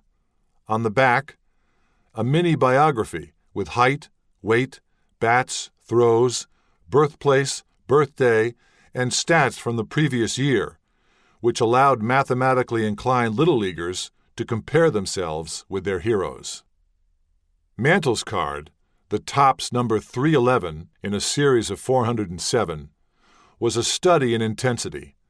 The young slugger's hands tightly wrapped around a bat, his eyes shielded by the brim of an almost iridescent blue cap. By the time it was released, football season had arrived. Orders were low. Sales were disappointing. The unsold cards were returned to the Topps warehouse in Brooklyn, where they remained until 1960. With storage space tight, and even carnival brokers uninterested in purchasing the remainders, Berger needed to dispose of the inventory. He intended to burn it all, but when he got to the dump, he saw scavengers going through the trash and said, "The hell with them." He called a friend whose father had a tugboat. One fine summer day, Berger climbed aboard a barge loaded with Topps excess stock, some packaged, some loose-cut cards, including a motherload of Mantle No. 311s, and headed for open water, attached to the garbage scow by a safety wire. All of a sudden, they pulled the thing, the floor opened up, and they got drowned, Berger said. He had no idea that the No. 311s he sent to their watery grave would become the most valuable baseball card of the post-war era, that the trading card frenzy would crystallize around the cardboard mug of Mickey Mantle. If he had known that, he would have kept one for himself. In 1978, the cost of a Mickey Mantle autograph at a card show on Long Island was the price of admission, $3. $600 was a good price for a No. 311. 2 years later, at the Philadelphia Card and Sports Memorabilia Show in March 1980, 3 Mantle No. 311s were put up for auction. According to Pete Williams's Card Sharks, How Upper Deck Turned a Child's Hobby into a High-Stakes, Billion-Dollar Business, the promoters, Bob Schmierer and Ted Taylor, prefaced the sale by recounting the tale of the drowned No. 311s. When the gavel dropped at the end of the day, they had sold the first card for $3,100, and the second and third each for $3,000.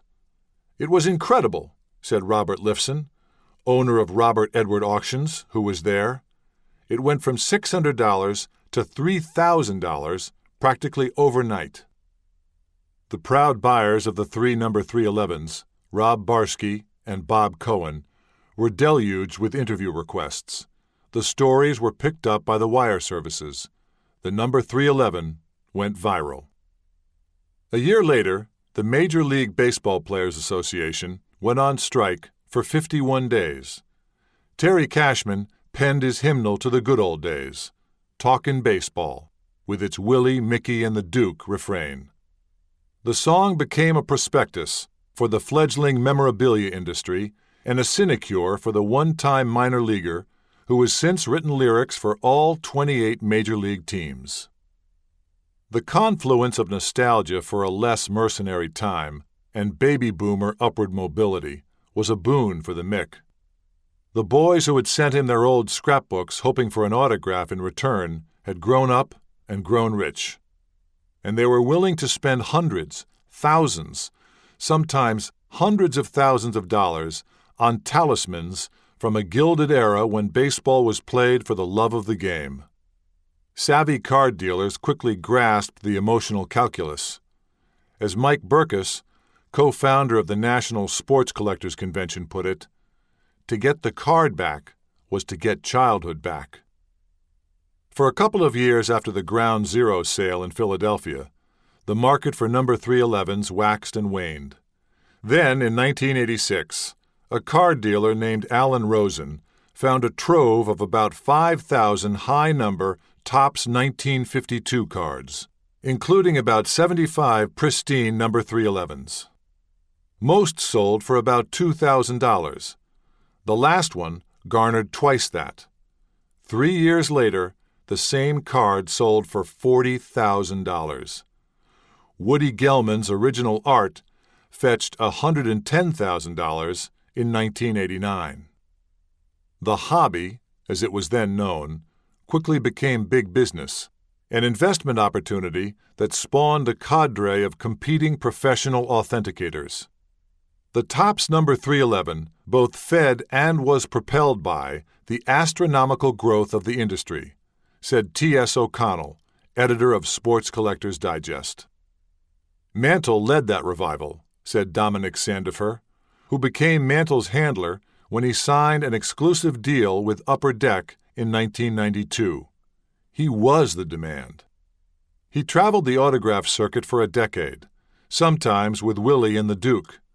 They were at the Claridge in December 1983.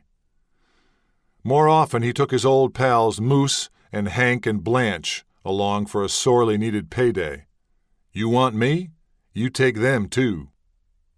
Greer Johnson earned 20% of whatever booking she arranged. He grew dependent on her to make the travel arrangements, to make sure he got where he had to go and got back in one piece. The restaurateur Bill Lederman, former owner of Mickey Mantle's, called her the tour guide.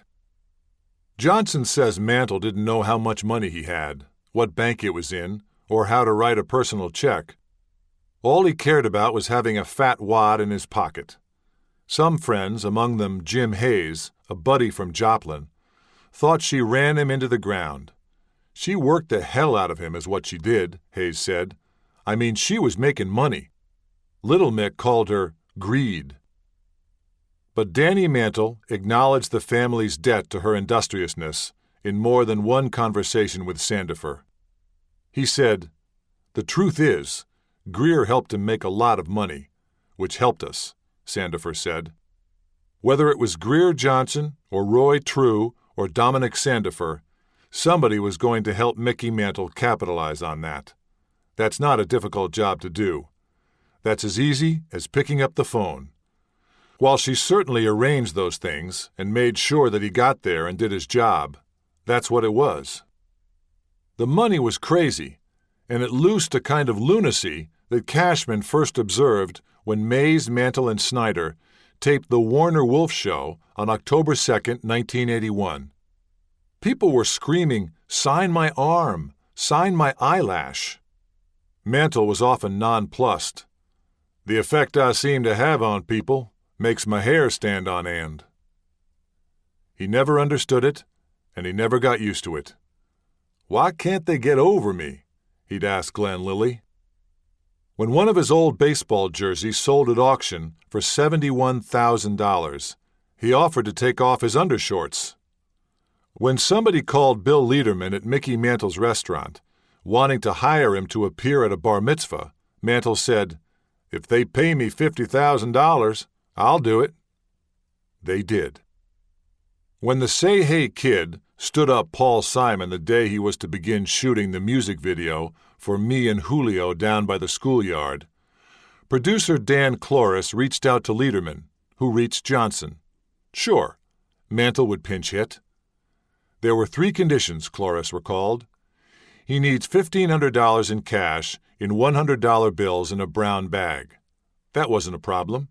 We paid everyone $1,500 in cash. The others didn't get it in a brown paper bag. He needs a stretch limo, and he wouldn't sign any autographs. We shot it in a playground in Hell's Kitchen. At the shoot, you couldn't have gotten a better guy. He was great with Paul, great with the crew. The script was, Paul would pitch to him. Mickey would hit a home run. We were playing with a Spalding. He hit a pop-up. The camera made it look like a towering home run. That's a wrap. Mantle took his paper sack of Benjamins and went home. His parting words? Suddenly, it's like I'm Mickey Mantle again. But just beneath the giddy veneer of supply and demand lay incredulity and loathing. He said several times he felt guilty, Danny said. He said, "I wish I had a job. This is the only thing I can do." Mutt did hard business with the tangible. He toiled with a Sharpie. He hated the whole card show deal, Merlin told me. He felt like a whore because they hired him out. He vented by abusing baseballs again, inscribing them with a potpourri of vile epigrams. "Have a ball, cocksucker.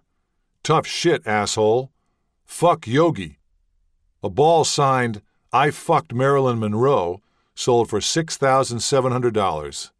Still, he was besieged. Dave Ringer, his internist in Georgia, saw a posse of golf carts chase Mantle down on a fairway in Lake Oconee. "Oh, God! Mickey Mantle! Oh, man, can I get you to sign this?" Nobody cared about Mickey Mantle, Ringer said. They cared about his name. They didn't want to know who he was. He was so lonely. He even commented about that. He didn't have any friends. He basically had, "Mickey, I want." 5.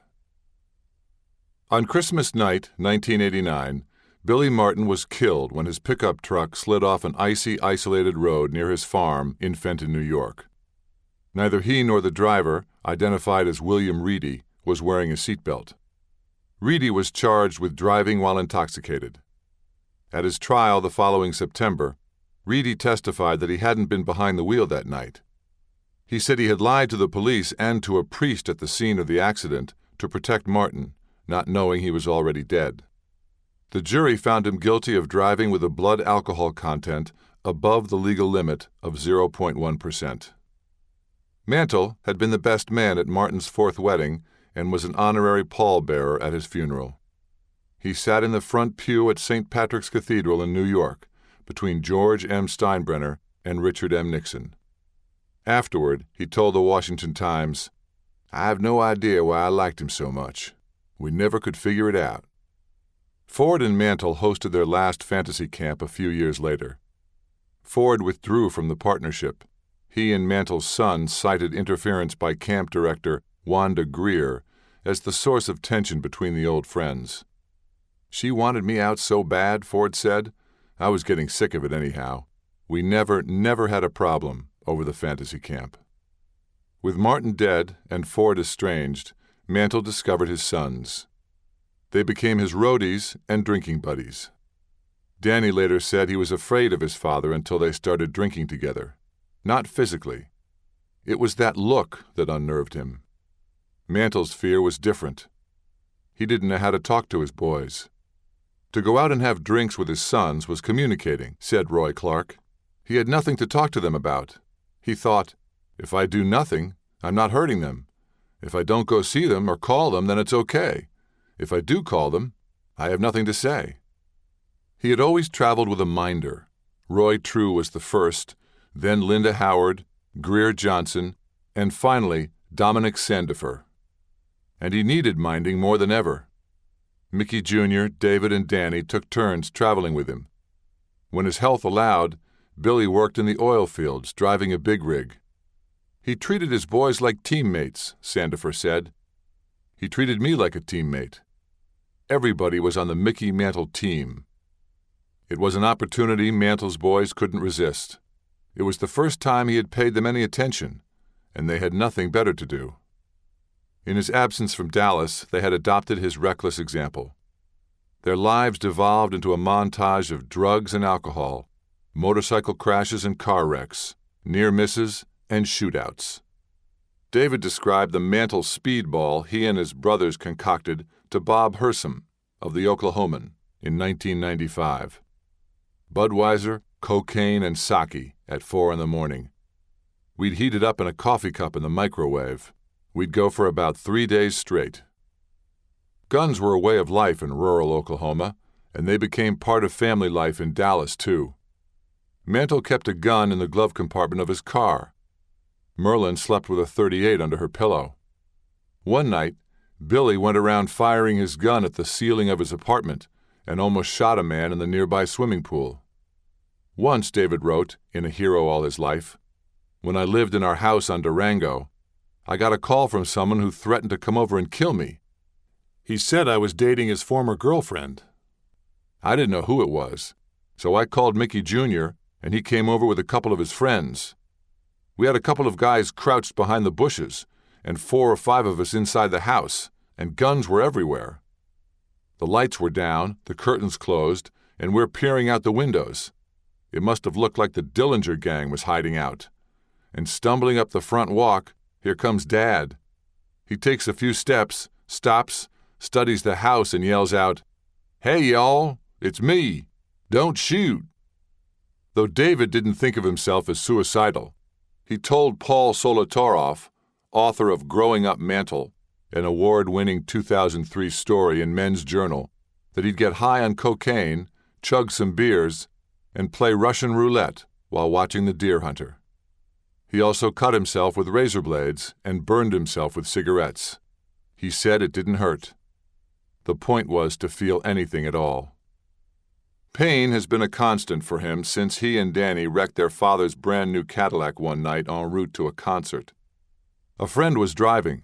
Danny, who was sitting up front beside him, suffered a broken rib. David almost died. The whiplash he suffered when his head hit the back seat caused fluid to accumulate in his brain. Doctors drilled a hole in his skull to relieve the pressure. He was unconscious on and off for 3 days. Eventually, his spine was fused at his neck. Roy True, who said he was always going out and picking the boys off the lawn, was dispatched to tell the Mick he needed a new car. David left Baylor University after 3 years. According to his transcript, he is 18 credits shy of graduating. That's what it says, but I got kicked out because of drinking and drugging, he said. I feel bad and embarrassed that I wasted Mom and Dad's money. Dad was so proud that I was the first to go to college. The football coaches encouraged him to go out for the team as a walk-on. They said, "We can put 50 pounds on you." I said, "I'm not doing steroids." I look back now and think, yeah, but we all do cocaine and drink. After he left Baylor, he worked as an assistant manager at a McDonald's in Joplin, making $12,000 a year. He sold and serviced air conditioners and hired Danny to work with him. When the trading card industry exploded, they pooled their savings and opened a card shop in the Prestonwood Mall. When their dad was in town, he'd drop by sometimes and say, "Come on, let's get a beer." "We're working," they'd protest, before closing up for the rest of the day. Danny attended 1 year of classes at Brookhaven Junior College in Dallas. He worked on a pipeline in an oil field as a welder's helper, started a landscaping company with some friends, and dabbled in real estate development. None of them jobs he says he ever would have wanted to do for a life. Mickey Jr. went to junior college, sold life insurance, worked for an oil company, got a real estate license which, like his father, he never used. And like the Mick, he played a lot of golf, only better. He was the first of the boys to join the Mickey Mantle team and the first to start drinking with him. He returned calls, filled orders for Mickey Mantle collectibles, and filled out foursomes. After Mickey Jr. got married, Danny took his place on the road. It was a revelation. To the women, my dad and those guys were rock stars and I was their roadie, catching the overflow, he told Paul Solitaroff. I was 15, getting laid like a rug and pounding mixed drinks with Everclear or a topper of 151. The next morning I'd sober up and realize, hey, Dad's tagging a lot of trim. As kids, we just assumed he was working when he was gone, doing endorsements and stuff. Now I saw that he wasn't the family man we'd always thought he was. They covered for him and lied to their mother, badly, when she called their room, asking if anyone else was in his, David wrote. We all played our parts. It couldn't last. The gold rush inspired by the Topps number 311 peaked in the early 1990s, when trading card companies papered the country with untold billions of cards, so many no one could count them all. The mad money led to fraud, forgery, and 2 FBI investigations. Operation Bullpen and Operation Foul Ball exposed massive counterfeiting operations, card doctoring, fraudulent authentication, and fraudulent autographs. It wasn't hard to do. One time at a card show in California, Snyder and Mays met a man who claimed, I can sign your name better than you. He could, and he could do Mantle too. Willie and the Duke recruited him to sign the Mick's name to the photographs they had autographed for each other. I gave it to a friend, Snyder said. He never knew it was a fraud. We paid the guy $40 apiece. Mantle told Cleet Boyer that when Senator Edward M. Kennedy asked him to come to Capitol Hill to talk about the trading card industry, he replied, I'll testify about trading cards when you tell me about Chappaquiddick. Pete Rose spent 5 months in jail after pleading guilty in 1990 to tax evasion on memorabilia earnings.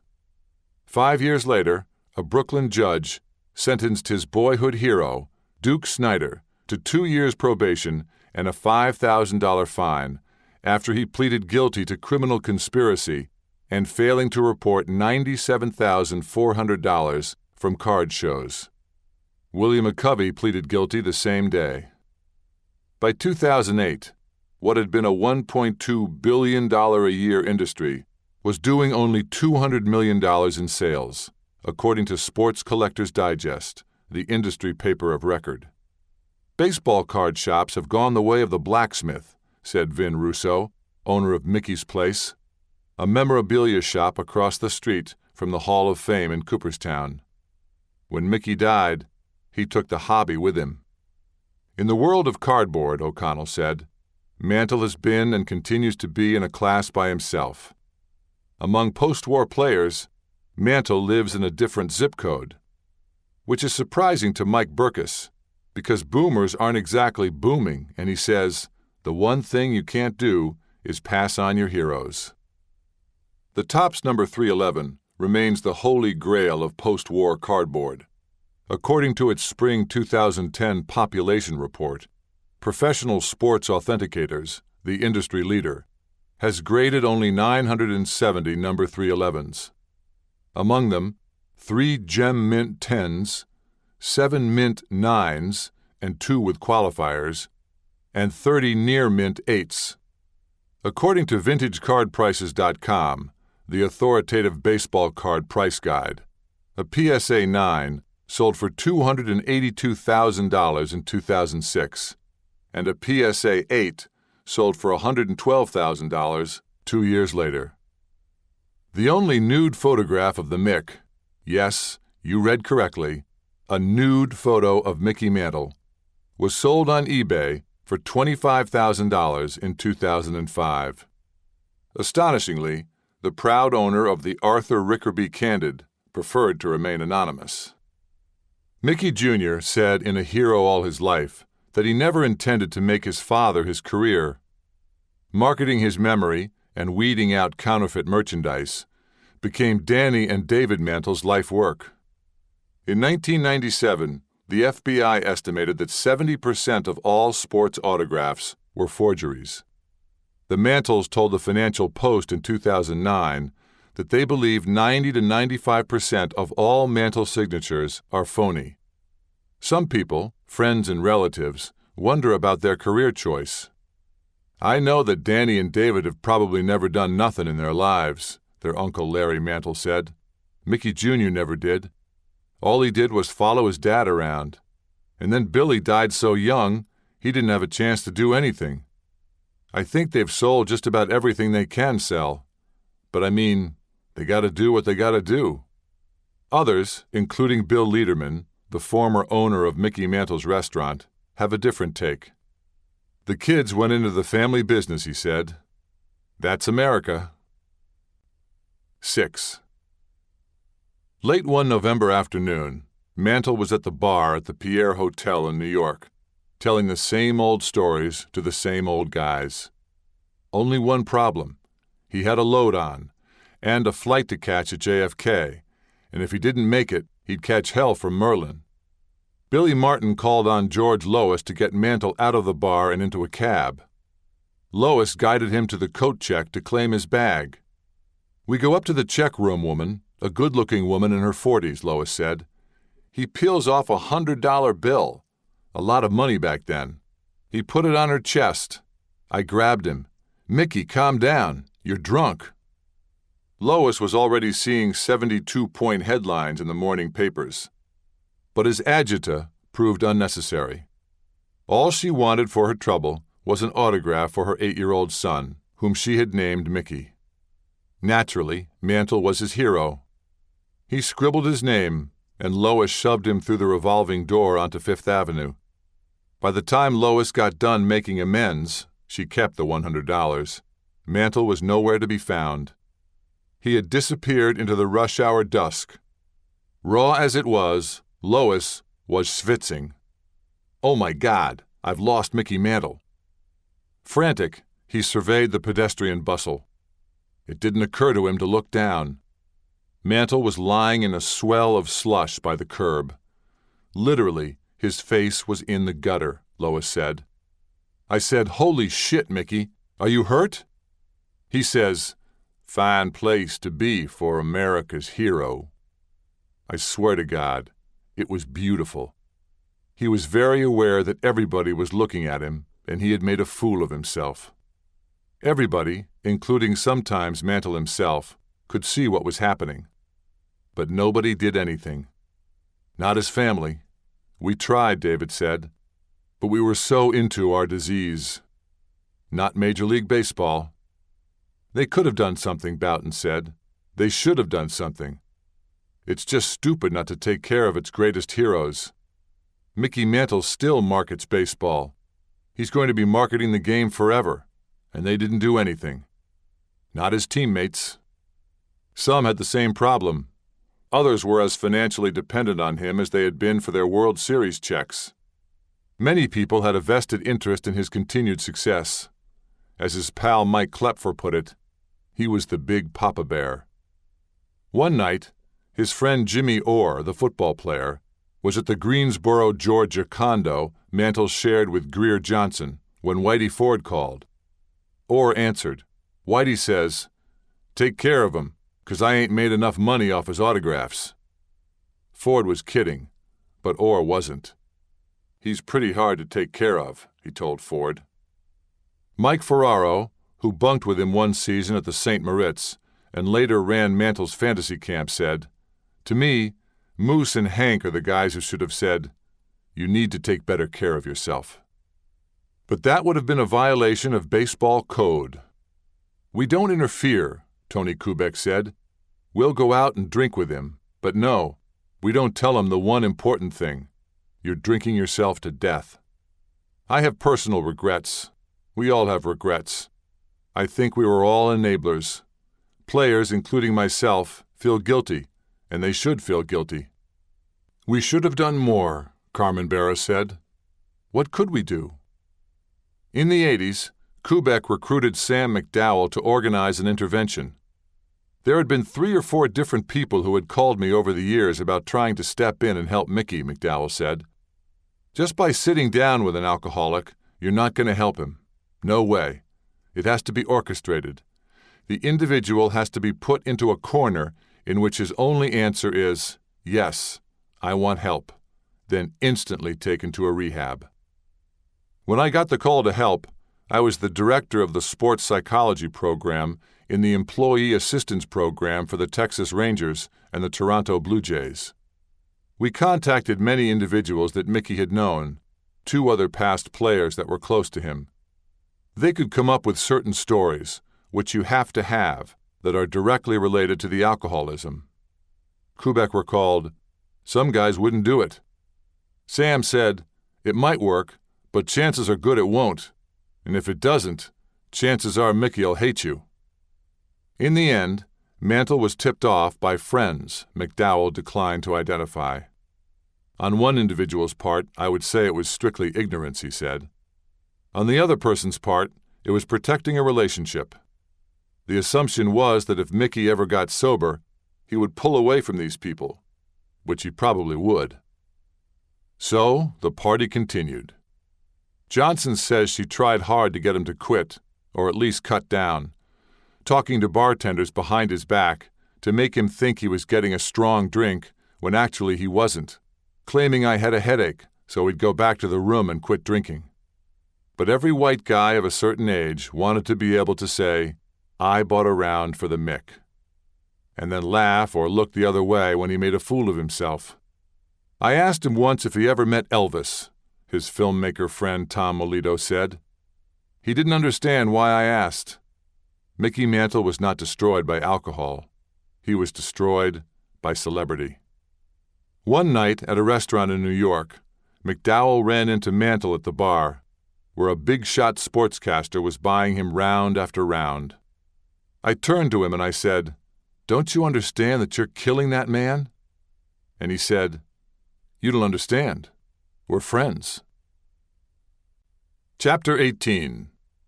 February 5th, 1988. Top of the heap. 1. On opening night at Mickey Mantle's restaurant on Central Park South, the hero came in the back door. The owners, Bill Lederman and John Lowy, set him up on a raised platform at a six-top in the back room, where he received his public in a natty Yankee blue tuxedo. When Lederman and Lowy first showed him the space at 42 Central Park South, they thought it might be too uptown for his taste. They didn't know that it was the former site of Harry's Bar, Mantle's home away from home during so many baseball seasons when he lived at the St. Moritz next door. "I spent so much time here they used to call it Mickey's place," he said at the ribbon cutting, "and now it is." He wanted it to be a grown-up joint like Toots Shor's. He didn't have to put any money down. When you hit 536 home runs, you don't have to invest any money, Roy True said. The agreement called for him to receive $100,000 the first year and $80,000 each year thereafter, plus 7% of the equity. At the press conference announcing the deal, he promised, "Whenever I'm in town, I'll be here, passed out at the bar."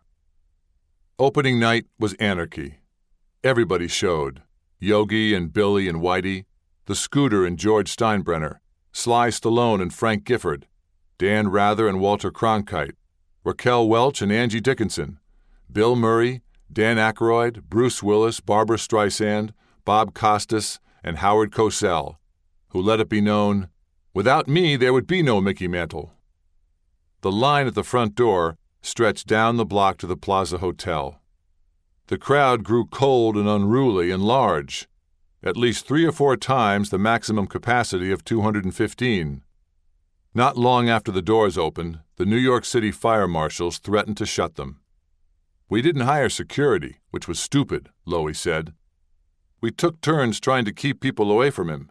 Everybody wanted a piece of him. There were so many writers. Channel 9 and 11 were doing live broadcasts.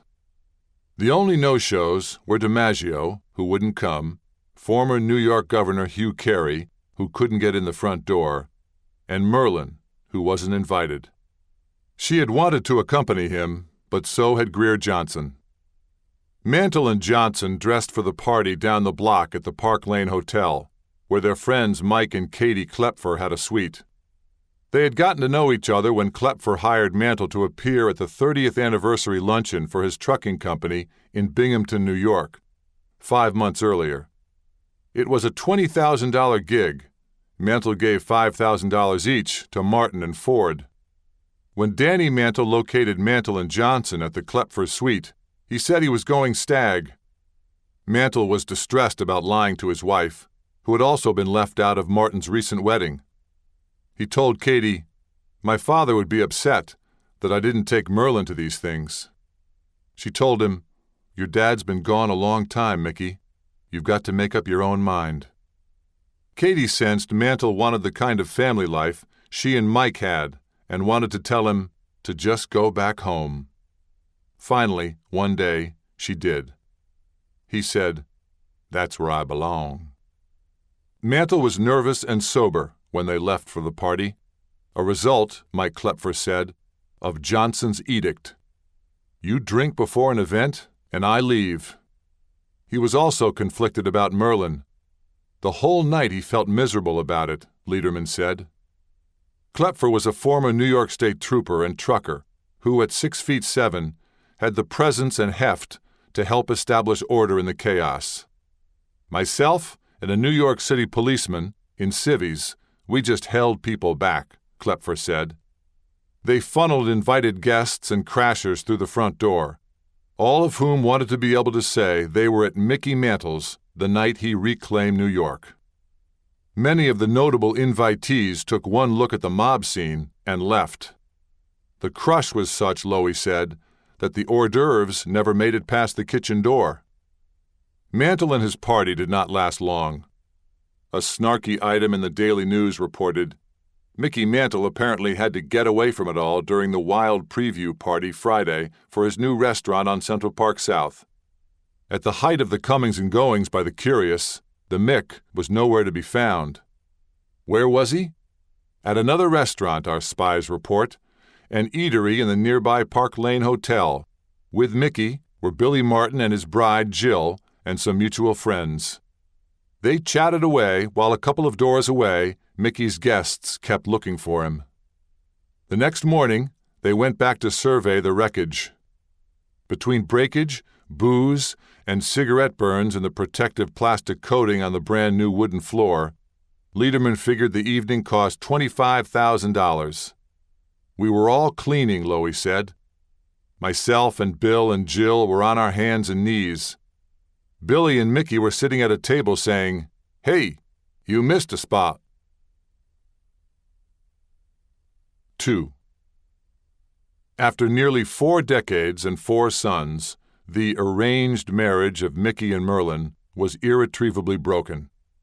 Long after his career ended, Mantle continued to live a ball player's existence, home and away.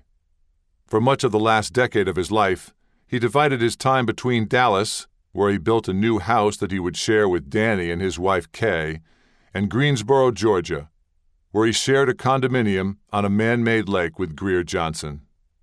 The name on the front door was hers. It was the last real relationship outside his marriage, True said. Mantle told Merlin he was leaving a month before the opening of the restaurant. Their marriage counselor had recommended a separation, telling Merlin, "Mickey is totally controlled by fear." In A Hero All His Life, Merlin offered a remarkably candid portrait of their relationship and its dissolution. She wrote that as she helped him carry his belongings to his car, he said, "You will always be my wife. I know I'm giving up the best thing I've ever had." I said, "I don't even understand what you're talking about. What do you mean? I will always be your wife, but you don't want a life with me?"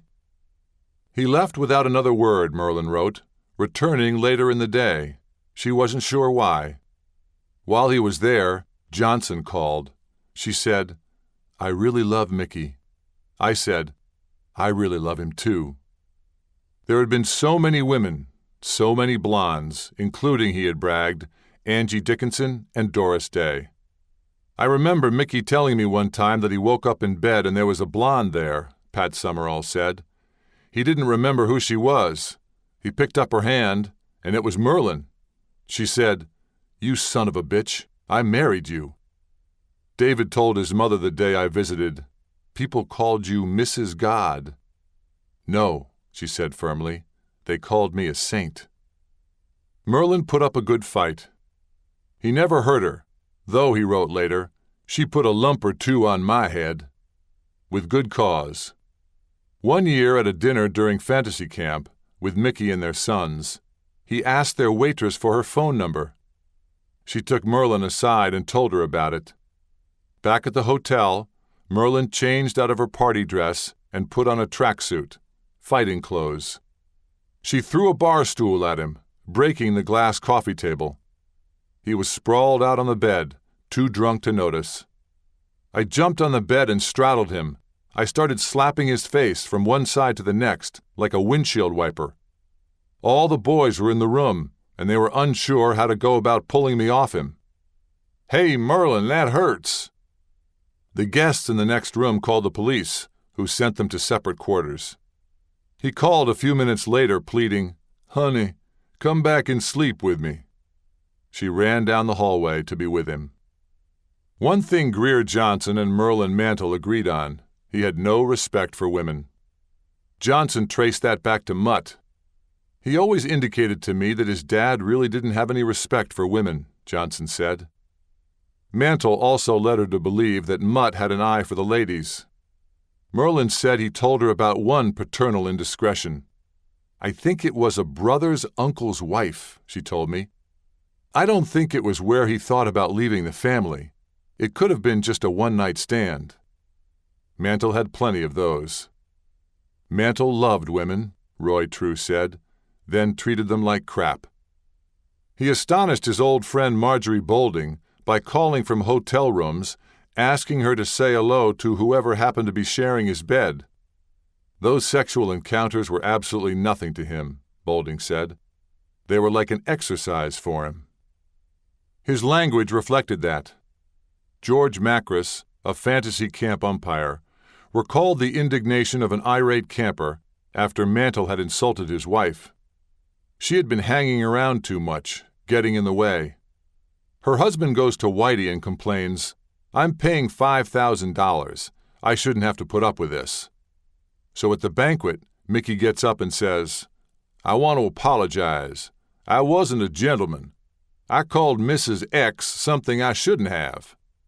Then he leans into the microphone and says, "For the rest of you who don't know, I called her a fucking cunt." When Johnson chastised him for his language at a Bible Belt autograph show, he turned and looked at her. Almost like he's hurt, she said. He said, "Nobody has ever told me that before." He could be verbally and publicly abusive to her, too. Tom Melito attended a planning session at the restaurant for the 500 Home Run Club video he produced in 1989. Johnson was the only woman at the table. One of the men asked, "What's your role?" Mickey steps in, Melito says. He says, "She sucks my dick." She said, "Yeah, Mick, but not tonight." Because he was the Mick, Melito didn't say anything when Mantle made a pass at his wife one night at dinner. Johnson says she and Mantle talked about getting married. With or without a piece of paper, she had come to regard herself as the de facto Mrs. Mickey Mantle. The real Mrs. Mantle received this odd piece of news from her husband the day he left her. "I don't want a divorce, but you can have one if you want it." Quickly, the separation turned nasty. She hired an attorney. He tapped her phone. Mickey Jr. was so hurt by the separation, Merlin wrote, that he just sort of faded into the scenery for a while. At one point, David didn't see his father for almost a year. She turned increasingly to alcohol for solace. Though she could no longer look to True for legal advice, he told her in confidence, "Merlin, don't get a divorce. Mick doesn't want one." Mantle offered different explanations to different people for his odd notion of marital fidelity. He really loved Merlin, True said, echoing the sentiments of many friends and relatives.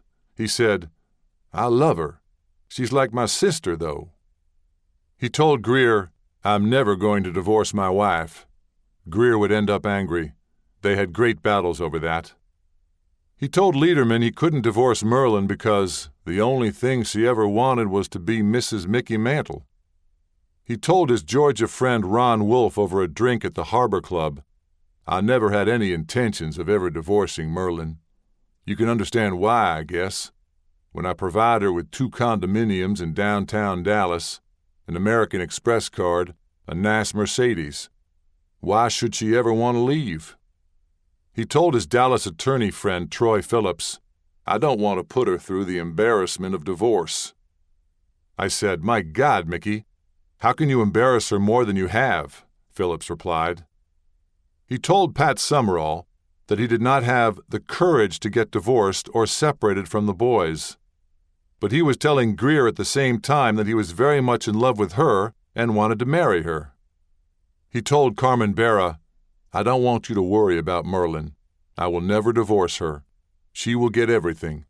Greer is an employee. She is a 10% woman."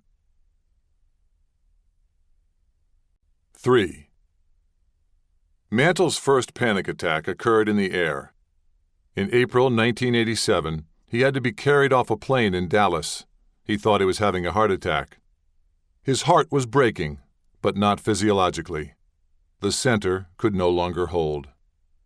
One night, sitting at his booth in the restaurant with Lederman and Lowy, a woman approached his table. Autographs were on the house for diners, and Mantle kept a stack of postcards with him for that purpose. "He's in a great mood," Lowy said. "He's the perfect Mickey." He starts to write the autograph. The pen runs out of ink. He takes it and hurls it into the wall. He threw it so hard, and he was so furious. She just stood there and she started to cry. She finally had to leave. He could be one person one moment and a totally different person the next, and go back and forth. Though usually once it flipped into the bad Mickey, it didn't flip back. When he was the good Mickey, he was funny, friendly, generous, kind, gracious even, but he could turn on a dime. The two Micks were as puzzling as they were unnerving. Lowy thought, there was something from a very early age that happened to him. Something Mantle had never confided to his wife.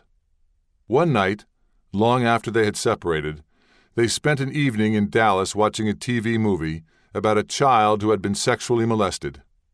"That happened to me," he said. He told her that often when Mutt and Lovell went out to a Friday night barn dance, her teenage daughter, Anna B., babysat for her half-siblings. He was 4 or 5 years old when she began molesting him, pulling down his pants and fondling him while her friends, teenagers and older, giggled, and smirked. They started playing with him, Merlin told me, and of course, he got an erection. They laughed at him. He remembered how embarrassed he was. That was the only time they ever spoke about it. It could have been why he turned out the way he did, she told me. He had kept a secret to himself for nearly his entire life, she wrote in A Hero All His Life. That night I thought I understood more clearly than I ever had why his ego was so fragile. He was a loner who loved a crowd when they cheered from a distance. He never respected women.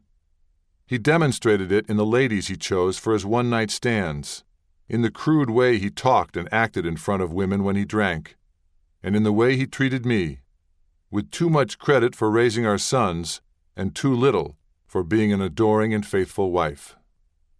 In fact, he had not kept the secret entirely to himself, nor was Anna B. his only abuser. He had confided pieces of the story to Linda Howard, Greer Johnson, Larry Melly, and Mike Klepfer. One evening at Mickey Mantle's, Melly was watching a football game with him at the bar. Melly was troubled by Mantle's decision to take Johnson to the house in Dallas when the boys were there and have her sleep in his wife's bed. I told him how wrong it was, Melly said. Mantle told him about Anna B.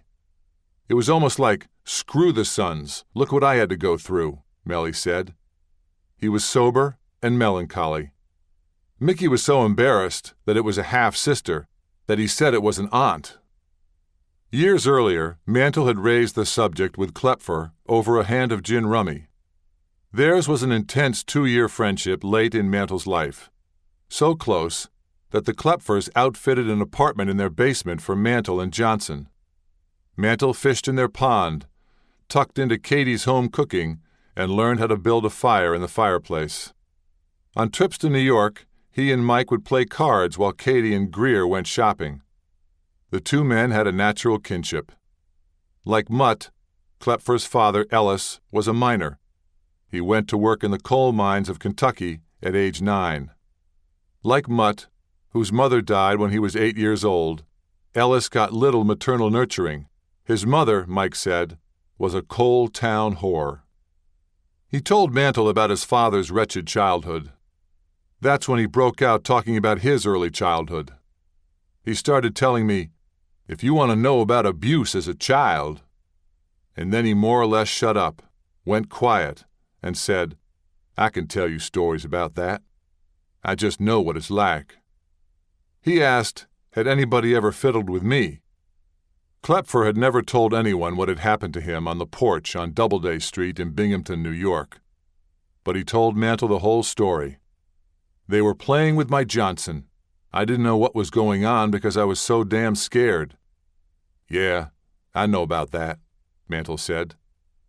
He listened closely as Klepfer described his inability to fend off the assault. Like little Mickey, Klepfer was a small boy who grew into a hulk of a man. Mantle had osteomyelitis. Klepfer was asthmatic. I couldn't fight anybody because I couldn't breathe. And Mickey laughed and said, everybody talks about my arms and how strong I am. I was a piss-ass sissy, too. Mantle told him that an older boy in the neighborhood had pulled down his pants and fondled him, and that it had happened more than once. He told me, well, that's how I learned how to run like lightning, Klepfer recalled. If I got wind that something like that was going to happen, I got the hell out of there, and I could run. What happened to him as a kid drove him nuts. He lived with a situation where he was being abused for a while, long enough for it to be indelible. It was something that he had never forgotten. Mantle alluded to the abuse by Anna B., but never told Klepfer the details. Any time the subject came up after that, Klepfer said, he would just get drunk, massively drunk, the drunkest ever. There'd be no talking about it the next day. There is no way to know how often or for how long he was abused by the neighborhood boys or by his half-sister. He told Merlin that it continued until Anna B. moved out of the house. She worked in the bars around Commerce, married, and died young. By 1956, when New York scribes descended on Commerce to document his all-American childhood, Anna B. had been written out of the family script. In high school, he was seduced by one of his teachers, Merlin told me. She just laid over him, she said. He took her to Independence, Missouri to meet his roommates his first year in the minors. She was a hot date, Jack Haston recalled. Mantle laughed when he told Greer Johnson about her decades later. That's how I got through high school, was screwing the teachers. That's the only way I was able to graduate. No doubt the Mrs. Robinson attentions of an older woman made him the envy of the Independence Yankees. But the seduction was no joking matter. It may have assuaged lingering, unarticulated hurts and insecurities, but it was also a violation of innocence and trust, an exploitation of a hormonally charged teenager who wet his bed until he left home to go away that season. Richard Gartner, a New York psychologist and the author of the definitive work on the subject, Betrayed as Boys, says the incidence of abuse does not necessarily determine its impact, nor does the age at which it occurs. I've treated people who have had one relatively mild incident, and yet were deeply affected all their lives, sometimes more than people who were chronically abused, he said. Abuse by an older sibling is a violation of the gravest taboo, incest. Abuse of a heterosexual boy by other boys undermines an emerging sense of manhood. Abuse by an older woman in a position of authority is an abuse of power, even if, Gartner says, it made him feel like a man.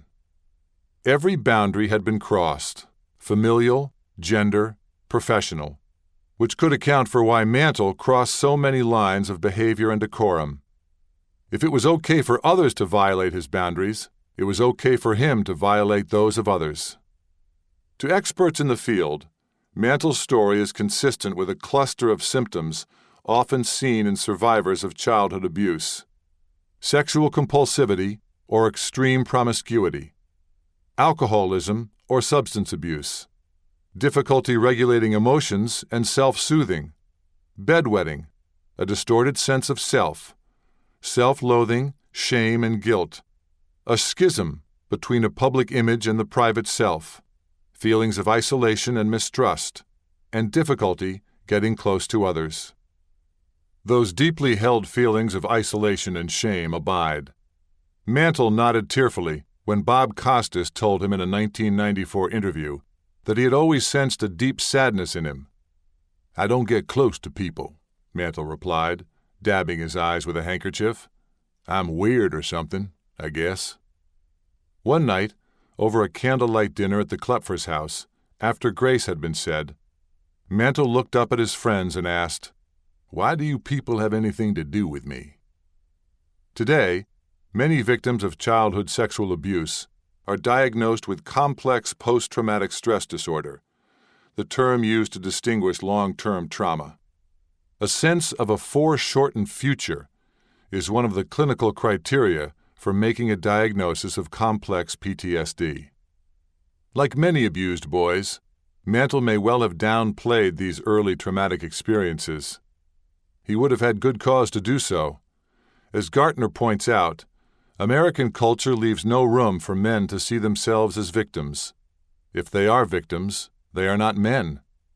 Nowhere would it have been more essential to hide those feelings than in a major league locker room. 4.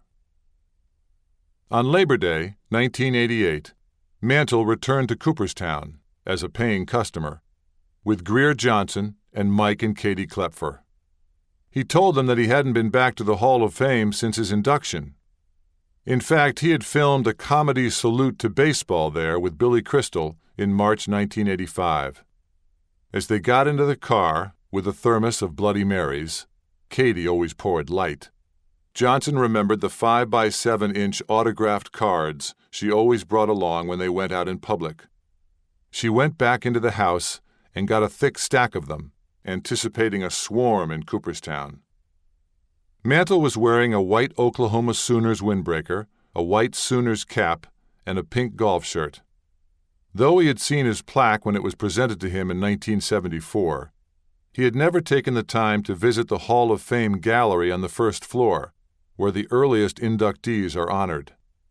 Klepfer hung back as Mantle read every plaque, squinting through the dollar cheaters that Klepfer had purchased at the drugstore. Then he put his hands up to his face and cried. "You know," he says, "until today, I thought I was a pretty good ball player." Klepfer thought he was humbled by greatness. Or perhaps they were what-if tears. Mantle articulated his regret in a private conversation with Costas. He said, without a thimbleful of bravado, but wistfully and with affection and respect for the other players involved, "I know I had as much ability as Willie, and I had probably more all-around ability than Stan or Ted. The difference is, none of them have to look back and wonder how good they could have been." No one disturbed him. No one asked for an autograph. No one recognized Mickey Mantle. Not even the staff at the Hall of Fame Museum. Toward the end, he took his hat off and said, "Well, maybe if I don't have my ball cap on, they'll recognize me," Klepfer said. They posed outside on the front steps, trying to attract attention. "Hey, Mickey! A little over to the side, Mickey." "Hi, Mickey!" "How are you, Mick? You're here in Cooperstown." No one noticed. They had lunch at the Otesaga, the old inn on the lake where inductees annually gather for the Hall of Fame weekend. Klepfer tried one more time. "Do you have a reservation for Mantle?" The girl says, "No, I'm sorry, we don't." "You don't need a reservation. You can go right in." Chapter 19, February 4th, 1994.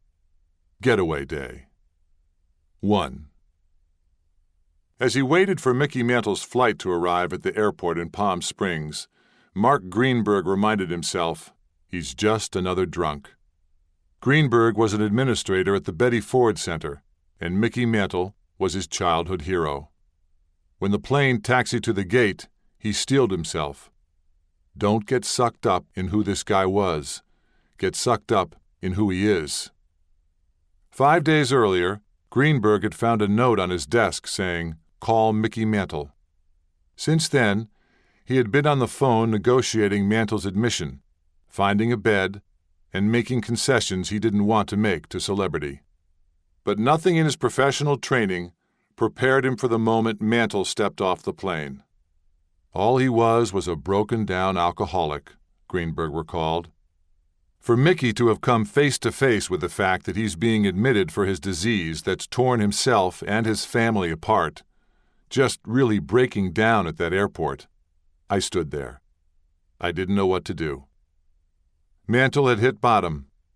An MRI showed what his friend Jim Hayes already knew. His liver looked like a doorstop. He would need a transplant eventually.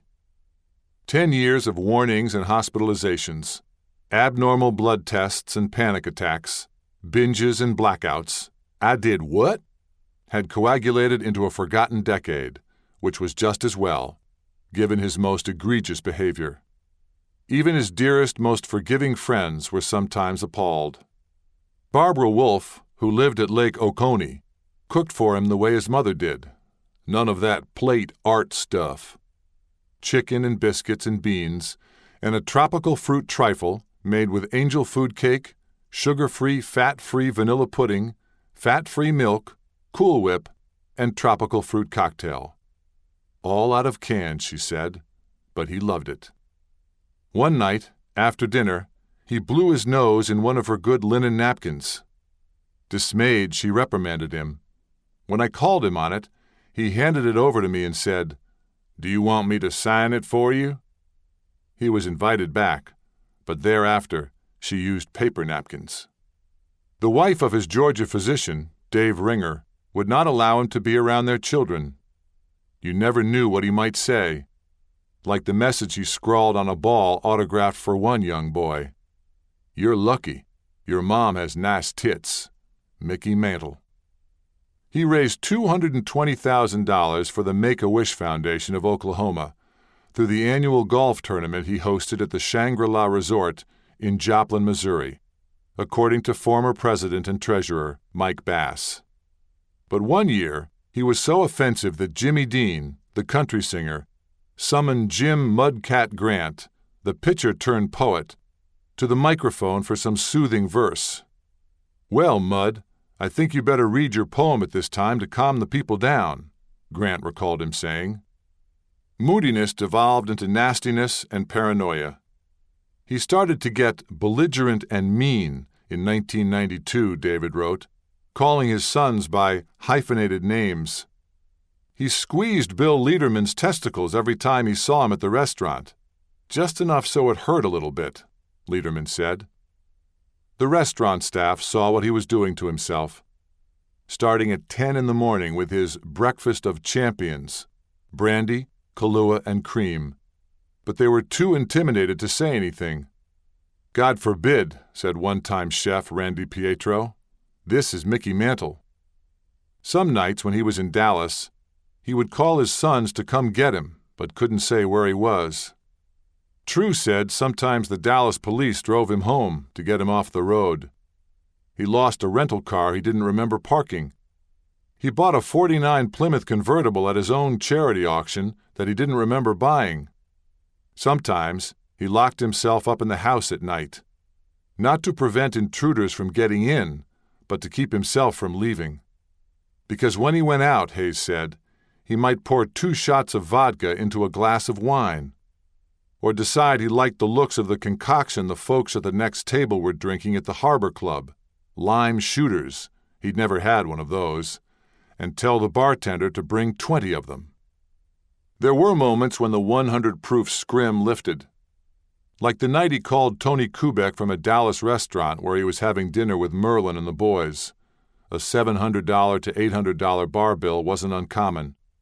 He looked at the check, which he never did, and saw what it was for. Round after round of drinks, bottle after bottle after bottle of wine, Kubek said. He said that's when he knew there was a problem, and it was all of them. But when his filmmaker pal, Tom Melito, screened footage for him that he had shot at a banquet of Mantle at his drunken worst, in an effort to make him confront his alcoholism, it made no impression. He told True and Lederman that he was having trouble performing sexually. Sometimes he spoke of suicide. "I'm not sure he cared if he died," Merlin told me. Mick just felt guilty. He wanted to lay down on the railroad tracks. The misery would be over, David said. One day he asked True to meet him for a drink. "He told me he was thinking of killing himself," True said. "Yeah, it scared me." I stayed with him and talked to him and talked to him. The moment of crisis passed. We got off on other subjects because he was drunk, True said. The breaking point came in December 1993 at a fundraiser for the Harbor Club's Christmas Fund that Mantle and Johnson had organized to raise money for gifts for needy children in Greene County, Georgia. Mantle was holding court at a table surrounded by good old boys and enablers, some of whom worshipped at the church of the preacher Wayne Monroe, who administered the fund. Monroe stopped by the table to thank Mantle for his efforts. As he walked away, there was a lot of noise, all of a sudden a lot of laughter, Monroe said. I never heard anything that was said, but Greer came running up to me afterward and said as I was leaving, "Oh, please, forgive Mickey for what he said. He didn't mean it. He's drunk." What he said was, "Here comes the fucking preacher." What upset Monroe most was the complicity of the other revelers. Because they were sitting with Mickey Mantle, they just felt great and wonderful, he said. And they were all laughing at what he said. "Yeah, Mickey, tell that guy." The next morning, Mantle had no memory of the incident. When Johnson told him what happened, he was distraught because he thought Monroe had hurt him. He said, "I need professional help," Johnson recalled, and I said, "Yes, you do. I can't help you, and you can't help yourself." It was a sobering realization and perhaps, Dominic Sandifer said, the first adult decision of Mantle's life. In making it, he was following his youngest son's example. One night that fall, while on a trip to California for Upper Deck, Danny had disappeared from the hotel where he and his father were staying. He went out for a drink and blacked out for 3 days. When he came to, he put himself on a plane and checked into the Betty Ford Center in Rancho Mirage. Dad never saw me again for a month, Danny recounted in A Hero All His Life. I ducked out on him. It was the only way to save his life and his marriage. It ruined our lives, he said of his addiction. You wake up, you're 35. It's such a waste of time and life. When I went to Betty Ford, I was 33. I already had a little bit of liver damage. I had been drinking pretty hard for 10 years. His wife, Kay, would join him at the Betty Ford Center soon after. Furious and threatened, Mantle refused to attend Family Week, a 5-day educational and therapeutic program during week 3 of the month-long stay. Merlin went alone, fortifying herself on the plane with vodka to steady her nerves in the air. She didn't drink during Family Week, but ordered a stiff one at the airport as soon as she got ready to board the flight home. A high school friend who had come to see her off, a recovering alcoholic, asked whether she thought it was wise to drink in front of Danny and Kay. In the air, she began to chastise herself. Here you are so happy that your child got sober, and here you are still drinking, she wrote in A Hero All His Life. That was her sober date, November 2nd, 1993. She joined Al-Anon, the support group for relatives and friends of alcoholics, and got herself a sponsor. Al-Anon saved my life, she told me. I was so angry when I got there. It helped get rid of the anger. Danny's example was deeply affecting. Roy True and Pat Summerall, who received a new liver after his own stay at Betty Ford, had urged Mantle to check in. At lunch one day, with Danny and Sandifer, Summerall told Mantle, "Mickey, you need to get help." That led to a series of conversations. After a round of golf one morning at Preston Trail, Mantle asked Bill Hooton to join him and Summerall at their favorite watering hole. He asked Pat some very serious questions, Hooton recalled. What's it like after? Was it tough getting through? Do you miss it? He also asked, Did you have any fun? I said, Mick, I don't think that's what you go to do, Summerall recalled. He said, Do they get into any religious stuff? I said, Yeah, that's part of recovery. Finally, one day he asked me if I could get him in.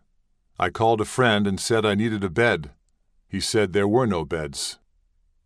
Summerall told him who the patient was. A bed became available on Friday, January 7th, 1994. Hooton was surprised to learn that Mantle had registered under his own name and asked, You think that's wise? Mantle told him about seeing Ryan Duran on TV talking about his recovery. That guy, when he was playing ball, was a wreck, and he whipped it. He goes around talking, and he does a lot of good. If I can go out there and come back, and the fact that I've whipped the drinking can help somebody else, then sure, I want that known. When he met Mark Greenberg at the airport in Palm Springs, Mantle reiterated the pledge. 2. At the Betty Ford Center, he was just the guy in room 202, and he didn't much like it. He called the other patients inmates. He referred to treatment as doing time. He was contemptuous of gays in the program, and when he was assigned a roommate after having had a room to himself, Greenberg said, he took all the coverings off the bed and put it in the bathroom and slept the night in the bathroom. The life of a patient at the Betty Ford Center is as structured as that of a Major League Baseball player. Counselors tell you where to be and when to be there. 6:30 a.m. wake up, breakfast, morning walk, therapeutic chores, making beds, doing laundry, setting and clearing tables, group therapy, individual therapy, spiritual counseling, and Alcoholics Anonymous meetings. There are rules against fraternizing with other patients and rules about contact with the outside world. For the first 5 days, patients are not allowed to make telephone calls. Mantle broke the rule almost immediately, Greenberg said, walking to a building on the campus of the Eisenhower Medical Center, requesting to get the hell out of here. He called Summerall 3 or 4 times. I said, You're not thinking about leaving, are you? Summerall recalled. He said, If you ever see me taking another drink, I want you to promise you'll kill me." The Betty Ford Center was founded by the former First Lady after she was successfully treated for alcoholism at the U.S. Naval Hospital in Long Beach, California. By 2009, the center had treated more than 90,000 patients, among them Liza Minnelli, Elizabeth Taylor, and Chevy Chase. Greenberg laughed when Mantle asked for a pass to do an autograph show for Upper Deck. "He was saying that he was going to lose a lot of money," Greenberg said. I said, "There is absolutely no way that Mickey is getting a pass to leave treatment, to go to work and sign autographs." In Greenberg's view, Mantle was a classic example of what Robert Millman, a New York psychiatrist and former medical advisor to Major League Baseball, calls acquired situational narcissism, a syndrome peculiar to the inhabitants of a celebrity caste, who are attended to by flacks, bodyguards, agents, lawyers, personal assistants, and groupies, in whose rapt eyes they see the reflection of their own importance. At Betty Ford, Mantle was looking through the mirror cracked. Seeing himself in the despairing gaze of the other broken human beings there was devastating. Far easier to hide in the bathroom or behind polished empty sound bites than to introduce himself at an AA meeting with the words everyone in recovery must utter. "Hi, I'm Mick, and I'm an alcoholic." Take the pain. That was the fatherly advice he always gave his sons. That's the way he had led his life. But tracing the path that had led him to Betty Ford was excruciating. The therapists wanted him to talk about his father. He had steadfastly refused to go beyond pat bromides in conversation with friends and teammates, with Herb Gluck, the ghostwriter of the Mick, and with Angelo Pizzo, the screenwriter his family had approved to write the film version of Mantle's autobiography. The most Gluck could elicit was an apocryphal tale about his teammate Bobby Brown, whose father also invested his thwarted ambitions in his son. "When you get totally wrapped up in dreams about somebody else's future," Mantle wrote, "they become your own. That's the kind of background Bobby had, same as mine, insofar as father-son relationships go." But finally, the guy in room 202 had to come face to face with his father. If Mutt was the central character in the Mantle narrative, the appropriateness of his grief for his father emerged as a central theme in his treatment, Greenberg said. He had never said goodbye to Mutt. He had not called or written during the 2 months Mutt lay dying at the Spears Chiropractic Hospital in Denver. Up until coming into the center, Mutt was still very much alive in this guy's life, and still controlling him in his actions, Greenberg said. At the Betty Ford Center, patients are required to write grief letters, addressing past relationships and patterns that control or contribute to their disease. Some patients write to their addiction, others write to their drug of choice. Mantle addressed one letter, "To the drunk who shares my body," but didn't complete it. He finished his letter to Mutt. Grief Group is sacred ground at Betty Ford, a place where all is bared and everything is confidential.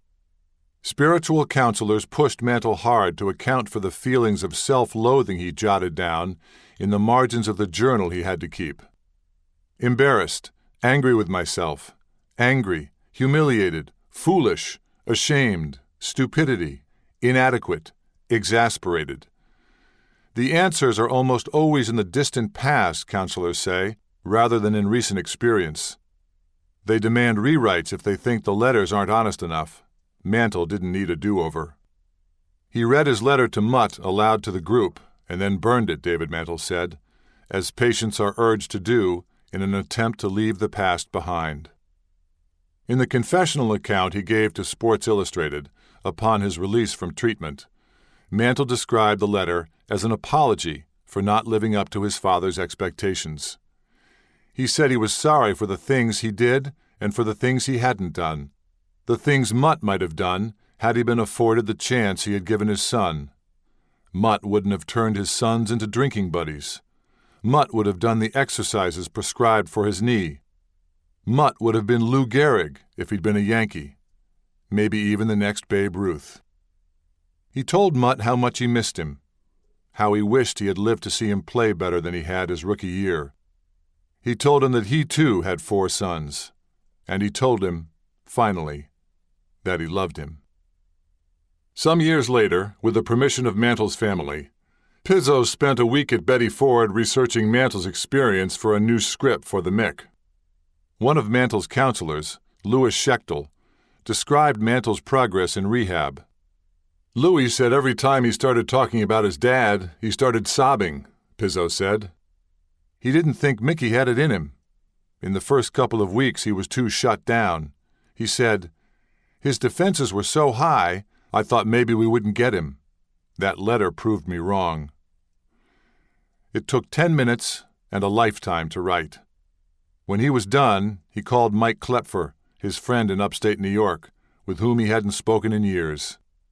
He was crying like a baby, Klepfer said. He said, "They made me write Mutt." He didn't even say my dad. And he said, "They made me tell him what I wanted to tell him." They had spent many hours and many long nights talking about their fathers. 2 strong men who dominated us in our early life, Klepfer says. And what he concluded from Mantle's call was this: he wanted to tell Mutt to stop running his life. The grief letter afforded him that opportunity. He went back to the famous story about the hotel room in Kansas City, where Mutt grabbed his stuff and said, "Okay, come on, you coward. We'll go home and you'll go in the mine." And he said, "I should have grabbed my dad right then and told him, 'Hey, I'll make my own decisions. Get out of here.' But I was too young then." I got off the phone and I remember thinking, wow, this letter wasn't saying he was sorry, but was telling Mutt that he should have gotten out of his life and let him fall on his butt. In other words, if he had taken control earlier and not lived his whole life based on what Mutt wanted him to do, he would have been better off. Somehow, he found that in Betty Ford. Mantle described the contents of the letter to Linda Howard, with whom he had remained friends, and to Greer Johnson in much the same way. In saying goodbye to Mutt's ghost, Mantle had to face the here and now, and what was left of his family. He was terribly guilt-ridden about his behavior towards his family, Greenberg said, and appropriately so. Perhaps that's why Mantle invited Johnson to Family Week instead of his wife or sons. She thought it was because he didn't feel close to them. "It was safer than having to face my family," Mantle explained in the chapter he wrote for A Hero All His Life. The collateral damage was enormous.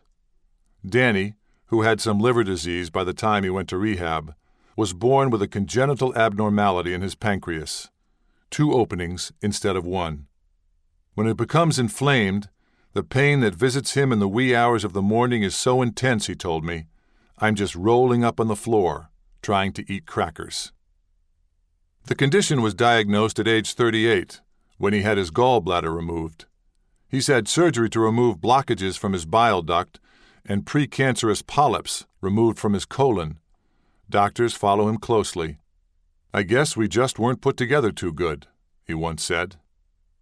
For years after the crack-up in their daddy's Cadillac, David required pain injections up and down his spine. He has migraines resulting from a motorcycle accident and getting hit in the head once too often, as well as advanced hypertension that caused a stroke-like episode in 2002. Spread across the width of his back is a tattoo comprised of Japanese characters, which, he told me, he calls his spiritual shield.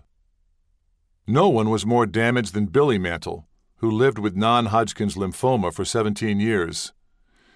His life spiraled into a nightmarish succession of debilitating chemotherapy treatments and drug treatment programs. 3 times his cancer went into remission. 4 times he went into residential rehabs. In 1993, the cancer staged its 3rd assault, and treatment was excruciating. He became addicted to the painkiller Dilaudid. He had 1 prescription in Houston and another in Dallas. He didn't have to do without, David said. Billy used the catheter port doctors had put in his chest for chemotherapy to facilitate his drug use. One day, his father walked into his trophy room in Dallas and found Billy grinding pills into a powder, which he mixed with water to make an injectable solution. He was putting it in the syringe and shooting up, David said. He got completely cured from cancer, and it left him an addict. As his drug use increased and diversified, speed, crack, and alcohol, his parents grew desperate and scared. Mantle summoned Billy Martin, then managing the Texas Rangers, to have a talk with his namesake. Martin arrived so drunk he was too tongue-tied to speak. When their house was burglarized, Merlin suspected his drug friends of the crime. She sold the house she had picked out in 1958 and moved into a condo. One overdose left Billy in the hospital on a ventilator. Mantle forced his brothers to go see him. He hated drugs. On at least one occasion that David recalled, he tested them for drugs. He always reminded them that drinking wasn't against the law. Billy's attempts to get sober received little familial support.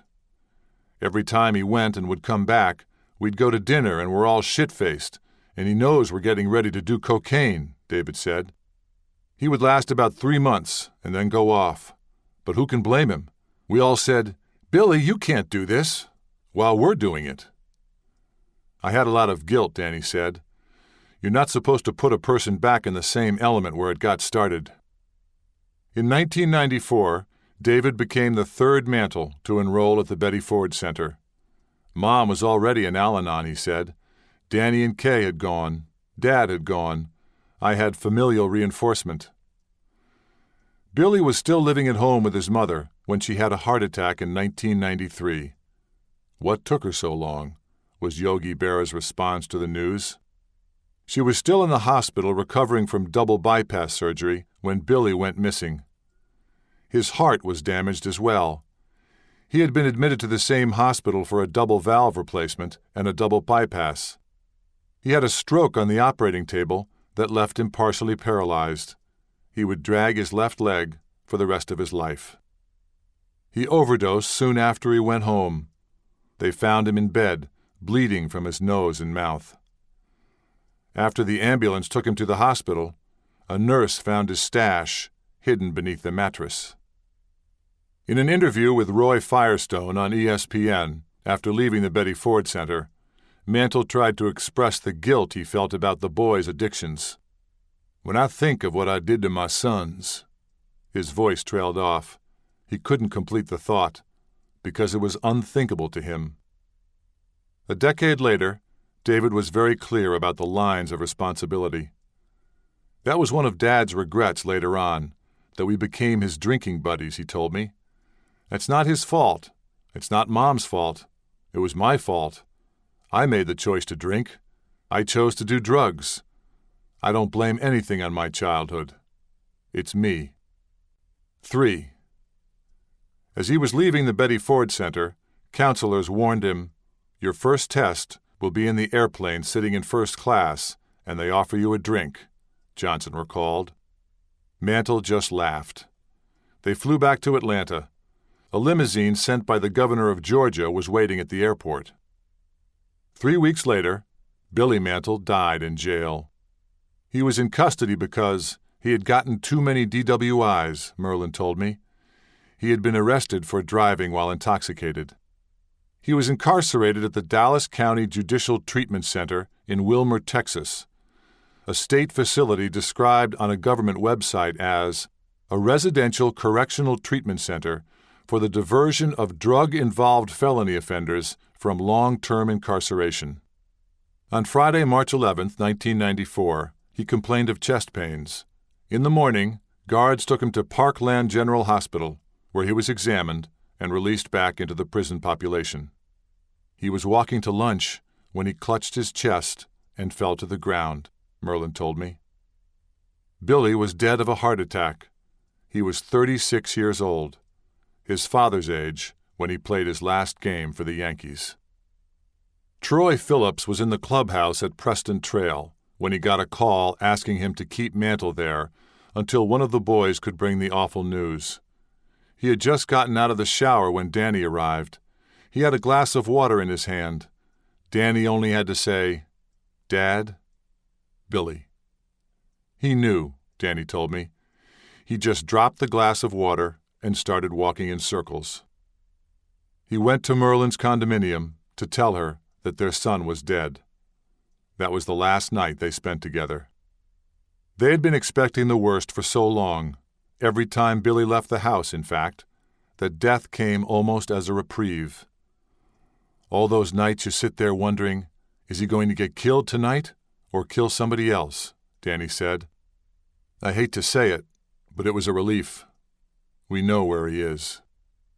The next morning, when Mantle was late arriving at the funeral home, they feared the worst again. In a nationally televised interview 3 weeks later with Bob Costas on NBC Now, Mantle tearfully acknowledged the temptation he felt then. Chest heaving, tears seeping through a veil of heavy pancake makeup, he said, I'll tell you, it was pressure, a lot of pressure. His old teammate, Tom Sturdivant, had remained close to Merlin and the boys, offering her solace and advice during her estrangement from her husband. His son Tommy, David's best friend, died of a heart attack in David's arms. Mantle was not happy to see Sturdivant at Billy's funeral. What the hell are you doing here? He said. Sturdivant replied, Mick, I saw Billy more in the last 5 or 6 years than you did. Somehow, the tension evaporated and they began to reminisce. Sturdivant reminded him the time Billy had left a condom filled with buttermilk hanging from the door to Sturdivant's room at Mantle's golf tournament at Shangri-La. Finally, they laughed. Danny and Kay were married 3 weeks after Billy's death. That presented another challenge for the father of the groom. Could he take happiness straight up? He could. Danny and David attributed his sobriety during the last 18 months of his life to stubbornness. Made his mind up. It's done, David said. Johnson thought it had to do with the weight of expectation. He was used to accommodating those.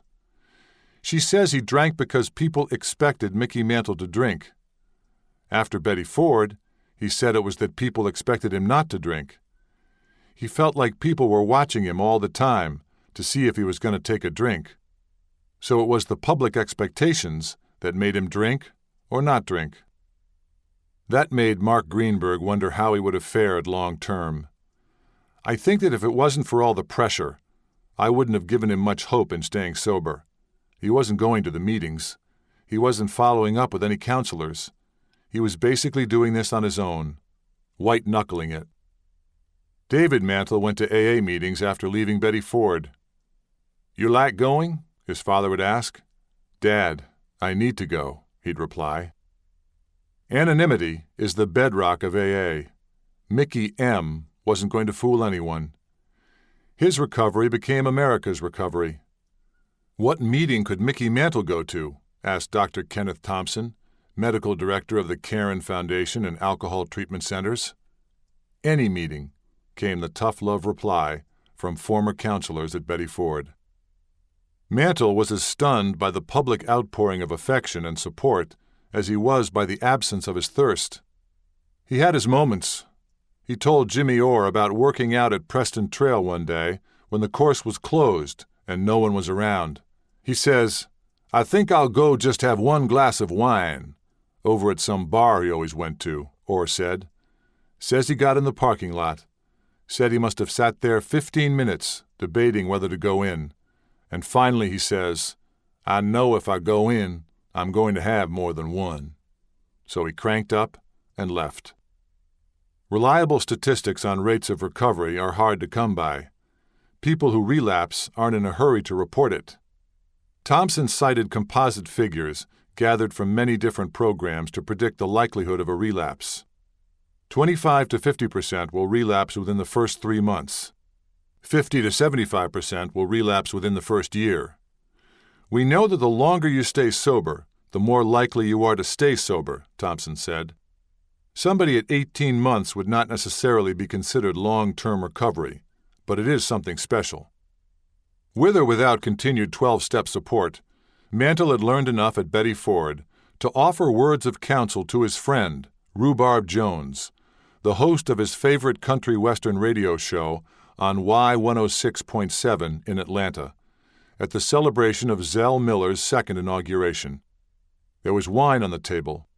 Jones, who had not yet begun to grapple with his own drinking problem, asked Mantle, "Mind if I have a glass of wine?" He said, "Go ahead. I'm done with that." I said, "Maybe I should be doing that." Mantle recited the mantra of recovery. If you're sick and tired of being sick and tired, don't drink it. It took Jones another 3 years to reach that point, but he credits Mantle with planting the seed that saved his life. The sober Mantle discovered the joys of domesticity. He took delight in cleaning up the kitchen. He bragged to Danny and Kay about the jobs he had been required to do at Betty Ford. Like it was a thrill, Danny said. The sober Mantle was helpful, autographing a ball for a woman whose boyfriend had commitment issues. "Marry this woman," he wrote. The sober Mantle was forgiving. He made peace with Jim Boughton, who had sent a condolence note after Billy's death. "I hope you're feeling okay about Ball 4, he wrote. Mantle had never read the book. Excerpts and second-hand reports were sufficient reasons to shun its heretic author. One day, in the spring of 1994, Boughton came home to find Mantle's familiar twang on his answering machine. "Hey, bud." Mantle thanked him for the letter, said yes, he was okay about Ball 4, and assured him that he was not responsible for Boughton's banishment from Old Timers Day. "I always felt somehow, guilty having done a bad thing, and that Mickey would never ever forgive me for that, and that I would never be able to make it right with him," Boughton said. "To have him effectively forgive me, tell me, 'It's okay,' it's just a wonderful thing for him to do. On some level, he didn't want me to carry that." The sober Mantle was contrite. He welcomed newcomers to his last fantasy camp by saying, "For you first-time guys, it's the first time for me too."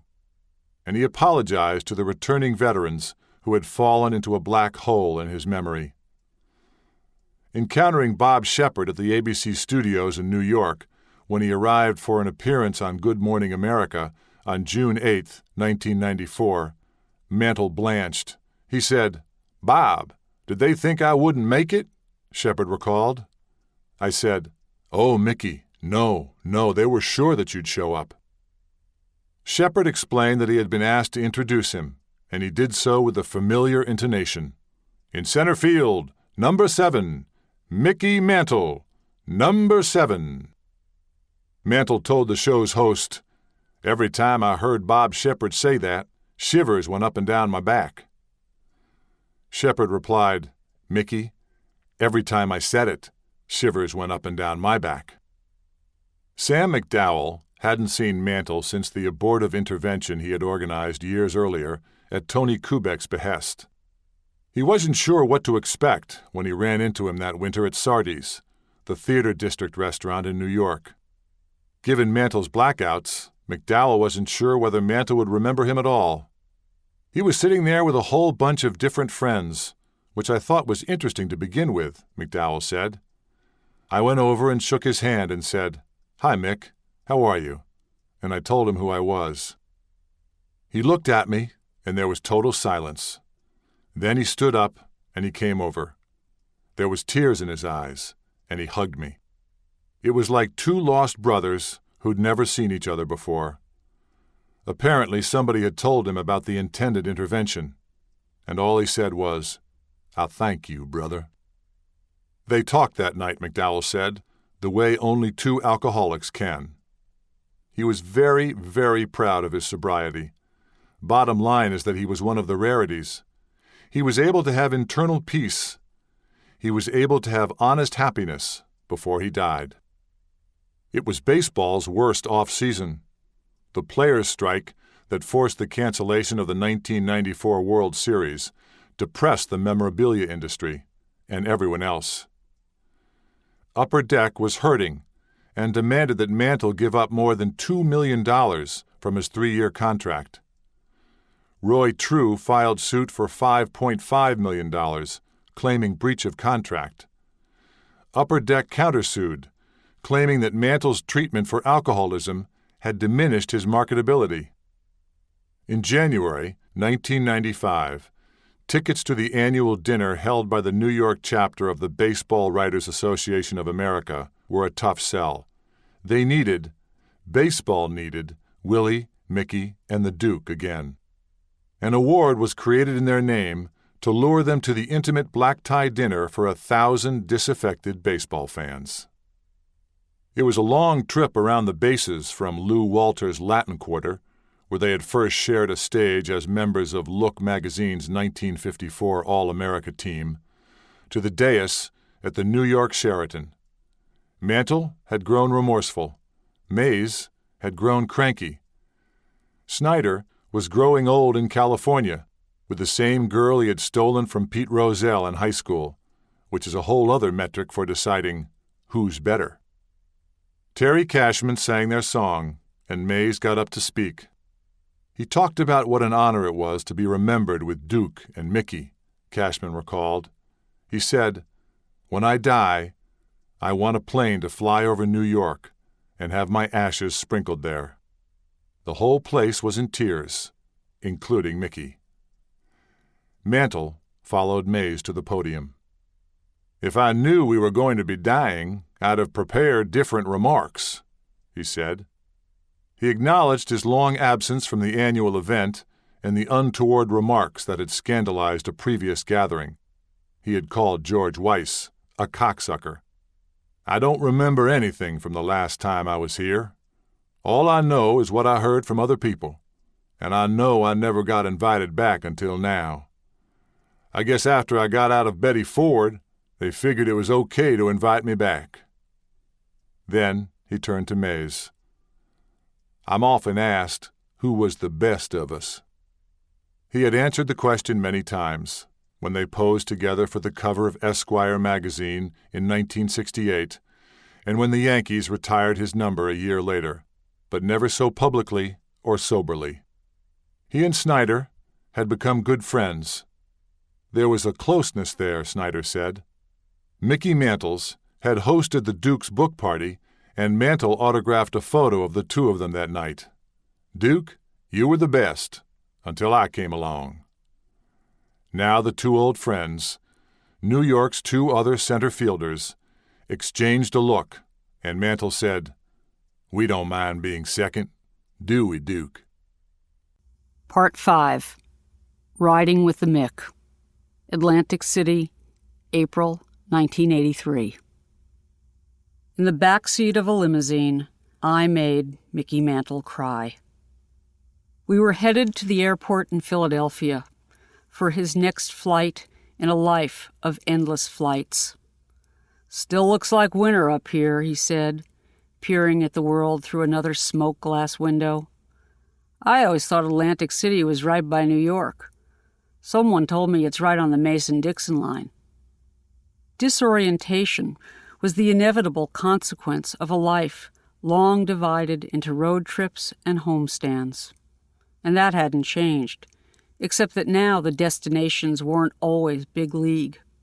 He figured he was making 10 to 12 appearances a year, gigs that paid a minimum of $5,000. He wouldn't take less. Still, he worried that he was pricing himself out of the market. They only pay so much to cut the ribbon at a gas station opening.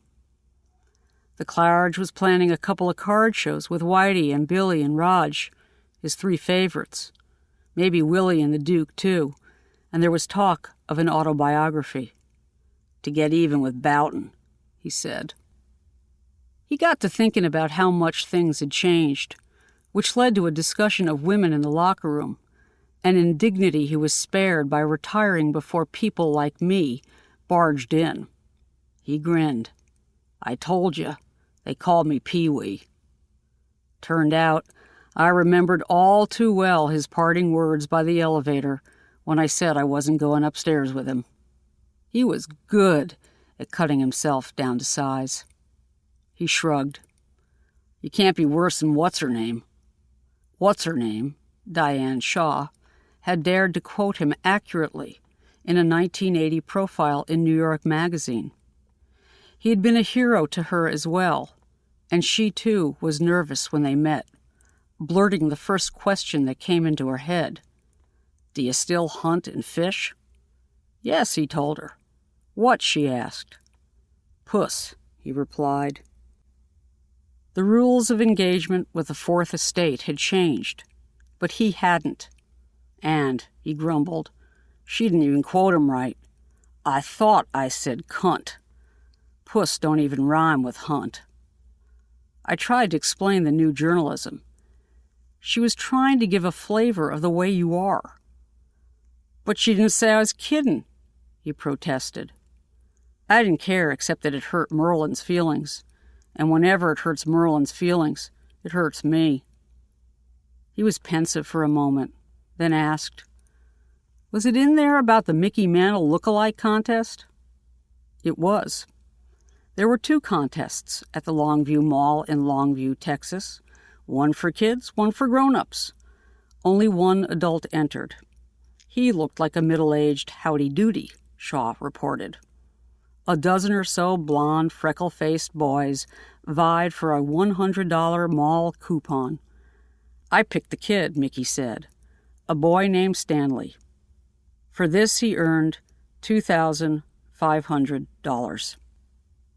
Nobody looked more like Mickey Mantle than his oldest son and namesake. I had spoken to Mickey Jr., as well as Yogi Berra's son Dale, Carl Yastrzemski's son Mike, Don Shula's son Dave, Hank Aaron's son Larry, Joe Frazier's son Marvin, Vince Lombardi's son Vince, and George Allen's son George, for a story about fathers and sons in sports. "With this name you aren't sneaking by anyone," Mickey Jr. had told me. "Did you really talk to little Mickey? Did he tell you about when I took him to spring training?" "No." "Well then, what did he say?" In 1977, little Mick was in his mid-20s and, like his 3 younger brothers, trying to find a place for himself in a world that had room for only one Mantle. He spent a few weeks at a rookie camp where Mike Ferraro, one of several Yankees once projected as the next Mickey Mantle, was working as a coach. Ferraro had to tell Mantle that Mickey Jr. did not have what it took. He showed skills, Ferraro told me. Mostly he showed he didn't play a lot. They assigned him number 76, his father's 2 numbers, but neither brought him any luck. He soon washed out of the Yankee system and spent the rest of the year with the Texas Rangers Class A team. He was traded to the Alexandria Dukes of the Class A Carolina League the following season. His father told him to take whatever he could get. They offered $500 a month. For the Dukes, it was a lost leader.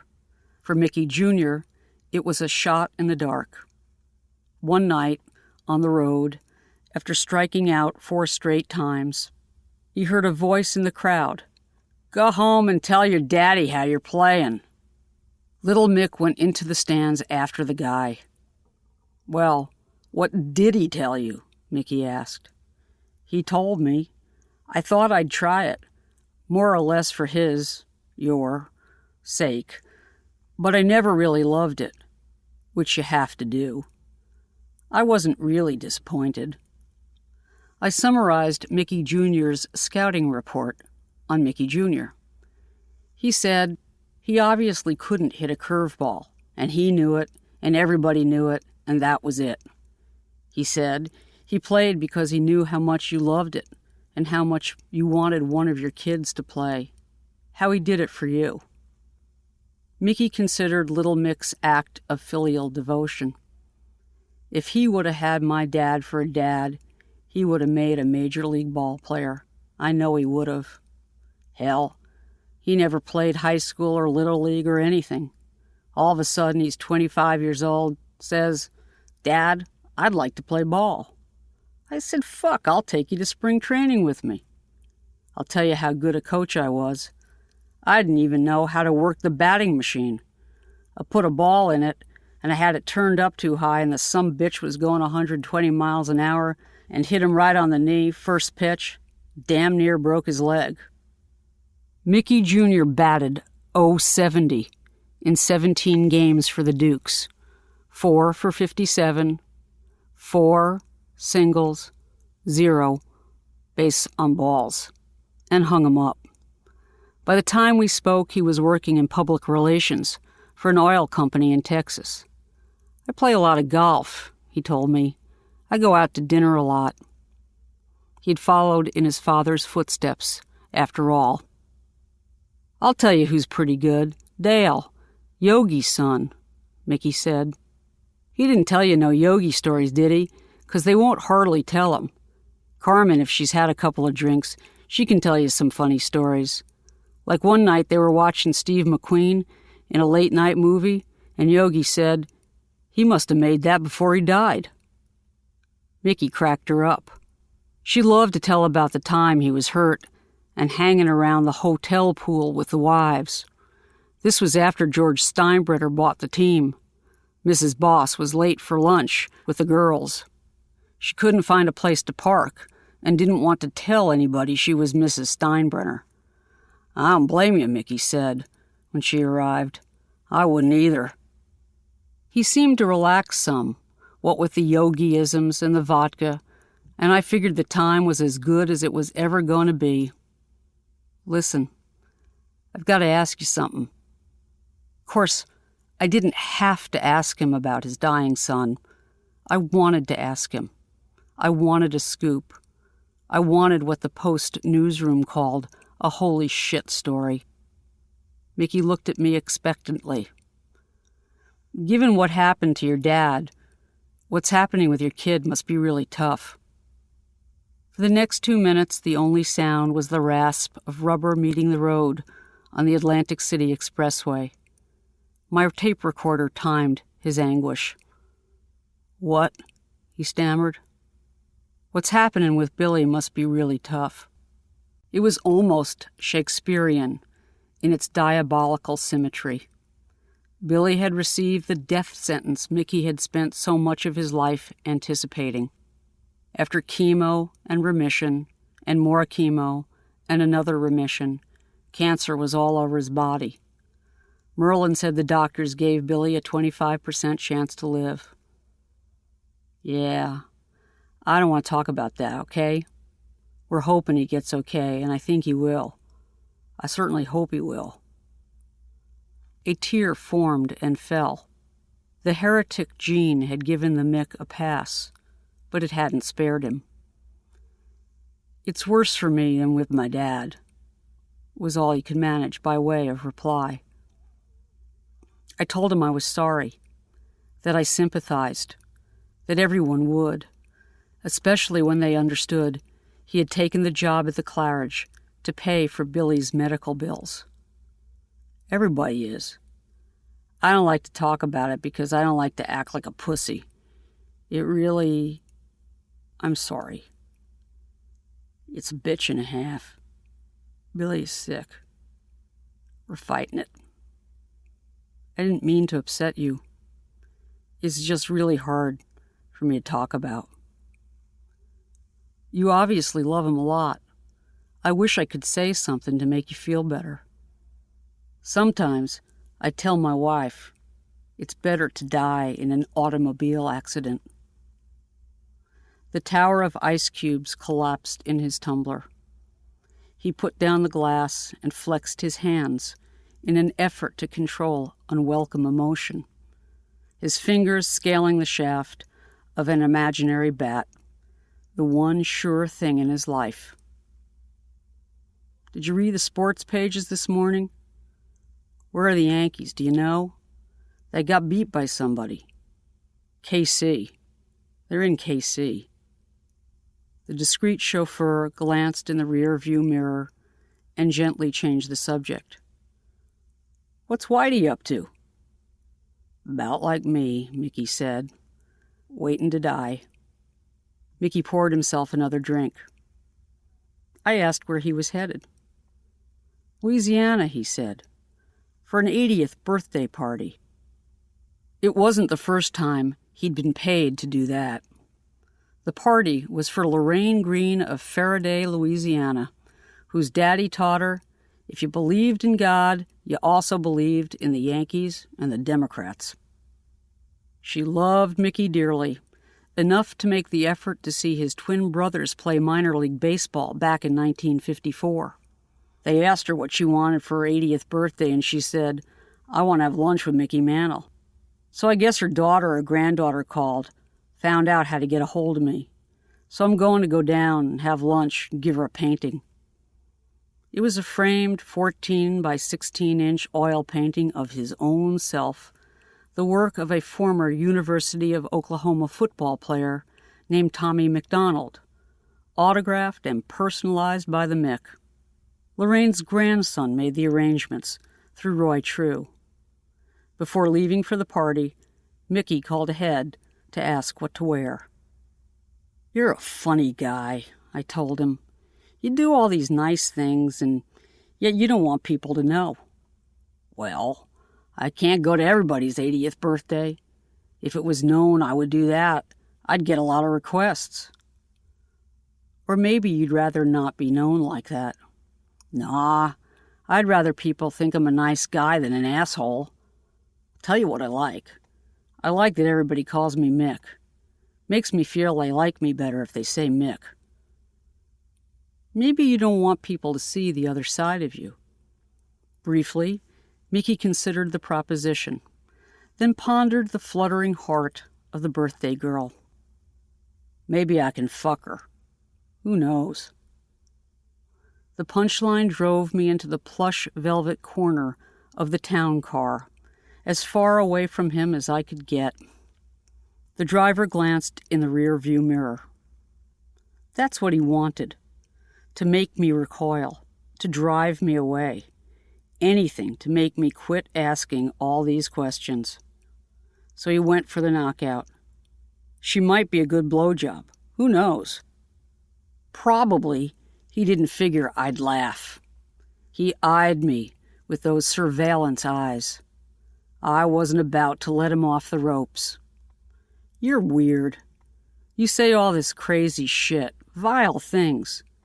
And on the other hand, you go take a painting to an 80-year-old lady who wants to have lunch with Mickey Mantle." He shrugged. "There's two sides to you. See that duplex there? I'm going to buy it for Merlin. Am I wrong? Am I wrong to think you hide that other side?" "Well, I don't go bragging about it." "The question is, why do you do it?" Mickey took a gulp of his vodka. Somewhere, sometime, he figured out that the best defense isn't a good offense. It's being as offensive as humanly possible. He deflected scrutiny like an unhittable pitch, hacking away until he got something he could handle. Most people never saw through it. The rest quit trying. Mickey poured me a drink. "You're slowing down." I pointed out that I was drinking Perrier. "I've got cirrhosis of the liver," he said. "How do you like that?" Now I was at a loss for words. "I don't like it. Do you like it?" "Fuck no. But ain't gonna worry me none. I'll die of something else before cirrhosis. One time I was talking to Billy. Martin, of course. I said, 'How's that spot on your liver?' He said, 'Now I got a little liver on my spot.'" "Does it hurt? Are you in pain?"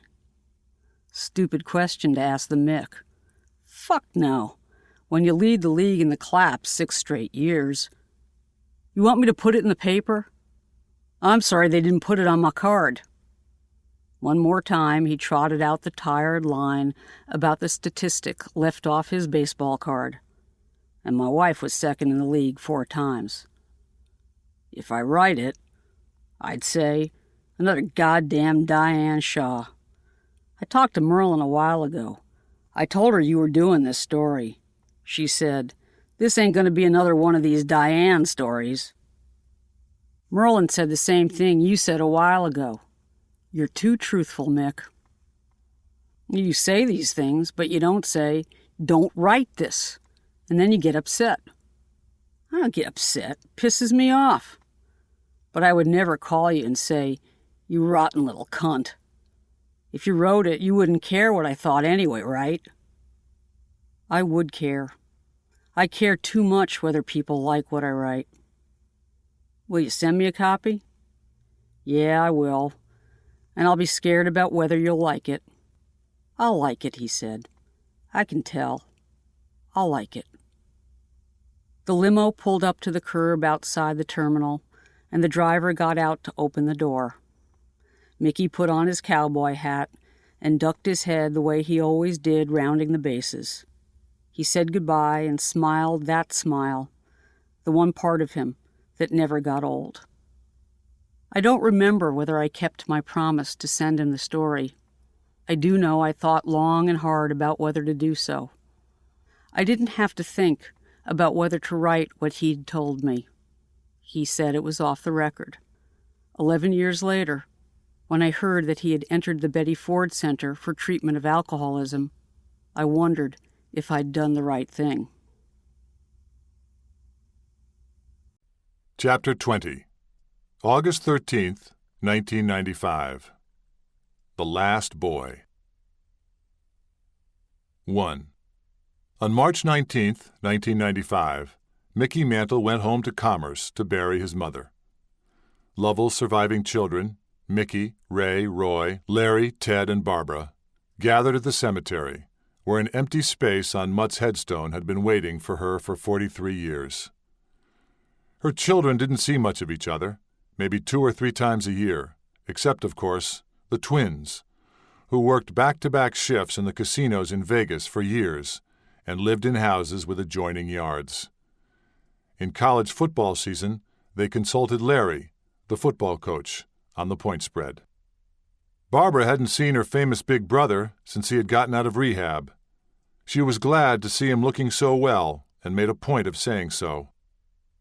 He had made it clear that he didn't want a lot of people at the funeral, just as he hadn't wanted them at Billy's, which puzzled her. Maybe, she thought, he didn't want people to see him cry. Maybe he was just tired of burying people. "I hope I'm next," he told Danny's wife, Kay, "because I'm not going through this shit again." He had said the same thing when Roger Maris and Billy Martin were buried. For a long time, he had kept his distance from Lovell, which wasn't hard to understand, given his schedule and her cantankerous ways. Years passed without a visit, and those did not always go well. Once, she took a swat at her grandson, David, which did not sit well with his daddy at all. She had never remarried, and lived for many years with Barbara's family in Oklahoma City. In the car on the way back to Barbara's after a visit in Dallas, she asked her famous son to arrange a tryout with the Yankees for Barbara's son. He demurred, saying he had never seen the boy play and didn't know how good he was. She said, "Well, I'll tell you one thing, he's better than you were," said his friend Joe Warren, who went along for the ride. "We got his mother to his sister's house. We took her suitcase in. His mom walked in the door and Mickey said, 'Let's go.'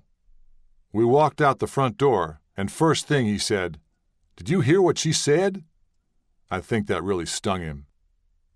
Lovell moved in with Fay Davis, Ted's widow, for 6 months before Alzheimer's disease forced them to move her into assisted living. She was a big woman, and it took 2 people to get her out of bed. I don't think he had a great lot of motherly love for her, Davis said, and she could understand why. The mother-in-law from hell, she called her. After she got Alzheimer's, she was as nice as she could be. Mantle paid for her care and paid a lot more attention after he got sober, arranging for flowers to be delivered to her room every day. After she was buried beside Mutt, he and his siblings posed for a family photograph, just as they had at the funeral for Barbara's first husband. The shutter clicked, and Mickey said, "Well, guys, I guess I'll see you at the next funeral," Larry recalled. Mantle knew time was short when he left the Betty Ford Center. He peppered Danny and Kay with questions before they went out for the evening, and sometimes begged them not to go. "How do you call an ambulance? What do I do if I can't breathe?" He told his minor league teammate Jack Hastings, "I'm going to die." I said, "No, you're not." He said, "Yes, I am. I've led a terrible life. I've done too many bad things." He set about writing the things he could in the time he had left. He left everything to Merlin, including his name. According to his will, executed after they separated in 1989, Mantle provided that his entire estate would go into trust for Merlin's benefit during her lifetime and thereafter to his sons and their heirs. At the time of his death, he and Merlin jointly held assets of $6.9 million in cash and property, half of which by law automatically went to her. The other half constituted his estate. The will, on file in public documents in Texas, provided that his sons would be able to license his name and his memory in perpetuity. He also gave them a glimpse of the good heart they so much needed to see and wanted the world to know. He had a lonely heart, and it was a good heart, and it was open, and it was big, and the mantle he put around him was not his name, his friend Margie Boulding said. It was a facade, and he did not like it to be penetrated, and it wore him out finally. Now the facade was crumbling. Now he let his boys in. On Father's Day 1994, the first David could remember sharing with him, Mantle apologized for not being the daddy he should have been. For the first time, he told his boys he loved them. Danny and David accompanied him to his last autograph show in Atlantic City in early May 1995. The event at Donald Trump's Taj Mahal was billed as a convocation of Yankee legends: Mantle, DiMaggio, Berra, Rizzuto, and Mr. October. Mantle and DiMaggio shared a private signing room off the main hall. Mantle's boys had noticed how much more patient he was with the fans who assembled before him, waiting for a purchase signature and hoping for eye contact. He was too accommodating for Joe D., who sent a representative over to Mantle's table with a request. He said, "Joe D. wants you to quit shaking hands and being nice," David recalled. Dad said, "Tell Joe D. to get another room." One thing hadn't changed: his good old boy sense of humor. At Fantasy Camp in November 1994, he sported a baseball cap with 2 pins fixed to the brow, a cross for Jesus, and a decal that said, "Be healthy, eat your honey." Steve Donahue, the Yankee trainer, ministered to aching Boomer hamstrings.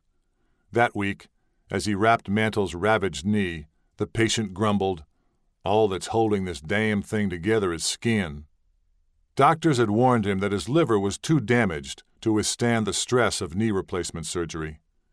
He told Donahue he was scared to have another operation. Donahue thought he was scared he wouldn't wake up. Mantle entered the Betty Ford Center 6 weeks later. One night, the winter after Mantle got out of rehab, Donahue brought his wife to Mantle's restaurant on Central Park South. After he got sober, he sipped diet soda or iced tea at the bar when he was there at all, maybe an occasional O'Doul's non-alcoholic brew, which, he said, tasted a little bit like beer. Donahue was glad for the opportunity to introduce his wife to the Mick, flaunting their relationship by making small talk. Mantle interrupted the patter. "He told me he loved me," Donahue said. Donahue later counted himself among the enablers, who were more interested in having a story to tell than in actually listening to him, who wanted to protect him, not change him. You saw his pain, and you wanted to help, but you wanted a piece of him more. So he plowed ahead with his unfinished thought. "Mickey, did you see Paul?" He said, "No, Steve. I love you, Steve." 2.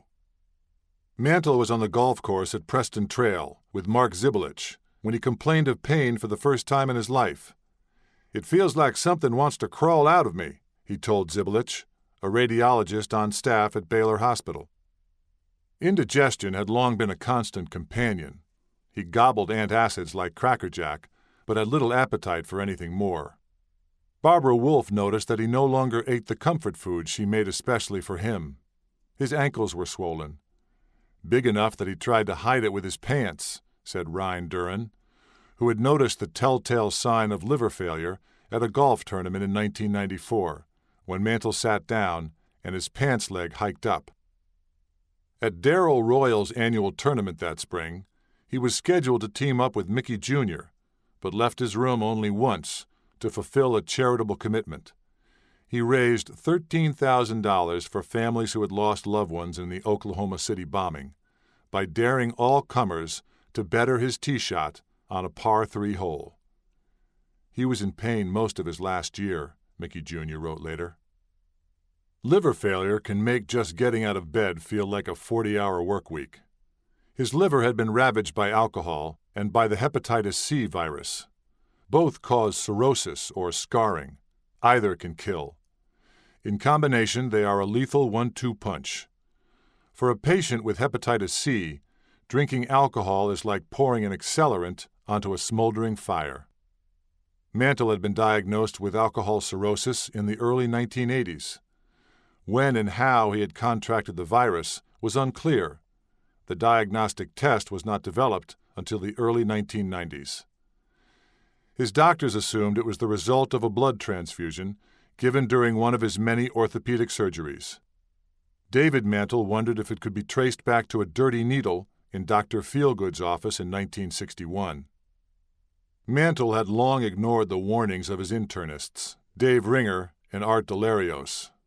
Ringer couldn't begin to guess how many drinks ago, how many doctors ago, Mantle had first been told, "The next drink you take may be your last." He'd come in the examining room and just talk and talk and talk, Ringer said. It was like, "You're going to die. This is stupid. Why are you doing this?" Then, all hell broke loose, Ringer said. All of a sudden, one day he started bleeding and bruising. His platelet count was going crazy. Platelets are small, colorless cells essential to blood clotting. A normal count is between 150,000 and 350,000 per microliter. A platelet level below 20,000 is considered life-threatening. Mantle's count, Ringer said, was about 10,000 per microliter. His bone marrow, damaged by years of alcohol abuse, was unable to produce sufficient platelets to prevent bruising and bleeding. Reviewing the numbers in the hall outside the examining room, Ringer told him, "Okay, this is it, man." He needed to be evaluated immediately. Ringer suggested either Emory University Hospital in Atlanta or, if he preferred, there was a smaller facility in nearby Athens, Georgia. "No, I want to go back with my family," Mantle said. He entered Baylor University Medical Center in Dallas on May 28, 1995. Roy True was with him when the test results came back. The cancer he had been waiting for all his life had struck where he was most vulnerable, his liver. Blood tests showed an extremely elevated level of alpha-fetoprotein, a marker for liver cancer. That spot on his liver he and Billy Martin liked to joke about appeared as a cancerous mass on a CAT scan. The tumor had blocked the duct that drains bile from the liver, leaving pockets of bacterial and fungal infection. A transplant was his only hope. He sat up. His legs were hanging over the bed, barefoot, True said. He said, "You know what, partner? I think I really fucked up." His condition deteriorated rapidly. His liver function was almost non-existent, and his kidney function was worsening. His stomach became so distended that visitors couldn't see his face when they stood at the foot of his bed. Jaundice had turned his skin yellow. School bus yellow, Danny said. Like most transplant centers, Baylor required 6 months of sobriety for an alcoholic patient to qualify for a new organ, and required patients to sign a contract promising to return to treatment in the event of a relapse. Dr. David Mulligan, the senior fellow on the surgical team, now the chairman of the Division of Transplant Surgery at the Mayo Clinic in Arizona, said doctors spent 4 days tracking down and discounting rumors that Mantle had been seen drinking beer on a golf course before they put him on the transplant list. He was listed as Priority Status 2. the designation then used for patients who had been hospitalized in acute care for 5 days or longer. Only those deemed incapable of surviving a week without a transplant were listed as Status 1. By June 7th, he had gone to the top of the waiting list. He was the sickest patient of his blood type and weight in an area a third the size of Texas. Doctors told reporters that the wait for a new liver could be as long as a month, in part because Mantle didn't want sports writers all over the country taking bets on when he would die. In fact, the average waiting time for a patient with his status and blood type in that region was 3.3 days. Göran Klintmalm, the Swedish-born head of Baylor's Regional Transplant Institute, did not know who Mickey Mantle was when he was placed on the waiting list, an inadvertent deterrent against favoritism. "He was treated exactly the same because I just didn't know any better," Klintmalm said. By the time a match was found 2 days later, Klintmalm had figured it out. "Oh shit," he said. He knew there would be a tidal wave of outrage, and everyone would claim Mantle got favorite treatment, True said. Klintmalm knew it would actually harm the program because someone famous got it. In fact, Klintmalm said, when the call came about the donor, I was actually tempted to turn it down. He had just been listed so recently, there would immediately be suspicion that we had rigged it. But then it was also obvious that I couldn't, for ethical reasons, turn this donor down, because he needed the transplant. In short, it would have been as unethical to penalize Mantle for his celebrity as it would have been to reward him for it.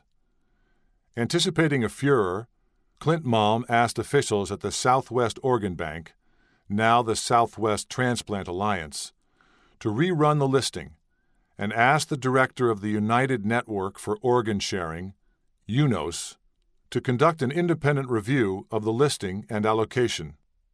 When they reconfirmed that he was number one for that particular donor in this region, I then accepted it, Klintmalm said.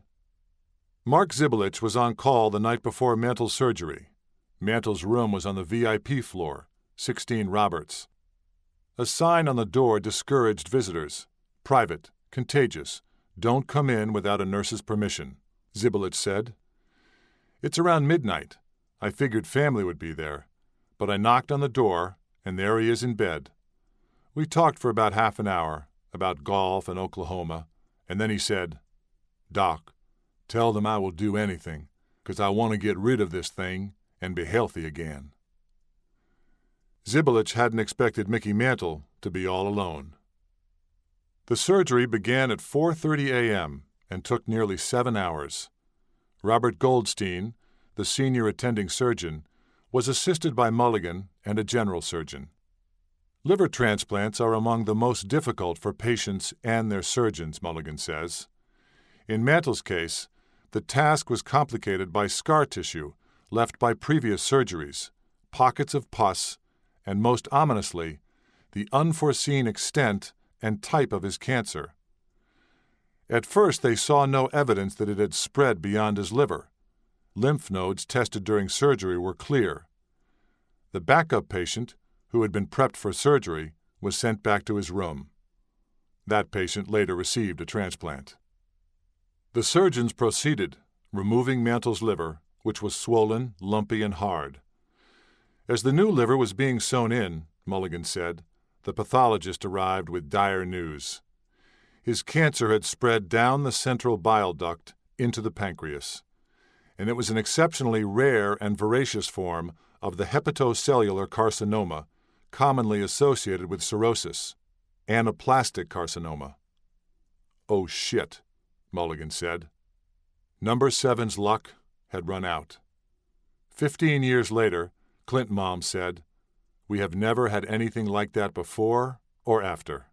There were only 2 choices, to continue with the operation, removing as much of the bile duct and pancreas as possible to eliminate metastatic tissue, or to let Mickey Mantle bleed to death on the operating table. When the liver's removed, that's past the point of no return, Mulligan said. The new liver is going in, while the pathologists are studying the old liver. So actually, We don't know how bad things are until we're well into the new liver getting perfused and him getting a new chance at life. At that point, they come back and it was a surprise. It's like, holy cow, do you guys realize this was there? I was pretty worried about Mickey. I knew this was bad, that his likeliness of recurrence was high, and that he wasn't going to do really well long term. When Clint Mom briefed the press the next morning, questions focused on the success of the transplant and the identity of the donor, not on the extent or rapaciousness of Mantle's cancer. "Well, is the donor alive?" a reporter asked. "Can you tell us that?" The donor was a 28-year-old Caucasian male, a small-town bank teller, who had donated 7 vital organs to 6 dying patients.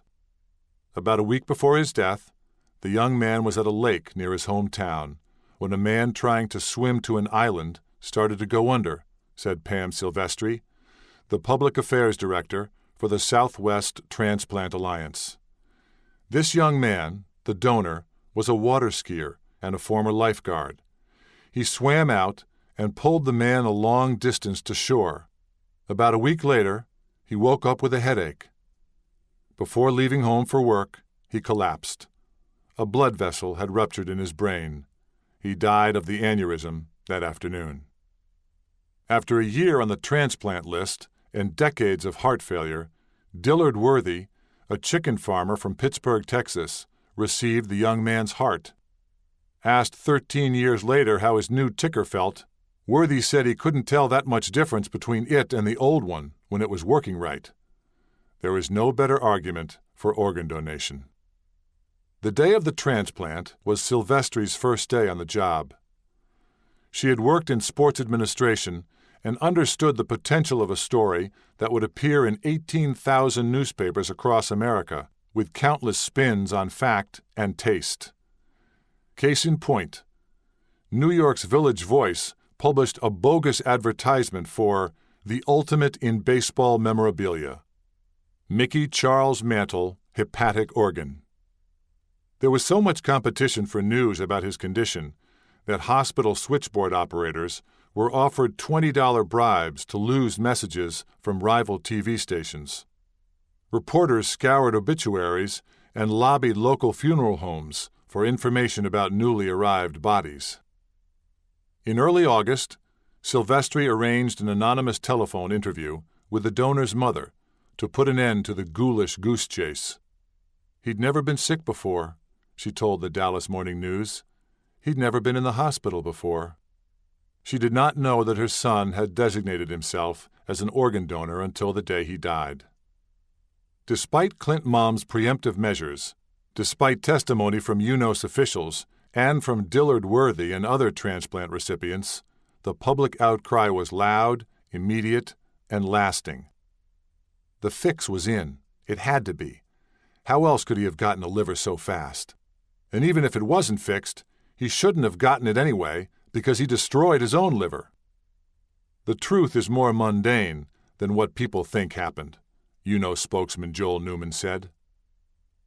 Several factors worked in Mantle's favor, Newman says, none of them his fame. He had the most common blood type, O, shared by 45% of the population, increasing his chances for a match. The population density in the Dallas metropolitan area made the Southwestern Transplant Alliance one of the highest volume organ procurement organizations in the country. And, Newman said, the prominence of the transplant program at Baylor, then one of 6 centers in the U.S., participating in an experimental protocol to treat liver cancer patients with transplantation and chemotherapy, translated into higher liver donation rates than in other parts of the country. 15 years later, Mantle's liver remains fodder for conspiracy theorists, medical ethicists, sports radio loudmouths, and sitcom wise guys, among them Larry David, who worked riffs on the transplant into a 2-episode story arc on Curb Your Enthusiasm, with the comic Richard Lewis entitled Lewis Needs a Kidney. With each new celebrity transplant, the blogosphere erupts with renewed howls of protest. The New York Times attributed the resurgence of dark theories occasioned by Steve Jobs' 2009 liver transplant, to a holdover from the case of Mickey Mantle. Arthur Kaplan, the director of the Center for Bioethics at the University of Pennsylvania, says the uproar over presumptive favoritism obscured other equally important questions about organ allocation. "I don't believe he jumped the queue, although I think arguably he could have been too sick," Kaplan said. The combination of alcoholic cirrhosis and hepatitis C might have led some transplant teams to say, "Yeah, he's sick, but he's way too sick." Clint Mom said every possible diagnostic test then available was done prior to surgery to detect whether Mantle's cancer had spread. "We kind of smelled that there could be a tumor there, and we did virtually everything in the world to find that tumor, but we couldn't find it," he said. The bile duct, an organ no bigger than a pinky finger, is difficult to biopsy, especially when a patient lacks enough platelets to clot blood. "It's something you never get close to with a needle," Clint Mom said, "and if you do, the patient usually bleeds like a pig and dies." "With today's enhanced imaging technology," he said, "we probably would have had a much better chance to make a positive diagnosis. If we had found the tumor before the transplant, we would not have done it. If we could have figured that out during surgery, we would have interrupted, closed him up, and brought back a backup patient." In 2002, UNOS instituted a new system of organ allocation that ranks every patient in the country waiting for a liver on an objective numerical scale that determines the risk of dying within 90 days without a transplant. Patients with cancer in danger of progressing get additional points and move up the list.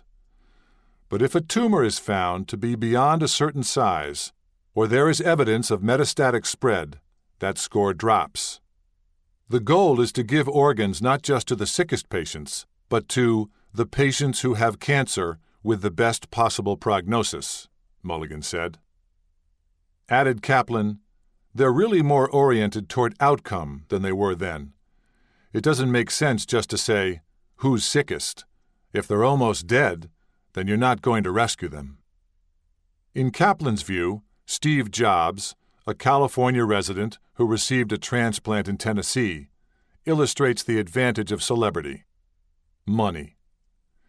"It's not that they get a liver," Kaplan said. "It's that they get admitted to the waiting list in the first place.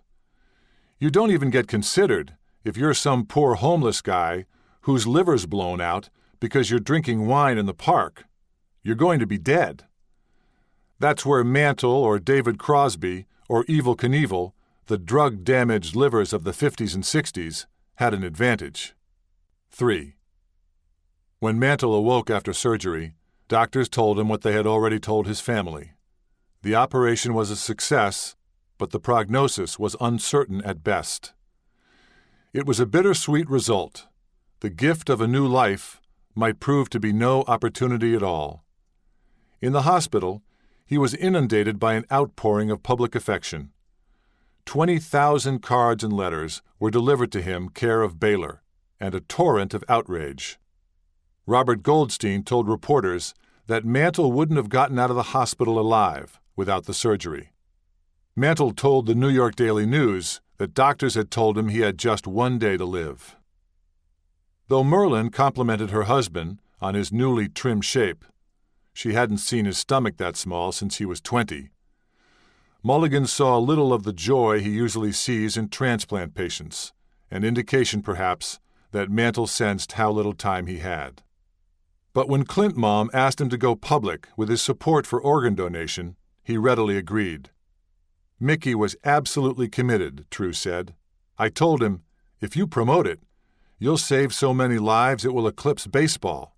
He said, "I know." True began making plans for Mickey's team. Mickey coined the slogan for a campaign he wanted to announce at Arlington Stadium at the end of August. "Be a hero. Be a donor." He left the hospital on June 28th, exactly 1 month after he checked in.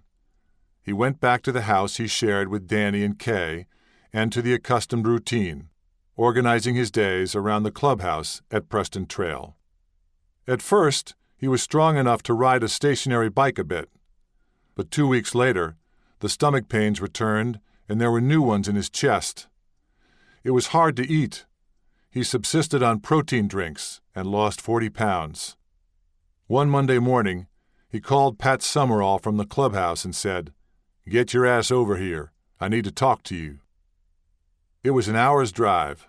When Summerall arrived, he was dumbfounded by Mantle's request. He said, "I want you to have a look at my ass." He pulled his pants down. It was all bruised and black and blue. He said, "I used to have a good ass. I wanted you to have a look because you remember what a good ass I used to have." Chemotherapy left him anemic and in need of transfusions. He returned to the hospital for treatments, and surgeons implanted a catheter in his chest, like the one Billy Mantle had used and abused.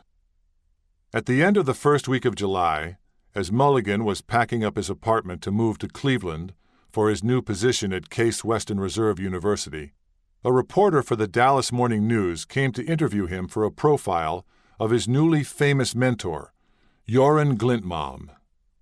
Mulligan had been up all night doing his last transplant at Baylor. When the reporter asked how Mantle was doing, Mulligan showed him the data on survival rates of patients with cancer. An unexpected and unwelcome headline appeared in the morning paper. Mantle's outlook uncertain. Mulligan was quoted as saying, "There was tumor left behind that was unremovable. There was no way we could remove all of it." Goldstein tried to quell the furor, dismissing Mulligan's comments as those of a junior surgeon who hadn't seen enough cases to justify such pessimism. Glintmalm's protege had performed 104 transplants during his 2 years at Baylor. On July 11th, Mantle held his last press conference. It was a standing-room-only crowd. He greeted reporters he knew, including Jerry Holtzman from Chicago, and acknowledged Barry Halper, a limited partner in the Yankees, a memorabilia maven. "Hey, Barry, did you get my other liver?" Mantle asked. His comic timing was still acute, but the robust physique, the Popeye biceps, and the untroubled face of American plenty were gone. His tracksuit hung on his desiccated frame. His face looked like a dry riverbed. The band on his blue and white 1995 All-Star game cap couldn't be made tight enough to fit his skull. He looked like death. In fact, he looked a lot like Mutt in the family photograph taken just before he went off to Denver to die. When he pointed his thumb at himself, it seemed as if his chest might collapse. "God gave me a great body and an ability to play baseball," he said. "God gave me everything, and I just... pfft." What would be remembered most was the anguished plea directed at children. "I'd like to say to kids out there, if you're looking for a role model, this is a role model. Don't be like me." Some scorned the tortured mea culpa as the moral equivalent of a death row confession. The most decent thing he ever did may be the only decent thing he did that ever mattered, the sports columnist Jerry Eisenberg said. But even the most hard-boiled scribes agreed it was his finest inning. David Mantle said the family received hundreds of letters saying, "We used to hate you, but you doing that on national TV, apologizing and making amends, you have got new fans." A reporter asked Mantle if he had signed a donor card. "Everything I've got is worn out," he said, "although I've heard people say they'd like to have my heart. It's never been used." 2 days later, a CAT scan showed cancer in his right lung. One day, not long after, Halper pulled up in front of Mickey Mantle's restaurant and asked Bill Lederman to come out to the curb. Halper said he had some shit in the car he wanted Lederman to see. He actually had a bag of shit, Lederman said. Mickey sent him a bag of shit and a pair of signed, shit-stained examination gloves. He was going home to put it in the freezer. Lederman thought it was Mantle's final comment on the memorabilia industry that had made him a rich man, a very Mantle way of saying, "You're all full of it." 10,000 donor cards were distributed at the All-Star Week Fan Fest at the ballpark at Arlington. Interest in organ donation surged. Before the transplant and the news conference, most organ donation agencies were getting a call a week, if that, Silvestri said. Post Mickey Mantle, calls were in the 30 to 40 a week range. People were saying, "Where can I get that Mickey Mantle donor card? What do I have to be a donor?" Or, "I'm ripping up my donor card because of what happened to Mickey Mantle." Just getting people to talk was our goal, because it wasn't a conversation people were having. That was enough to persuade her that the Mick had done his job. At a time when he didn't feel good, and his family didn't feel good, they opened their lives to anyone who wanted to talk about organ donation, because they felt like they could do some good, she said. And the bottom line is, they did some good. Arthur Caplan has a different view. Nothing dries up altruism, the willingness to donate organs, faster than the perception that the distribution of the organs is unfair. We wanted to believe something good came of this. There's this hagiography that the Mick helped boost donor rates. I don't think there's any evidence that that's true. Donations to the Southwest Transplant Alliance actually tailed off in 1995, according to UNOS figures, from 22 in February to 13 in August. In the 15 years since, donations from living and deceased donors have increased dramatically throughout the United States. They are not quite double what they were in 1995, but the numbers are still achingly small. In 2008, nearly 28,000 people in the United States received transplants of vascular organs: kidney, liver, heart, lung, pancreas, and intestine. 7,990 of which came from deceased donors.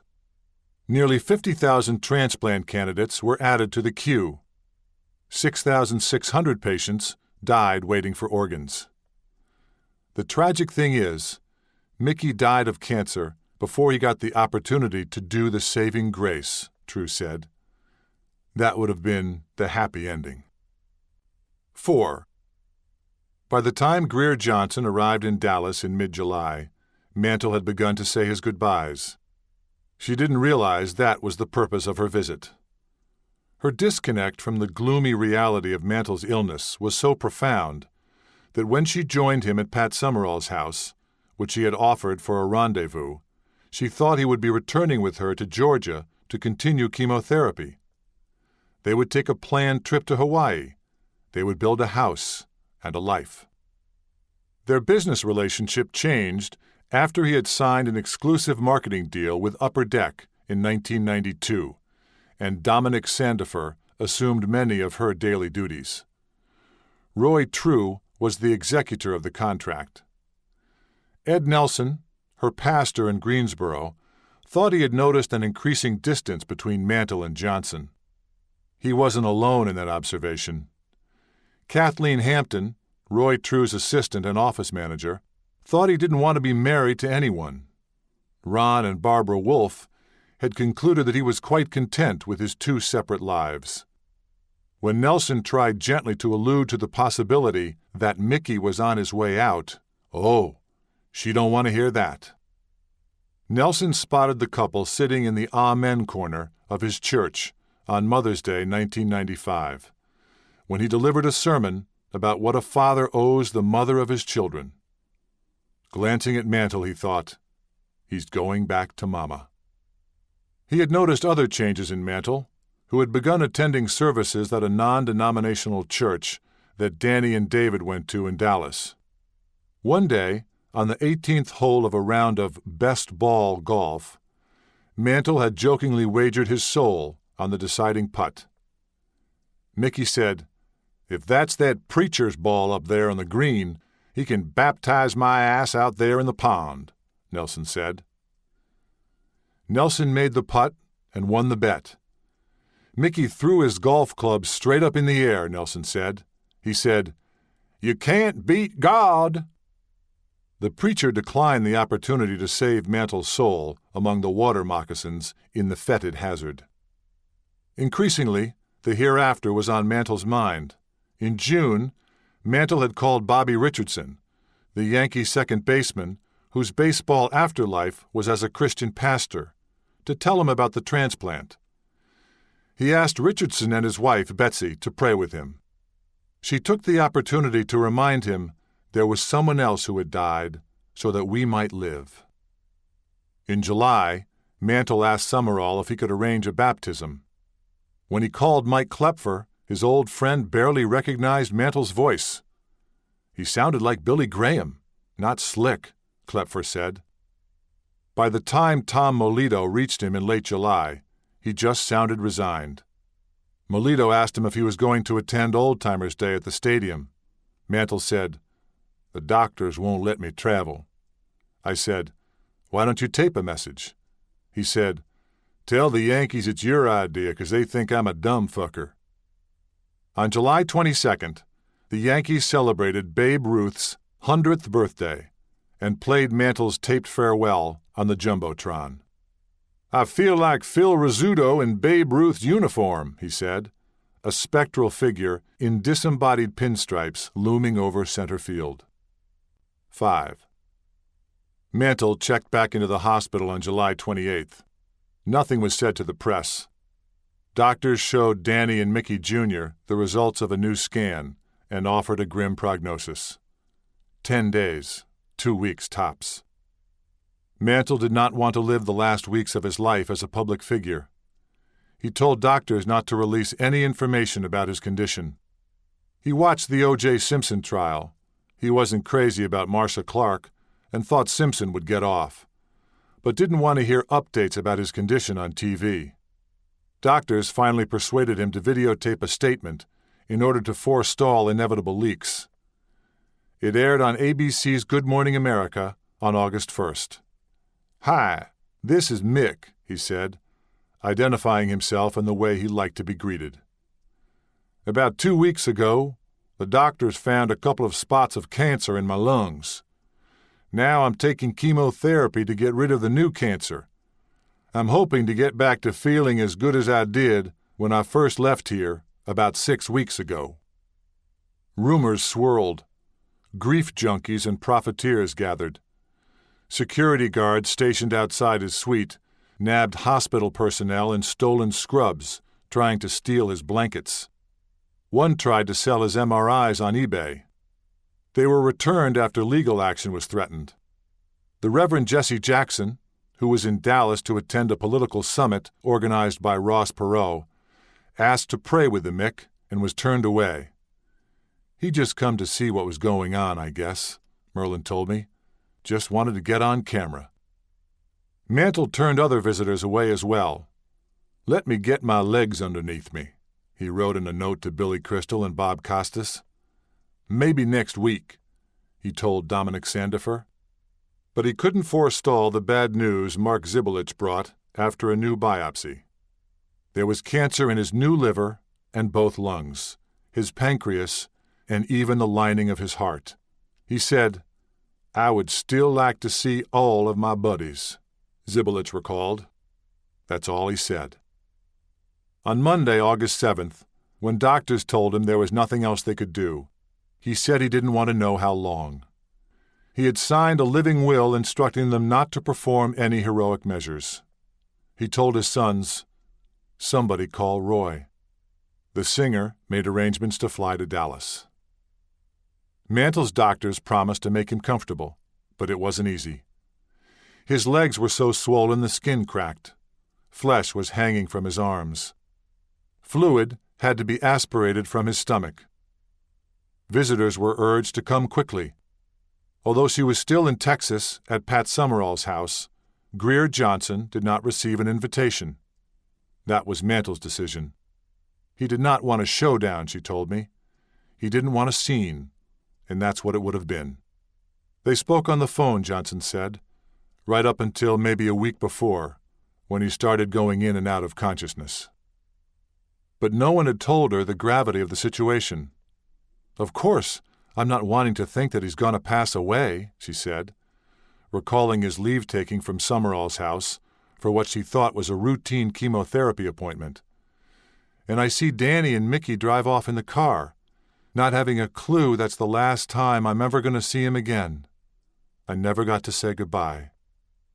Merlin was staying in an adjoining room in Mantle's hospital suite, asserting her wifely prerogative over what little remained of her marriage. By then, she told me, we were probably more like good friends. But she had never given up hope that they would live together again under the same roof. On Wednesday, his condition was downgraded from stable to serious.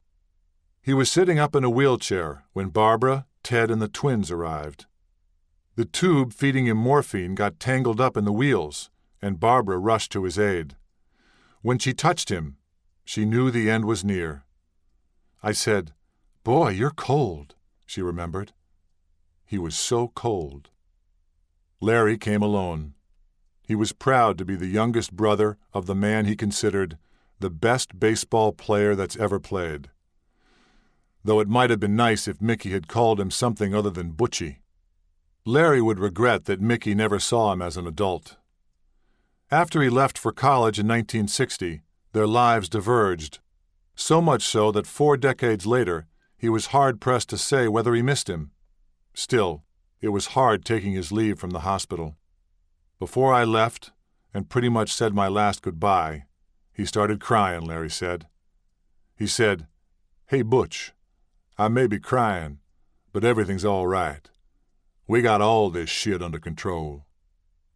As always, Mantle rallied for his teammates Hank and Blanche and Moose, whom he called every day after his double bypass surgery that spring. They talked about golf and the home run he hit off Ray Herbert in 1964, when he threw down his bat in disgust and broke his gamer, thinking he hadn't gotten it at all. They lifted him out of his chair and helped him to the bathroom. When Bauer saw the color of his urine, he knew time was short. We bring him back, and he lays down in bed, and he closes his eyes, and I said to Moose, "Let's get the hell out of here," Bauer said. And he woke up and said, "You guys aren't leaving already, are you?" I said, "Oh, God." They stayed a little longer. Blanchard averted his eyes. When it was time to go, they hugged up, Skowron said, and told him they loved him. Whitey Ford arrived with a baseball autographed by the 1995 New York Yankees.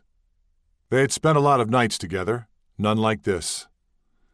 Whitey fudged the digital numbers on the pain dispenser, trying to make the time between the doses of morphine tenable. He'd say, "How much time, Slick?" Ford said.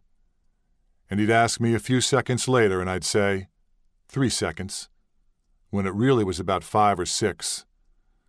I was just trying to make him feel like it was going to happen any second. Then, when it would happen, he was able to talk. He just looked up and said, "If I knew this was going to happen 2 years ago, I wouldn't have quit drinking." Back in Georgia, Ed Nelson was fretting about Mantle's soul. He called the chaplain's office at the hospital repeatedly to ask permission to make a pastoral call, but got no reply. So he was relieved to learn later that Bobby and Betsy Richardson had been by his side. By the time they arrived, Betsy said, there wasn't much time for talk. He was already on morphine, she said. She knelt at his side, offered her testimony, and when he volunteered his good news, she asked how he knew he would spend eternity with God in heaven. "We're talking about God?" Mantle said. "Yes, God," she replied. She reminded him of God's unconditional love, and he recited the passage from the Gospel of John that attested to his faith. That, she thought later, was the moment of realization that he doesn't have to perform to be loved. Some friends were skeptical about his newfound religion, but True thought, when Bobby Richardson came to Mickey and said, "You're dying. Here is a way to make peace," he embraced it. He wanted to be forgiven. After the Richardsons left, his friend Joe Warren recalled, he asked Merlin, Why doesn't he go ahead and take me? The chemotherapy session scheduled for Friday, August 11th, was canceled. For the next 2 days, he drifted in and out of consciousness in a morphine haze. Merlin and the boys took turns keeping him company. She had written him a letter, telling him how much she loved him and how good he had been to her. But by the time she brought it to his attention, he was too sick and too tired to listen. Oh, honey, can it wait? He would go to his grave with her letter in his suit pocket, and whatever words of apology he might have expressed, unsaid. Apologize? Merlin told me. No, he didn't. David Mantle's depression was profound. He was having trouble coming to grips with his father's mortality. I said, "Wait a minute. He's supposed to be a god. This is not supposed to happen to him." But it was, and the reality made him desperate. One night, Danny found him at home playing Russian roulette. He had pulled the trigger twice by the time Danny wrestled the gun away. The gun fired, and a bullet lodged in the wall. David had written a letter too. After watching his father gazing out the window of his hospital room at what lay beyond the green grass and the Dallas sun, David had a vision of him as a boy, running through the fields with his dog, young and whole and fast. He wrote it all down and intended to read it aloud to his father. But then he died, so I stuck it in his jacket, David said. David and Merlin were with him at the end. He started running his feet under the covers, like he was trying to fight it, David said. Mom was over on this side of the bed. It was like chaos and everything. He was just lying there looking at us. He raised up his hands like this. We grabbed them. He smiled. It was like all the air went out of him. Mickey Mantle died at 1:10 a.m. Central Time on August 13th, 1995. Just a little past midnight, David wrote later. An hour he knew so well. 6. Mickey Mantle's restaurant was packed the afternoon of the funeral, 4 deep at the bar, the windows draped with black and purple bunting, televisions tuned to the live feed broadcast on ESPN2 and on WCBS Channel 2. It was like being in a funeral parlor, the chef Randy Pietro said. People were coming in off the street, crying and hugging each other like they were all related to him. Some people came in just to sit and run a hand on the bar, a way of saying goodbye to him. Lover's Lane United Methodist Church in Dallas was overflowing with 900 mourners in the main sanctuary and 700 more in an adjacent fellowship hall watching on a video screen, with another 100 or more standing in the hall and still others milling around outside. Joe DiMaggio did not attend, issuing a statement instead that made mention of Mantle's rookie year visit to the minors. Willie and the Duke were also absent. Stan Musial, recently diagnosed with prostate cancer, came alone. Ralph Terry drove in from Kansas. Crossing the bridge over the Spring River in Baxter Springs and the park where Mantle had been a whiz kid when the whole world was still ahead of him, Terry noticed a black wreath lying in the grass where home plate had been. Whitey Ford, Yogi Berra, Moose Skowron, Hank Bauer, Johnny Blanchard, and Bobby Mercer were the honorary pallbearers. "I seen more Yankees than Andrew Jackson," Faye Davis told her brother later. Kathleen Hampton arranged for the service to be held at her church and for a dry wake later at True's home. Mantle's friend Jim Hayes and Mickey Jr. greeted mourners, saying, "Welcome to the house my dad built." Hampton stationed friends at every door of the church in an effort to intercept Greer Johnson. She arrived with Pat Summerall and Georgia Governor Zell Miller, and, she says, with True's knowledge and approval. Hampton orchestrated the family's departure from the service during the Lord's Prayer so that Johnson would not be able to follow them to the private burial. When an usher offered Summerall a seat up front near the family, he declined, staying with Johnson in a section near the back of the church reserved for players and their wives. "I couldn't leave her," Summerall said. She couldn't sit up. She couldn't look at the service. I held her in my arms the whole time. Years later, Johnson told me, my best friend, my lover, my employer, my everything was gone. It was like I was gone. Bobby Richardson officiated, keeping the promise he had made to Mantle at Maris's funeral a decade earlier. Roy Clark sang Yesterday When I Was Young, telling the congregation he hadn't expected to have to keep his promise so soon. When Richardson whispered Merlin's unexpected request for a chorus of Amazing Grace, Clark blanched. Arthritis in his fingers made guitar picking hard, and he wasn't sure he remembered all the words. I'm going to try this, he said. As Mickey would say, when you're on the golf course with a 2-foot putt, just get it close. Bob Costas gave the eulogy, speaking for the child he once was. The children we all were, before Mickey Mantle forced us to grow up and see the world as it is, not as we wished it to be. Costas remembered him as a fragile hero, to whom we had an emotional attachment so strong and lasting that it defied logic. Mickey Mantle did not go home to Commerce. He was laid to rest in the Sparkman Hillcrest Memorial Park, a posh Dallas cemetery that is also the final resting place of the cosmetics queen Mary Kay Ash, Cowboys coach Tom Landry, Alice Lon, Lawrence Welk Champagne lady, and Judge Sarah Tillman Hughes, who administered the oath of office to President Lyndon Baines Johnson aboard Air Force One on November 22, 1963. Directions to his plot, northeast, north, D 14 to 15, in the St. Matthew Mausoleum, are posted online at www.ehow.com/how_visit-mickey-mantles-grave.html, and its coordinates: north 32 degrees 52.064, west 96 degrees 46.857, at www.waymarking.com. Findagrave.com invites visitors to send e-flowers and emails to the Mick. On the 14th anniversary of his death, he received 54 digital notes and bouquets.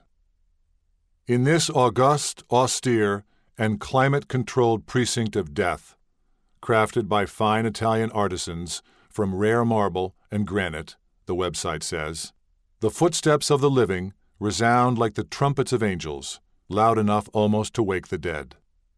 Mantle is interred in a crypt, illuminated by flickering sconces and graced with plaster angels whose wings shelter cards and letters left by his fans. Fixed to the wall is a plaque, not unlike the one that marks his place on another wall in Monument Park at Yankee Stadium. Mickey Charles Mantle, October 20th, 1931, August 13th, 1995. A magnificent New York Yankee, true teammate and Hall of Fame center fielder, with legendary courage.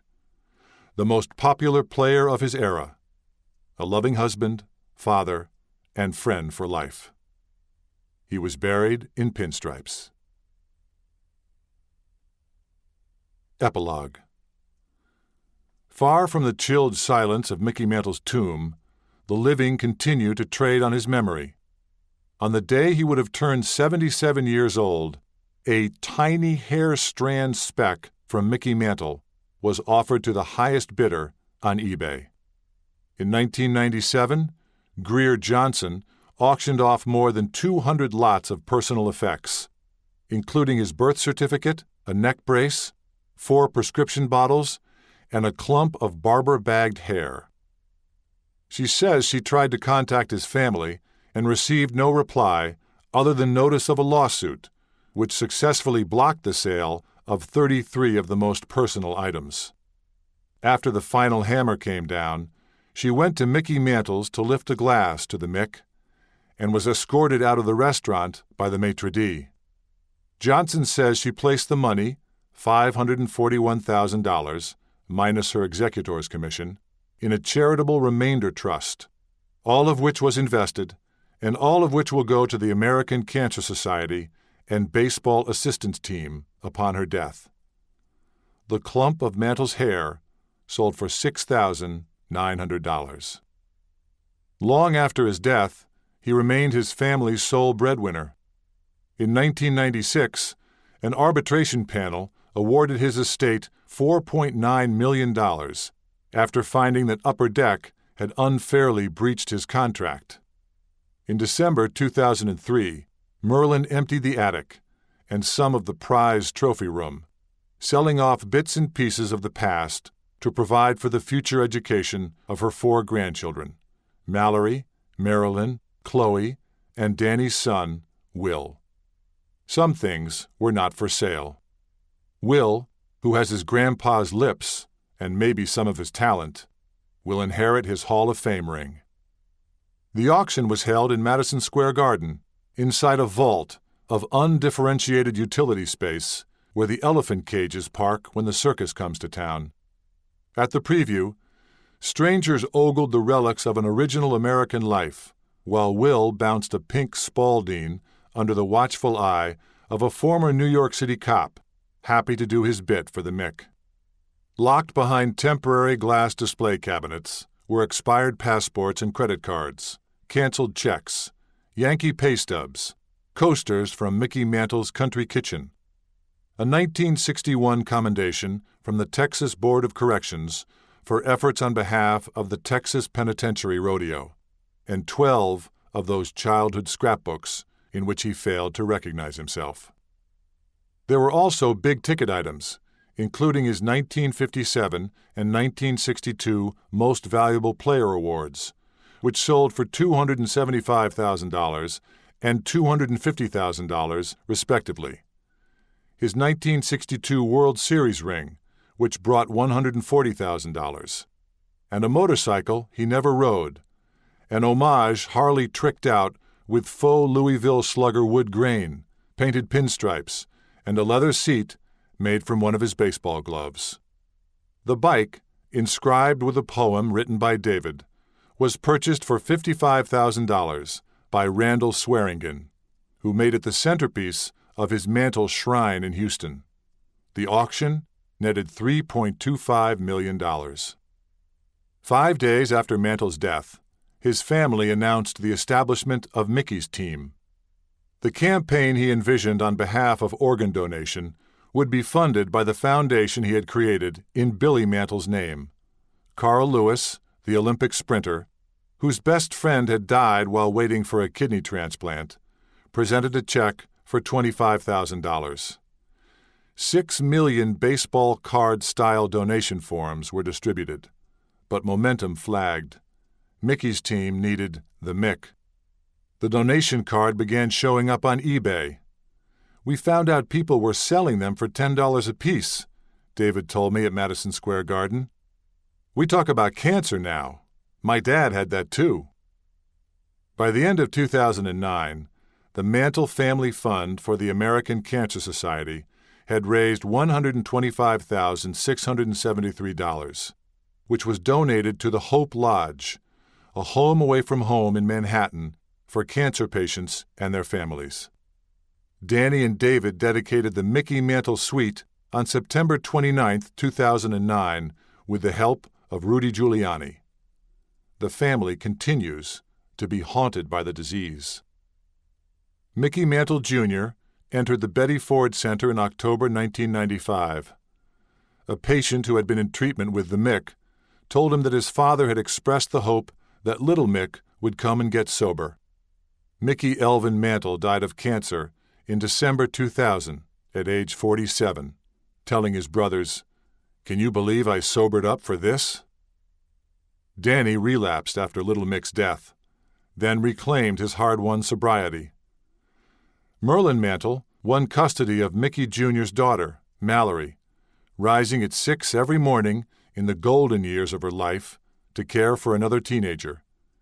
She was the first of Mantle's grandchildren to go off to college. Roy Mantle died of non-Hodgkin's lymphoma at age 65 in September 2001. Merlin's hometown was wiped off the face of Google Earth at the close of business on August 31, 2009, when the municipality of Pitcher, Oklahoma, ceased operations and City Hall closed its doors. 2 businesses defied the decree: the drugstore and Paul Thomas, the undertaker who buried Mutt Mantle. Thomas stayed open for 6 months before reluctantly accepting a government buyout. On March 27, 2010, he auctioned off the mining relics he kept in his garage, including a portrait of Mutt's crew at the Blue Goose Mine. That month, the last derrick in Pitcher, which stood over a void as vast as the Astrodome, was torn down. Merle Louise Mantle died of Alzheimer's disease in July 2009. In her last days, she sometimes confused Danny and David with their father. She was laid to rest above her husband. Below him rest 2 of their sons. This recording of Last Boy, Mickey Mantle and the End of America's Childhood by Jane Levy was produced and directed by Robert Kessler and Rick Harris, and read by John Bedford Lloyd and Jane Levy. It was recorded at Kessler Media Productions and Blaine and DeRosa. It was edited and mastered by Kessler Media Productions. We hope you've enjoyed this program from Harper Audio. For more information about the broad range of titles from Harper Audio, Harper Children's Audio, and Cadman, please visit our website at www.harperaudio.com. Thank you for listening.